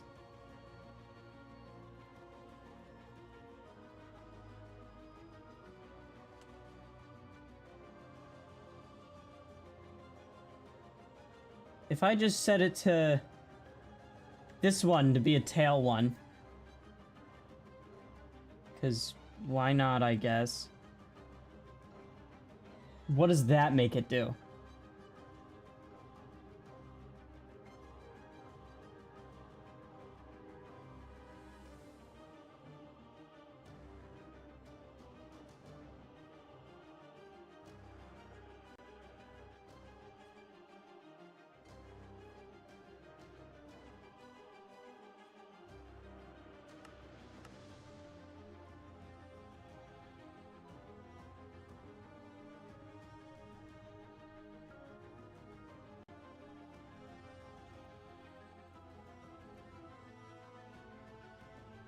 So it just has a literal maximum of 4.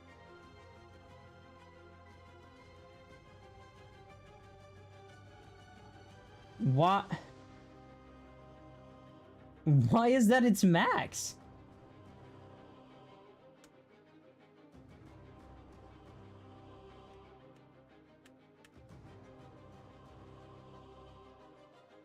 Does it stop reading after the 4th child?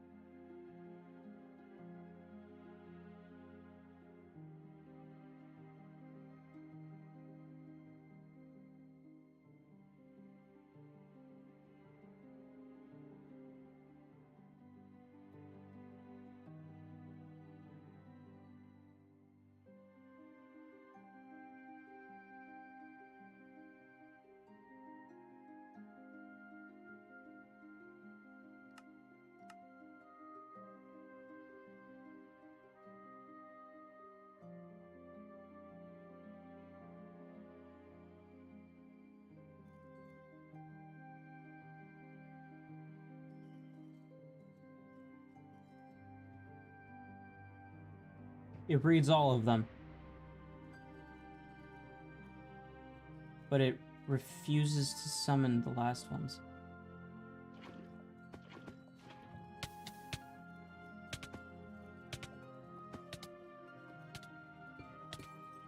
Why?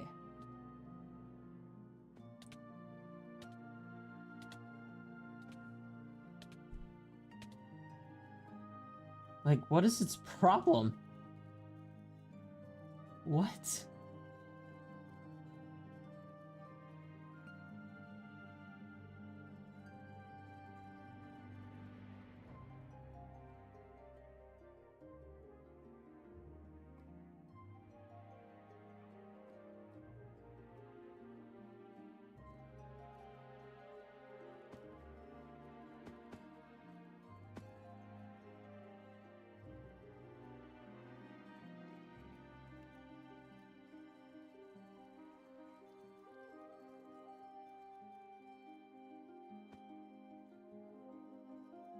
Don't understand. Why wouldn't it just...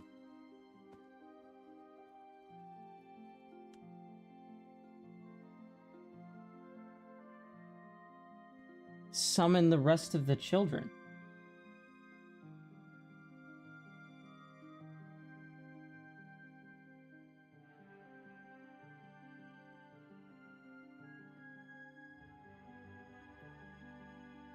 What? So it reads all the lines, but it just decides to stop at one point.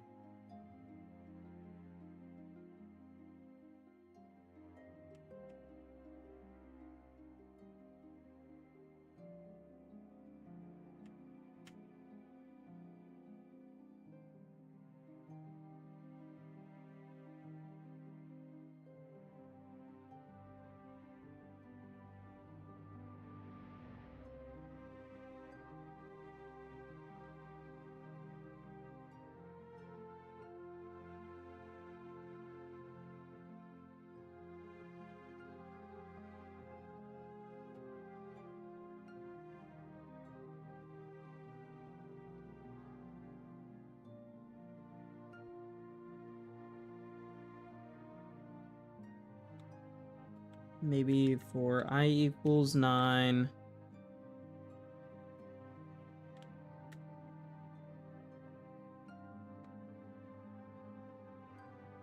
And I is less than 10 and plus plus I.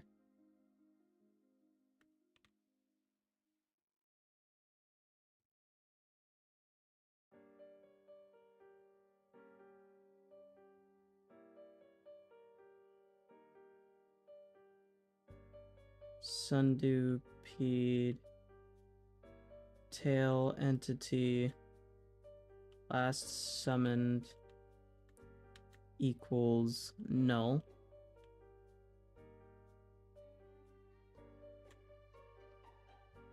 And the first thing we're going to say is if I equals 9, which it won't for a while and we won't care.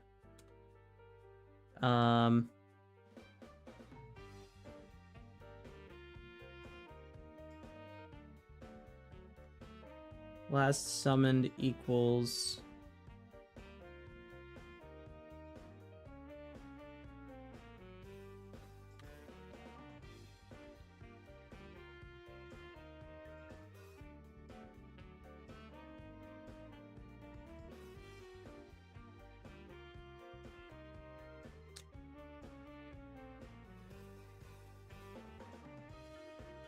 this should just be entity.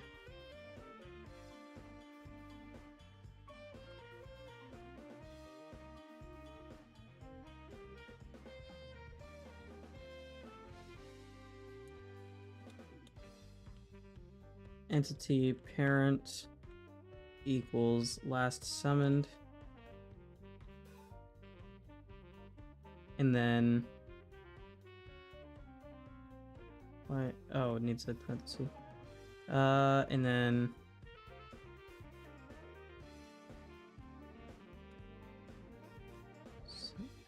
oh wait, yeah, last summon does need to be.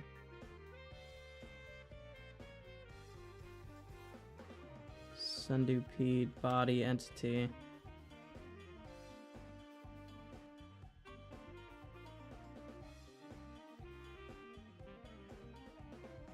What?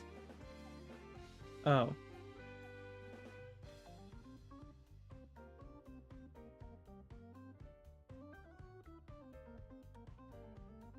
Set parent. This.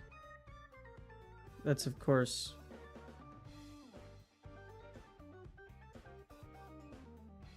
No, we want to set it to parent. And in here we want to say if parent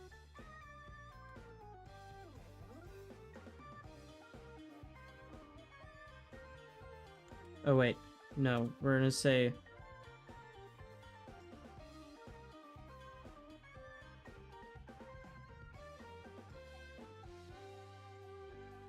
wait, what? Okay. If last summoned equals null, then parent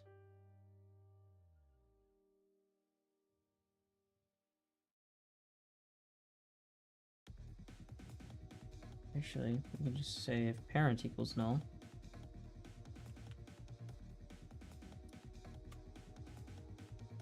then parent equals this.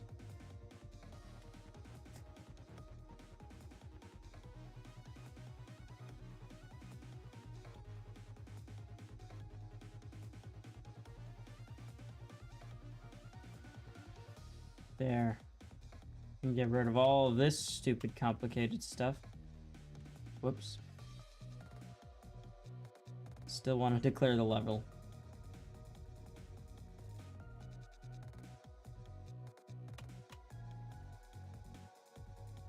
So if I equals 9, then do all this, but set the parent to last summoned. And you're gonna be a tail.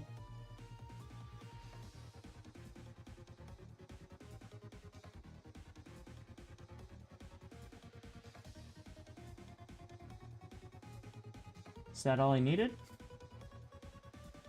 I think so.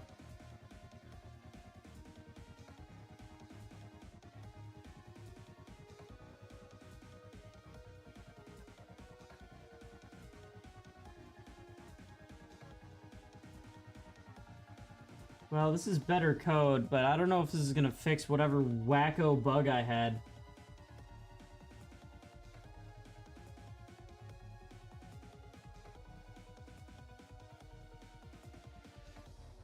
We'll have to see, I suppose.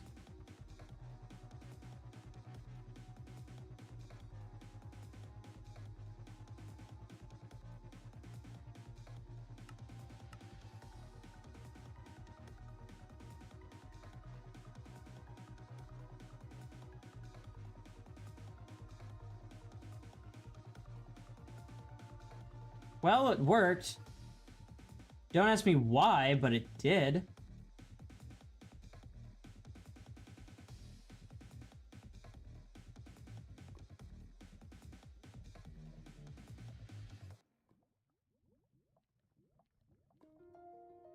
Now the little guy's just chilling.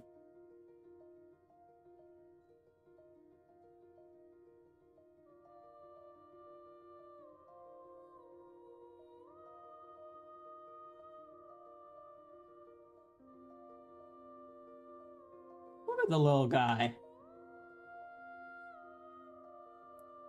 Gotta get a screenshot of that guy. Oh, he walked into fire.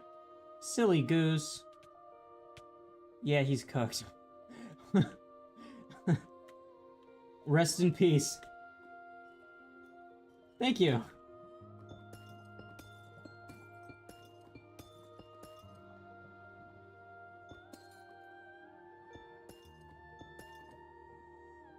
One thing I do gotta do, because, the 30 is a bit too long for, the teleport timeout, so I gotta go in body here. Need to change this to 10.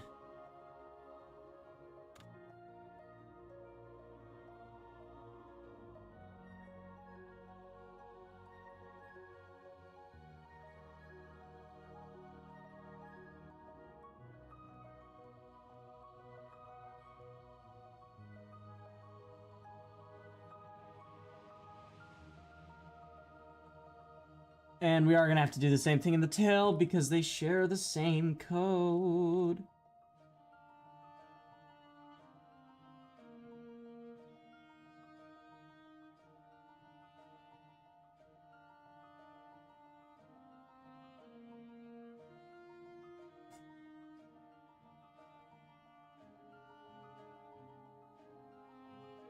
So happy about little guy.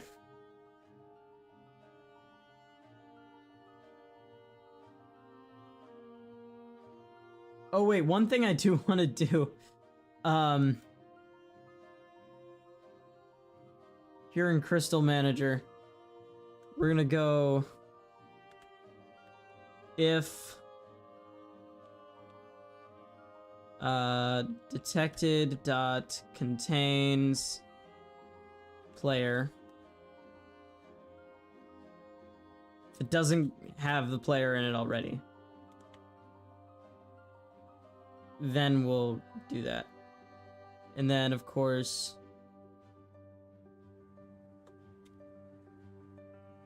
public static void forgive.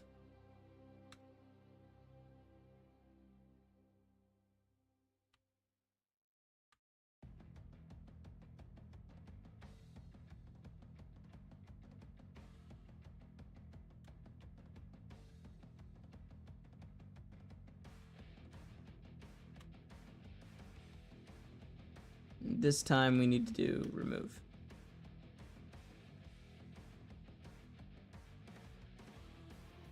Oh. Does it contains check automatically?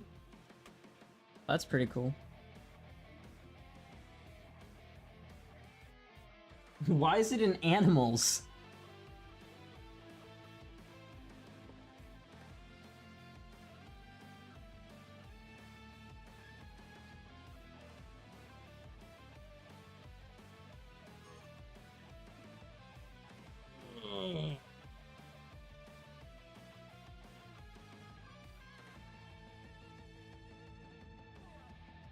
All right, and then in order to make development just a little bit easier,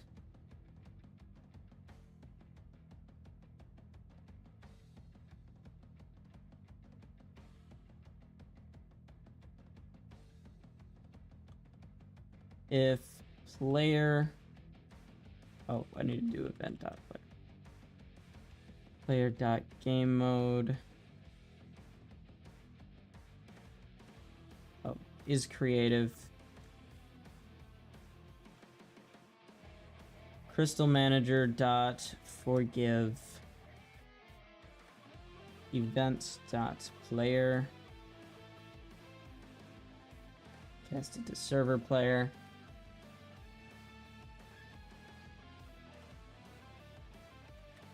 Else. There, so every time I want to remove myself from the list, all I gotta do is just put myself in creative. So that should be fairly easy.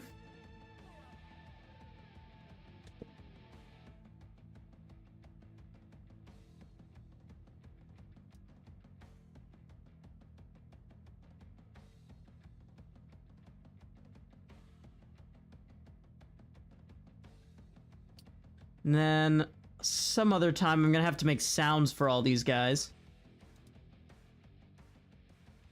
I'm probably gonna make like a short recording showcasing the Sundupede because he's the little guy. Love the little guy. And then I'll probably have to make. There's three, four more things that I need to do until I can really say 5, maybe 6 more things I need to do until I can confidently say this thing's done. So, hold on. The almighty MS Paint. So, this thing is probably going to be the only biome in this dimension, and your goal in here is to destroy a crystal heart. So these crystal heart things, these things are going to be the brain.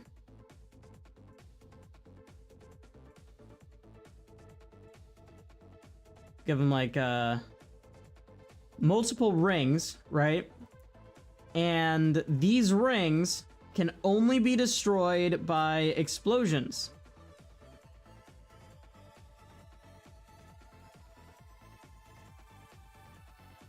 I can spell. So explosions will break these rings. And your goal is to get to like the little entity that's inside. And of course, every time you hit him, he's probably gonna like blast you out and then repair his shell. What the hell is this? This is the Crystal Heart enemy that we're drafting up right now.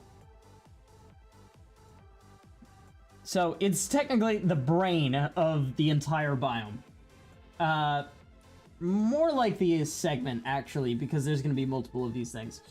If you kill this thing, kablooey, right? If you kill it, you get pardoned, because there's nothing there to...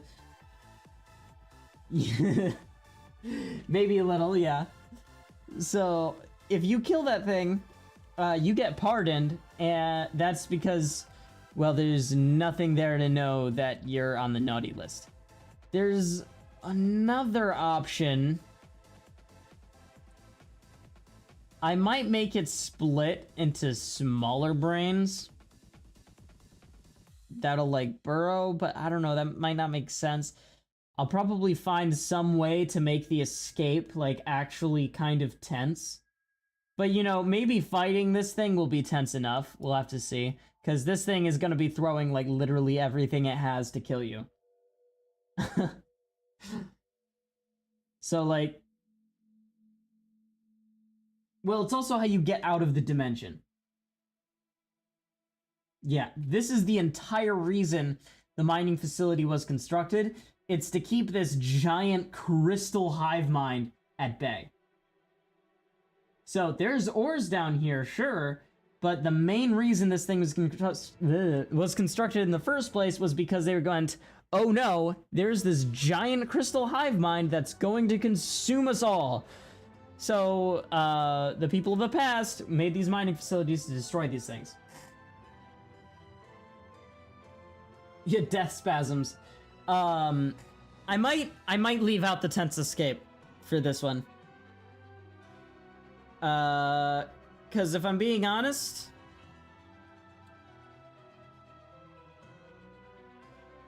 it might not make a whole lot of sense. And I'm probably just gonna make the fight for this thing tense enough.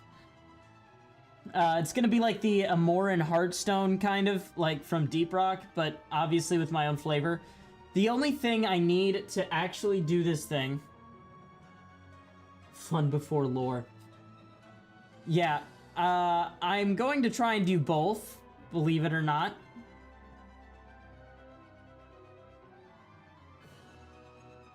So there's a couple of things I need to do. One is another entity that's actually menacing. That isn't stuck into the ground. Probably flying. Amoran. It's Amoran. That's how Mission Control says it. Did I not say Amoran? Also, you just pronounced it Am-or-an.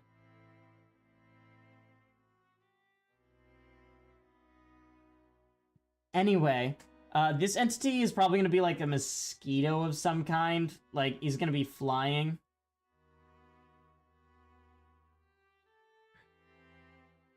Because a flying entity just sounds kind of cool. I want to do it. I want to show Mojang how it's done, considering the phantoms were, like, so annoying. And these guys will probably be a bit better. The other thing I need to do is ores. This shouldn't be too hard. That's pretty self-explanatory. 3, I need to get these guys to spawn naturally. That's also going to be really easy.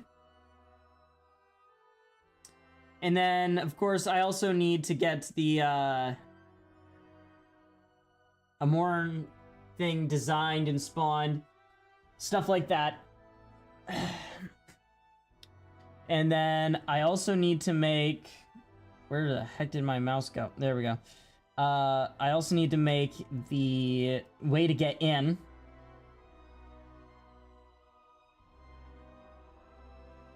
And I said 7.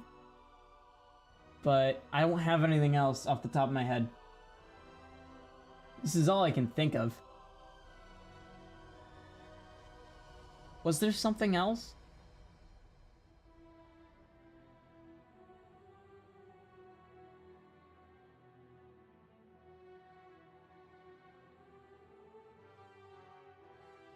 There couldn't have been. If I forgot, it must not have been important. Yeah, I think that's everything I need to... Oh. And of course, sound design for everything. That part's actually fairly important. And then playtesting. That will... What? That's not... Playtesting. That is where you folk come in.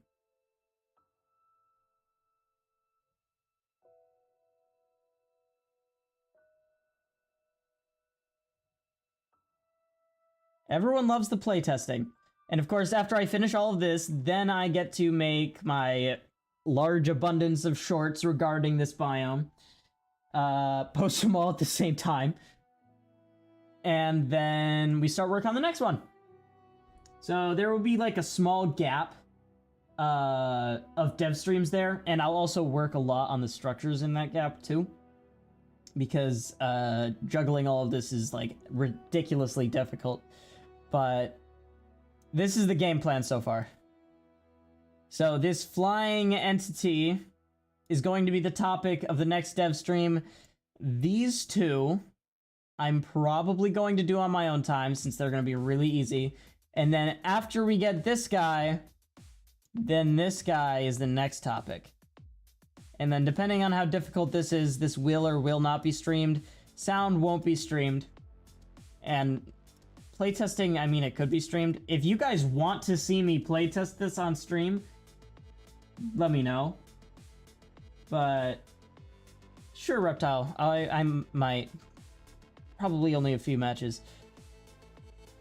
So yeah, there's not too much left for this biome, especially considering we got the lil guy. Very happy about the lil guy. I could genuinely watch him walk around all day. Oh yeah, that's right. I still need to give him random models. I don't know if I'll stream that.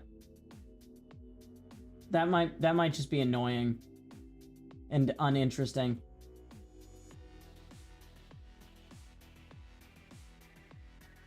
Damn, Zinth, you got a girlfriend? Color me surprised.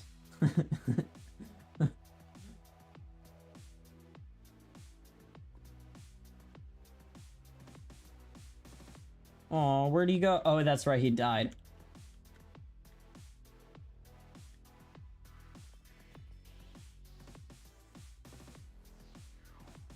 Oh my god, I love this guy. Like, look at him, he's all jumpy, and he does like the little scurry.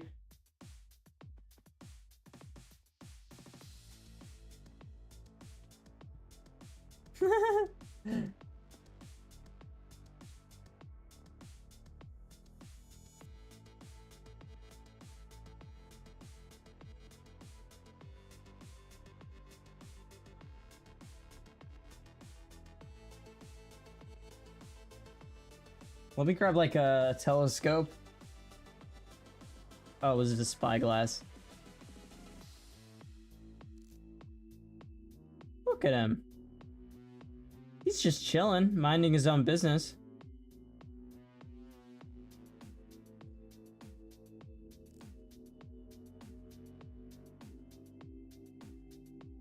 Hoarding bugs also don't work. They don't make sense in the context of this.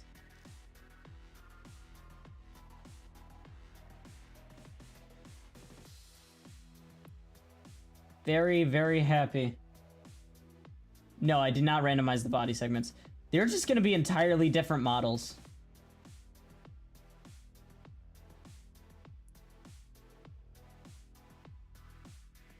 What? Oh, he despawned.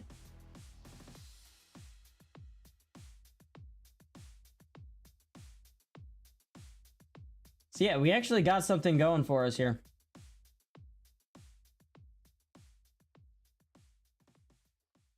I am fairly excited to see where this leads us.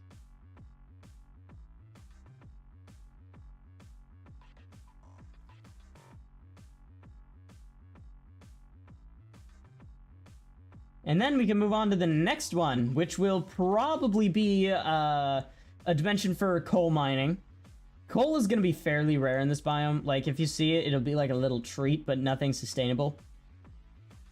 The next one is going to be the coal biome, and that one's going to be explosive. Can't wait for that. This is going to be absolute peak if it's the last thing I do.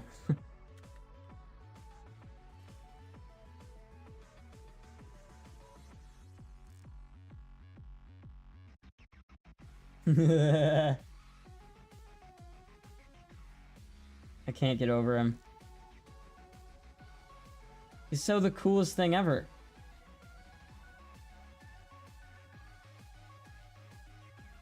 Like, man, I made that.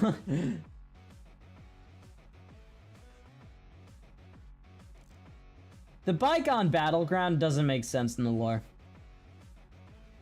The only battles that are happening underground are between people and mobs.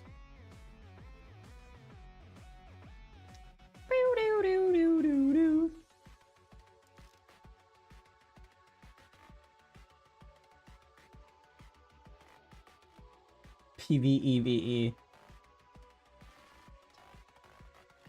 Oh, I see what's happening. I need to make these guys not despawn.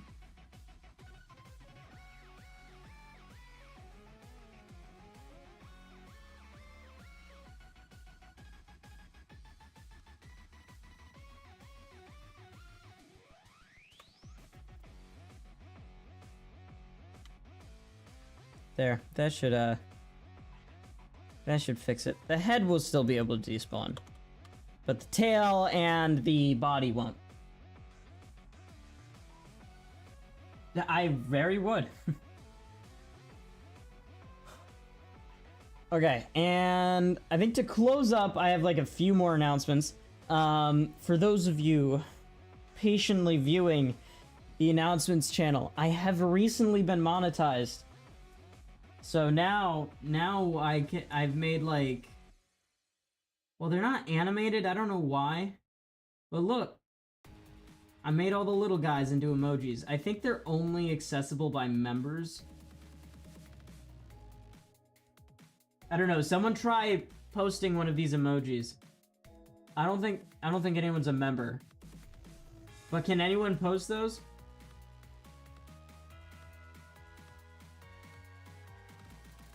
They should just be right at the top. No. Yeah, I didn't think so. Well, if you like the little guys... you could always become a member. I think I made a couple of tiers. And I also made super chat and super stickers actually work. They should show up through OBS.